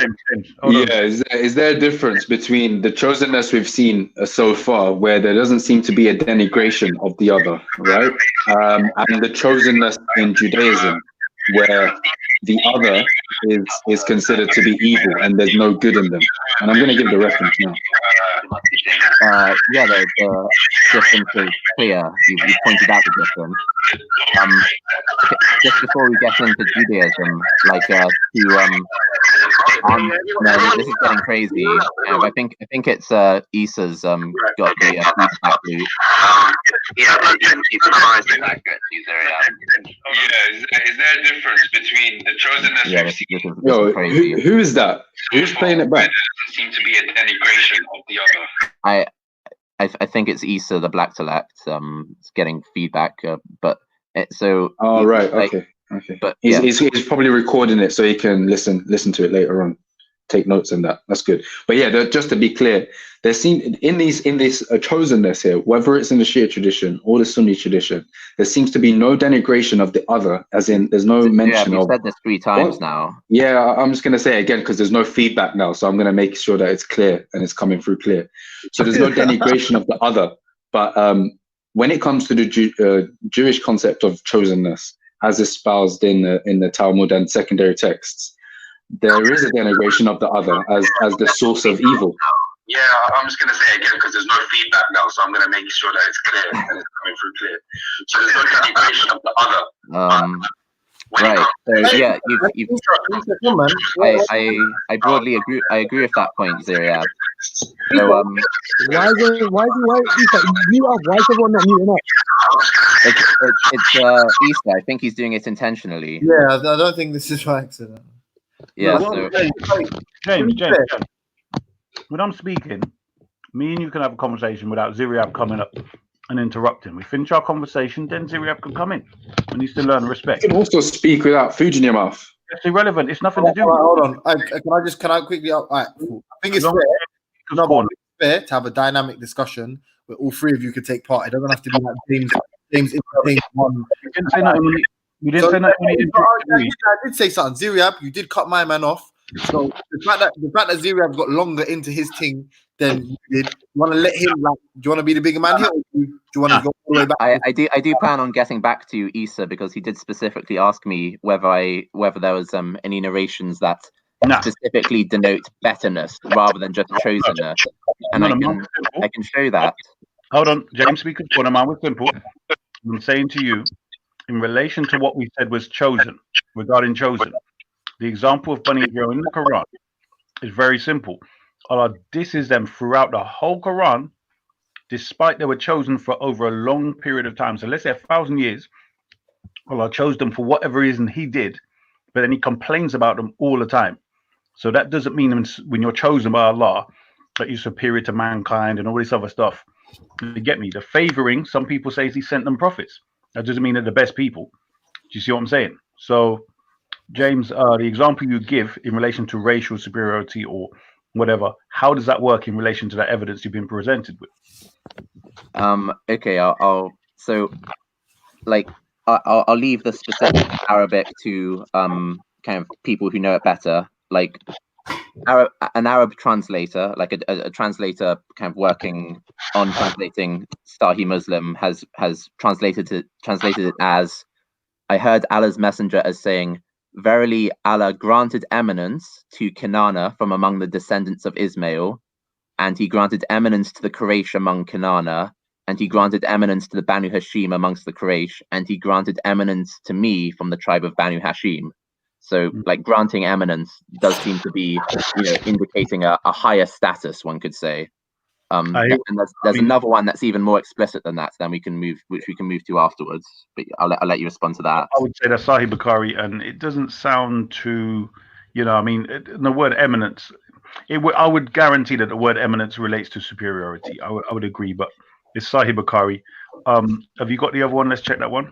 Yeah. So the other one is the Prophet said, I am Muhammad bin Abdullah bin Abdul Muttalib. Indeed, Allah created the creation and made me from the best of them. And he made them and he then made them 2 groups and made me from the best of them. Then he made the tribes and made me from the best tribe. Then he made the houses and made me from the best house. So I am the best house among them, and I am the best person among them. And it says this narration has been recorded and authenticated by Sheikh Albani in his collection, Okay. You know Sheikh Albani's a Salafi. You know Sheikh Albani's a Salafi, right? Yeah, I do. In his book Sahih Jami al-Saghir. Da'if. That's a weak hadith, man. James, is that James? Yeah, he's coming with the da'if. He's coming with the weak hadith on that. But it supports the same thing that said in Sahih Muslim. James knows the game. He plugged the game. James plugged the game. I'm gonna have to take a snapshot. It says one minute. James, one second. James plugged the game. Saying the same thing as in Bukhari and Muslim, though. James, wait. James, one sec. All I'm saying is that what you have to remember is, when you're Catch saying up the bag. is it to do with, like, if you're talking about a group, for instance, and he's saying, you know, this group, let's say, has eminence or whatever it is, do you not agree, James? Sometimes at certain periods of time, you might have groups of people that are more superior in character than others. So we could say that England as a nation compared to Saudi Arabia are superior in human rights and positive character than Saudi Arabia. Would you agree, James? In general, yeah, I think that's fair to say. If we maybe went back 500 years compared to Saudi Arabia, maybe you lot were worse. Would you agree? Maybe. I'm just saying. Do you get my point? I get your point, I think. Okay. Yeah. All right. So go ahead with Ziryab and let's see. Right. So here's I'm next. Here's what I was pointing or alluding to earlier. Yeah. So this is the evidence. This is taken from. Well, one sec. Here we go. Yeah. So here's the quote. It says, "For in the case now, let me just wait. Yeah. For in the case of Israel, this soul is derived from Kelipat Noga, which also contains good, as it originates in the tree of knowledge of good and evil. Listen closely now. The souls of the nations of the world, however, emanate from the other, unclean Kelipot. So I'm going to repeat it. The souls of the nations of the world, however, emanate from the other, unclean Kelipot, which contain no good whatsoever, as it is written in Etz Chaim, that's ETZ Portal 49, chapter 3, that all the good that... You cut out. What happened? And yeah, that's cool. That's cool, man. You should. What is that? What is that quotation from? Where's that from? That quotation is taken from it's a secondary text. It's like almost like a commentary. What, is like it Judaic? It's tafsir on the Talmud, on the Torah. On the yeah, Tanakh. no, obviously not. I know. Jewish lot, like they're open about it. They're not even shy about it. I don't even think you need to even provide proof for that. No, I don't think no one would even deny that. Like Jews say they have superiority over everyone else. And that other people are unclean and that. James, it sounds like you've mentioned things about Muslims saying other people are unclean as well. It's similar here. I'm just showing a parallel. You know, the same way you jumped on and showed a parallel in Sunni hadith with Shia hadith. I'm showing a parallel here with, like what points you bring up. Let me just and the Judaic tradition. James, if you just give me 2 seconds here, yeah? Well, I'll just say kind of quickly to Ziryab, like, do your thing, I accept it, and I don't know if Ziryab thinks that he's kind of wounding me or bringing up something that I'm against, because it's not. Like, I'm glad for this information to be shared, so keep going. That's fine. Yes. Like, do you think you're wounding me when you bring up the eighth hadith? Well, yeah, I do, because you're saying you're saying yes, because you said that this. You pointed out. You said to Raza, "Hey, look, this is a problem in Shia Islam because this goes against the Quran's principle that there is no racial superiority. It's all about taqwa, and yet the exact same thing is present in hadith, in narrations and reports about what Muhammad said, and these narrations and reports are found in Sahih Bukhari, Sahih Muslim, and also in kind of Al-Albani's whatchamacallit. I was referring to you got that wrong. I was referring to Isa, not Raza. You said me though. What's that? Well, you said most recently. I was referring to Isa. Isa made a point earlier about how there's a concept in Islam which is, and then I mentioned the Quranic verse which is that the most noble in the sight of Allah is the most God conscious. That's, as Muslims we will agree on that, but in terms of practicality, that's what I was questioning, and I was directing it towards Isa. I heard you say Raza's name, but okay, if you say so. But you mistaken that. Let me just give you a perspective.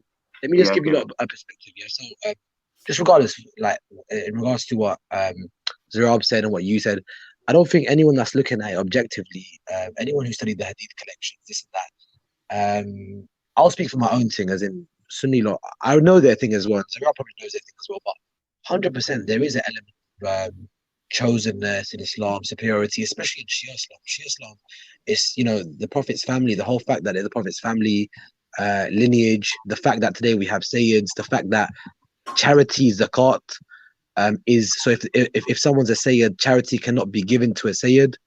This is actually in all schools, even Sunni schools accept it. So there's no doubt about it that there is this element of family privilege, especially to the Prophet. And I would probably say especially and only to the Prophet. In Sunni Islam, it extends because, as an example, only a Qurayshi can be a Khalif. As in, I don't think there's any point of trying to beat around the bush and say nothing like this exists. We have this in both sources, especially that about some sort of superiority, whether it's from Quraysh, whether it's for the Prophet's tribe specifically, whether it's for the Ahlul Bayt. The point is, we have it. Yeah. It exists in the tradition, of course. There's no one's questioning that. There's no doubt. Just the fact that you can't become a Khalif if you're Qurayshi, that says it all, innit? I mean, obviously the Ottomans had different ideas, but well, obviously the Ottomans went and done it, so they had to kind of, those ones, you do it first, justify it later. Yeah. No, the thing is, what I'm saying, I'm all for the spirit of bringing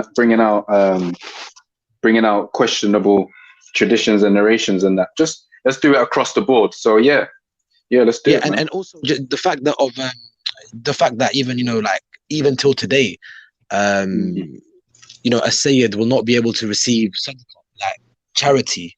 And that's the opinion generally in all schools, that a Sayyid, if he's poor, you won't give him zakat. Zakat's haram on a Sayyid, on the descendant of the Prophet.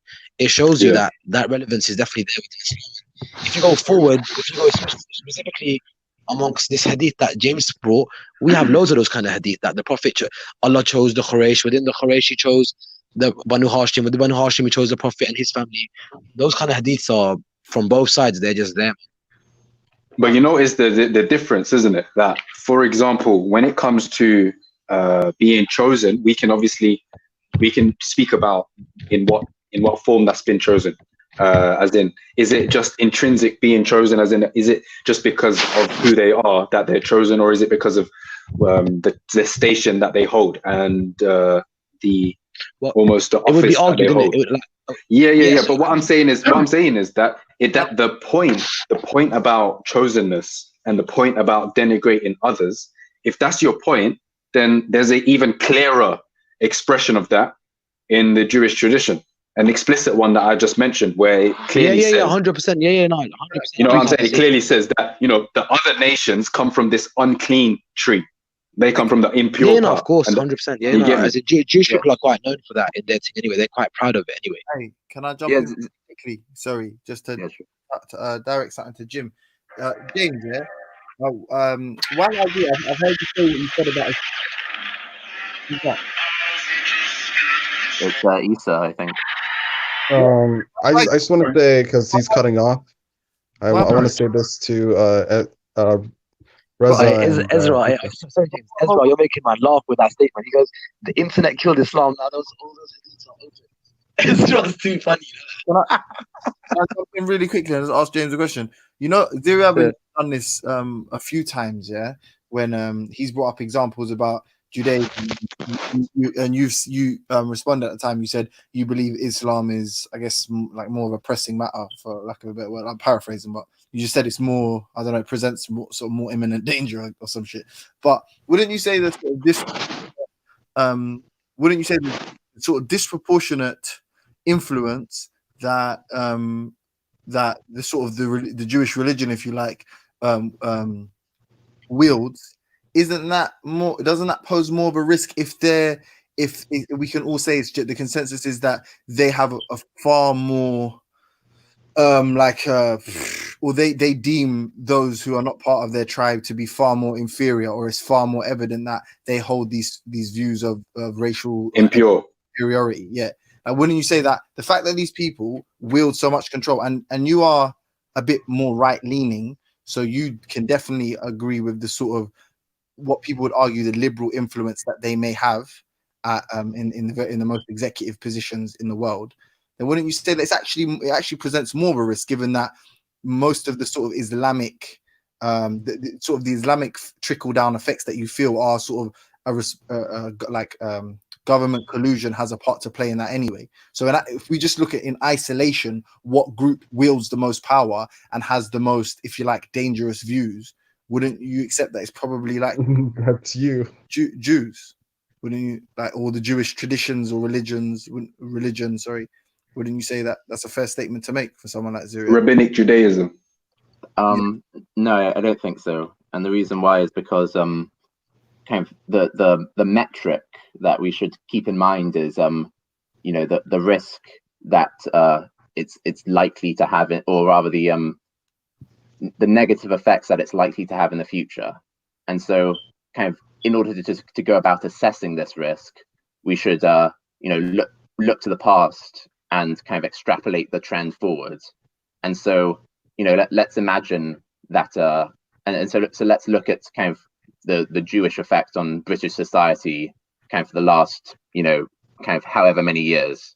Kind of, you know, I don't see kind of that many deleterious effects on British society. If I were living in Israel, then absolutely. But like on British society, like kind of the Jews are a small they're a very small group, and they don't kind of grow in numbers very fast. They aren't trying to convert kind of many people to their cause. It's just like a small, stable population. And so, but wouldn't you say British society has been fine with Jews for quite a while? Whereas, like, you know, if I were to kind of think about the potential long-term risks of a large Muslim population, those, given that I know that kind of, you know, the Muslim population is kind of growing is already much bigger and is growing much faster, kind of, and you know, looking at kind of the outcomes of Muslim majority countries in other parts of the world, and you know, the sort of I just say levels of support of things like kind of reducing or illegalizing blasphemy, that sort of thing. Can I that's how I measure kind of that. I think 1 second. Islam Let me just give this quick example, Jones. But hold on, Yeah. Zero. Yeah, but just that is I fully agree with the micro example that you've given. I would even concur because they're more culturally in line with, I guess, like British values, if you like. Yeah, but I would say just the fact that they operate so independently now, and it seems that most Muslim or most theocratic states have some kind of dependency, right? Or when they're in isolation, don't flourish like Judaism. Don't you think that the sort of, for lack of a better word, the end game of Judaism would have a far more pernicious effect on somebody like you who is outside of their group or community, yeah, than something like Islam, which at the very least is inclusive? I mean, what scenario you join the yeah. So if we imagine, like a hypothetical endgame, like we imagine a state practicing the Noahide laws, kind of that might well be worse for me to live under than a state practicing kind of a classical Islamic law. Could well be kind of. We should also modulate. We should take those pictures and apply to them each the relative probability of either of them happening. And so the relative probability of like Judaism kind of having a large effect on the British state to kind of make it a more sort of Jewish, more Talmudic state, or more kind of a Torah in-line state, that's going to be far smaller than the potential for James, kind of Muslim populations to, I know, for example, want to limit free speech or do other things that would improve their Islamic sensibilities. If I was to break that down, I think it's quite obvious that the reason that Jewish people, even though their faith and their Sharia is very similar to ours as Muslims, don't get picked up on these things is to do with, apart from Israel and like the politics behind it, but generally in the West anyway, in other countries, because they're not acting in the way that Muslims are acting. They're kind of doing their own thing. If they were acting the way that certain Muslims will act, they would also get picked up, but they're not. So when they start acting like that and people start seeing them as a threat, then people will start jumping on them as well. But right now, them lot do their own thing. They stick to themselves. They do their business. Okay, Rosa. No, I get that point. I get that point. That's a fair point. But check this. If someone has, it's fair enough. What I'm saying is, if someone has a problem with, say, certain practices, like for example, circumcision, and then we take a look at the Jewish practice of circumcision, called the Brit Milah, and we a cursory search. If you look up Brit Milah, you see the first article that pops up 2 more babies stricken with herpes after ritual oral circumcision. So they not only so someone has a problem with circumcision and they point it out as, oh, look, Islam is so backwards because they practice Inhumane, circumcision. Yeah, And blah blah yeah, blah, yeah. and it's like, okay, cool. Now, when we look at the Jewish tradition, we see that they not only circumcise on the 8th day of the child being born, yeah, but they then also Oh, they do the 8th day, yeah. yeah, but then they also suck we do the 7th, blood. yeah. They also Oh, wow. suck the blood from the wow. penis. Who sucks it? And bruv, I'm telling you, the rabbi will suck the blood. And this is how herpes is being spread in They do it with their mouth. It's disgusting. in certain communities. Now, what I'm saying is, wow. if someone has a problem with circumcision, surely you would kind of see across the board and say, you know, I'm against circumcision in general across the board, right? And I'm against it in this instance and this instance and this instance. And in the gradations way, this one is definitely the worst because there is active harm here, which is on top of, like, it's doubled. Right, we're talking about babies being infected with herpes. Of course, 100%. But you know what? Do you know what? Like, and So Zerab, are you saying why is it no one talking about that part? Why are you only talking zooming in on the Muslim part? Is that what you're saying? I wouldn't say no. Why is it no? I wouldn't say why is it no one talking about that part? Because obviously the article is there. You can go and look up 2 more babies stricken with herpes. But what I'm saying is, surely it would be more coherent and more kind of if you kind of across the board criticize circumcision. But you know why this? But you know why this? You know why this happens is that apart from, I think, you know, humans, a lot of it's behaviors. Trust me, if they were acting the way that certain Muslims are, they would be picked up as well. It's just that because they're just on their own, even though someone might disagree and find it equally or more barbaric than our thing, they're just not gonna tap into it because there's no interaction with them. They're not really causing someone can theoretically disagree with them. But practically, they're going to say, bro, these lot ain't really a problem for me, so I'm against it, but there's no real need for me to call it out. Where, like, Muslims are in people's faces. Do you get it? But it's not, so James SC, I get it. He's saying it's more, I guess it's not specifically, but it's like more culturally, like, it's too, it's too different or diverse or not diverse. So it's too much of a breakaway. Whereas Thinger is more compatible, like Jewish, I guess Israeli culture, whatever Jewish culture. No, I'm not saying it's more compatible. No, I think Raza's saying more what I'm in line with. Like, it's like, you know, the amount, the negative effect that kind of the Jewish community is having on the UK by practicing these things. It's localized. They're a small population, and they're not trying to make other people Jewish. They're very quiet about it. Yeah. Whereas kind of the Muslim population that are practicing sort of similar things, they're already much larger, and they're also trying to convince other people to join them and kind of join in on their practices. That has a bigger effect on society. Yeah, I take your point. Yeah, the reason I'm saying it's interesting because I would Jewish law is raw. You know, Jewish law is raw. It's much more raw than Islamic law. It's raw. I know, but that's what I'm trying to say. I'm saying at face value, I would agree. Yeah. And the fact that it's an exclusive group means that, you know, their Shumarim, their private police, their private ambulances, their private, it doesn't necessarily affect you negatively. There's other things aside from Sharia courts that make people uneasy with Islam in the UK. But I'm saying when it comes to a point where, like, this girl, the girl in Cyprus, recently, you know, and they're talking about government collusion and forcing and getting these Israeli soldiers off.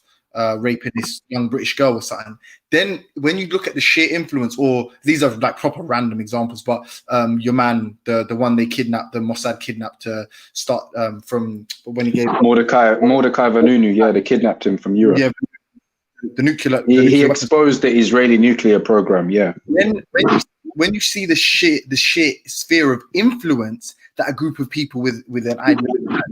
When you look at it comparatively with something like Islam, Britain actively assists in the spread of a certain type of Islam because it benefits them financially. It destabilizes that benefit us financially. So when you look at an end game, some like you and I are far more out of the loop in a sort of a final solution for excuse the the reference here, but a final solution for Jewish people would affect us far worse than a final solution for Islam. Because you mean a final scenario where Jewish people kind of manifest? Manifest.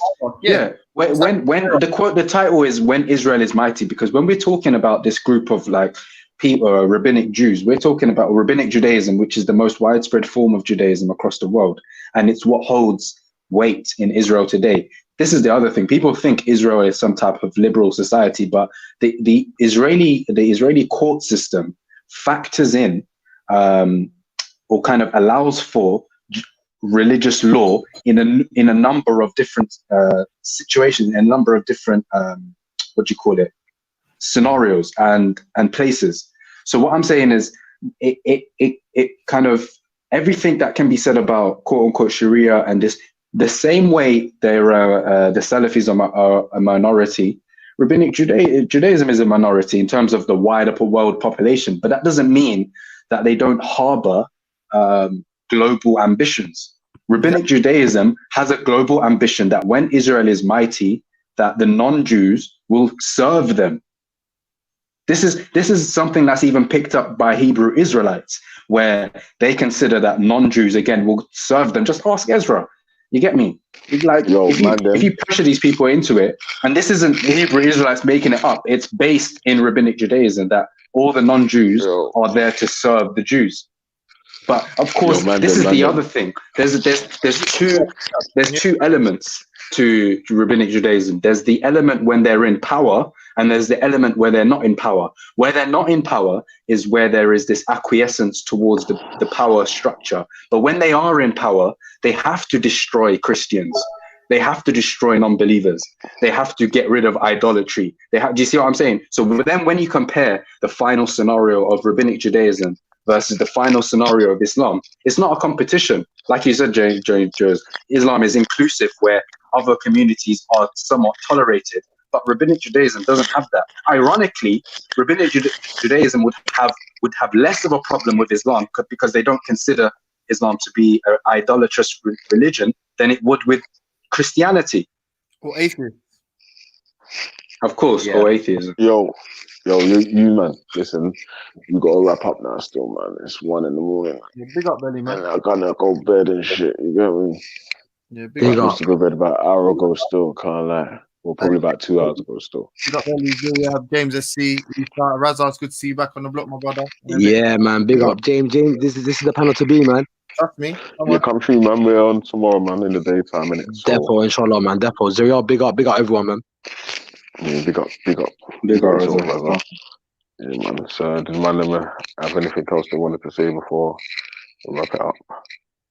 Yeah, I'd James, quickly say that it's not enough just to think about, what would the final scenario be? You should also think about what's the relative likelihood of anything like that final scenario taking place. Happening. Yeah, so like Jews can sort of fantasize about sort of worldwide domination, but the best they're going to get is oppressing people in Israel, which is obviously a big problem. That president in Israel, big up. That's what they do, man. Whereas on the other hand, Islam has successfully kind of taken over kind of countries in the distant and recent past, and even today has a kind of track record in many more countries of not treating religious minorities very well. So I rate it as a higher kind of priority for me. A lot of it's practicality, man. What you see and the way you experience and observe things, that makes a big difference, man. Yeah, I get that. Yeah, but yeah, think that's my thank you for the final statement. All right, you're saying that, man. You big up yourself, James. Yo, East, are you there still? Yeah.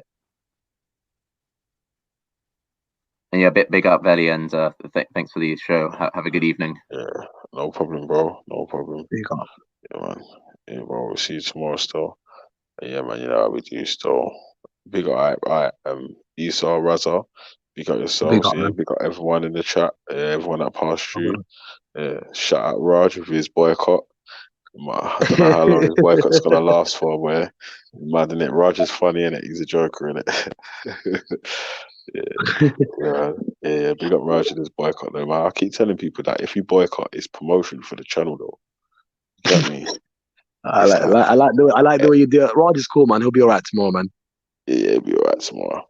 But you know, it was like I was saying. True, I wasn't there. Yeah, I wasn't able to say. He must have felt like you were being unfair to him or something. Wrong or whatever. Yeah, it might have even been unfair, you know. Yeah. But no, I'm saying he might have felt you. I'm not saying you were. I'm saying he might have felt you unfair. Yeah. But obviously, you weren't there, and you weren't there, innit? Yeah, it could have probably been unfair because he might have even been in the middle of talking in it. But basically, what I did, yeah, obviously, I came back, heard arguing, and I was looking through the chat to see who the people in the chat were saying was the person causing the argument. So I hear you. Yeah, man. No, it's all good, G. I'm sure you're doing canteen in the morning. Yo, yeah, big up. Hey, one second, let me big up my man. Big up Spriggan. Big up V. Yeah, big up yourself, G. I'll try to jump on tomorrow, something, Veli, yeah? Yeah, that's cool, man. No problem. My brother, take care, G. Everyone's welcome. Big up, man. God bless. Yeah, man. Peace. Yeah, man. So big up Raj anyway, man. You get me? I don't know how long your boycott's gonna last, cuz, but yo, you gotta do what you gotta do, son. You get me? Sometimes unfair shit happens, but you just have to deal with it, innit, man? That's the way it goes, bro. You can't always be right. You can't always be you can't be perfect on that. It is what it is anyway. Saying that, man. Big up everyone in the chat, anyone that's passed through, everyone that's contributed towards the stream. Yeah, we rate that still. We're gonna have a new question of the day tomorrow. And yeah, man, peace. So check out one of the Mandem streams. There's a couple people live. Ras is live. I'm not even sure who else is live. I'm not sure if Raj is still live. He's doing a stream about why he's boycotting. Or he's probably arguing with some of his friends in the chat and that. But yeah, anyway, man, big up everyone still. Saying that, man. Peace.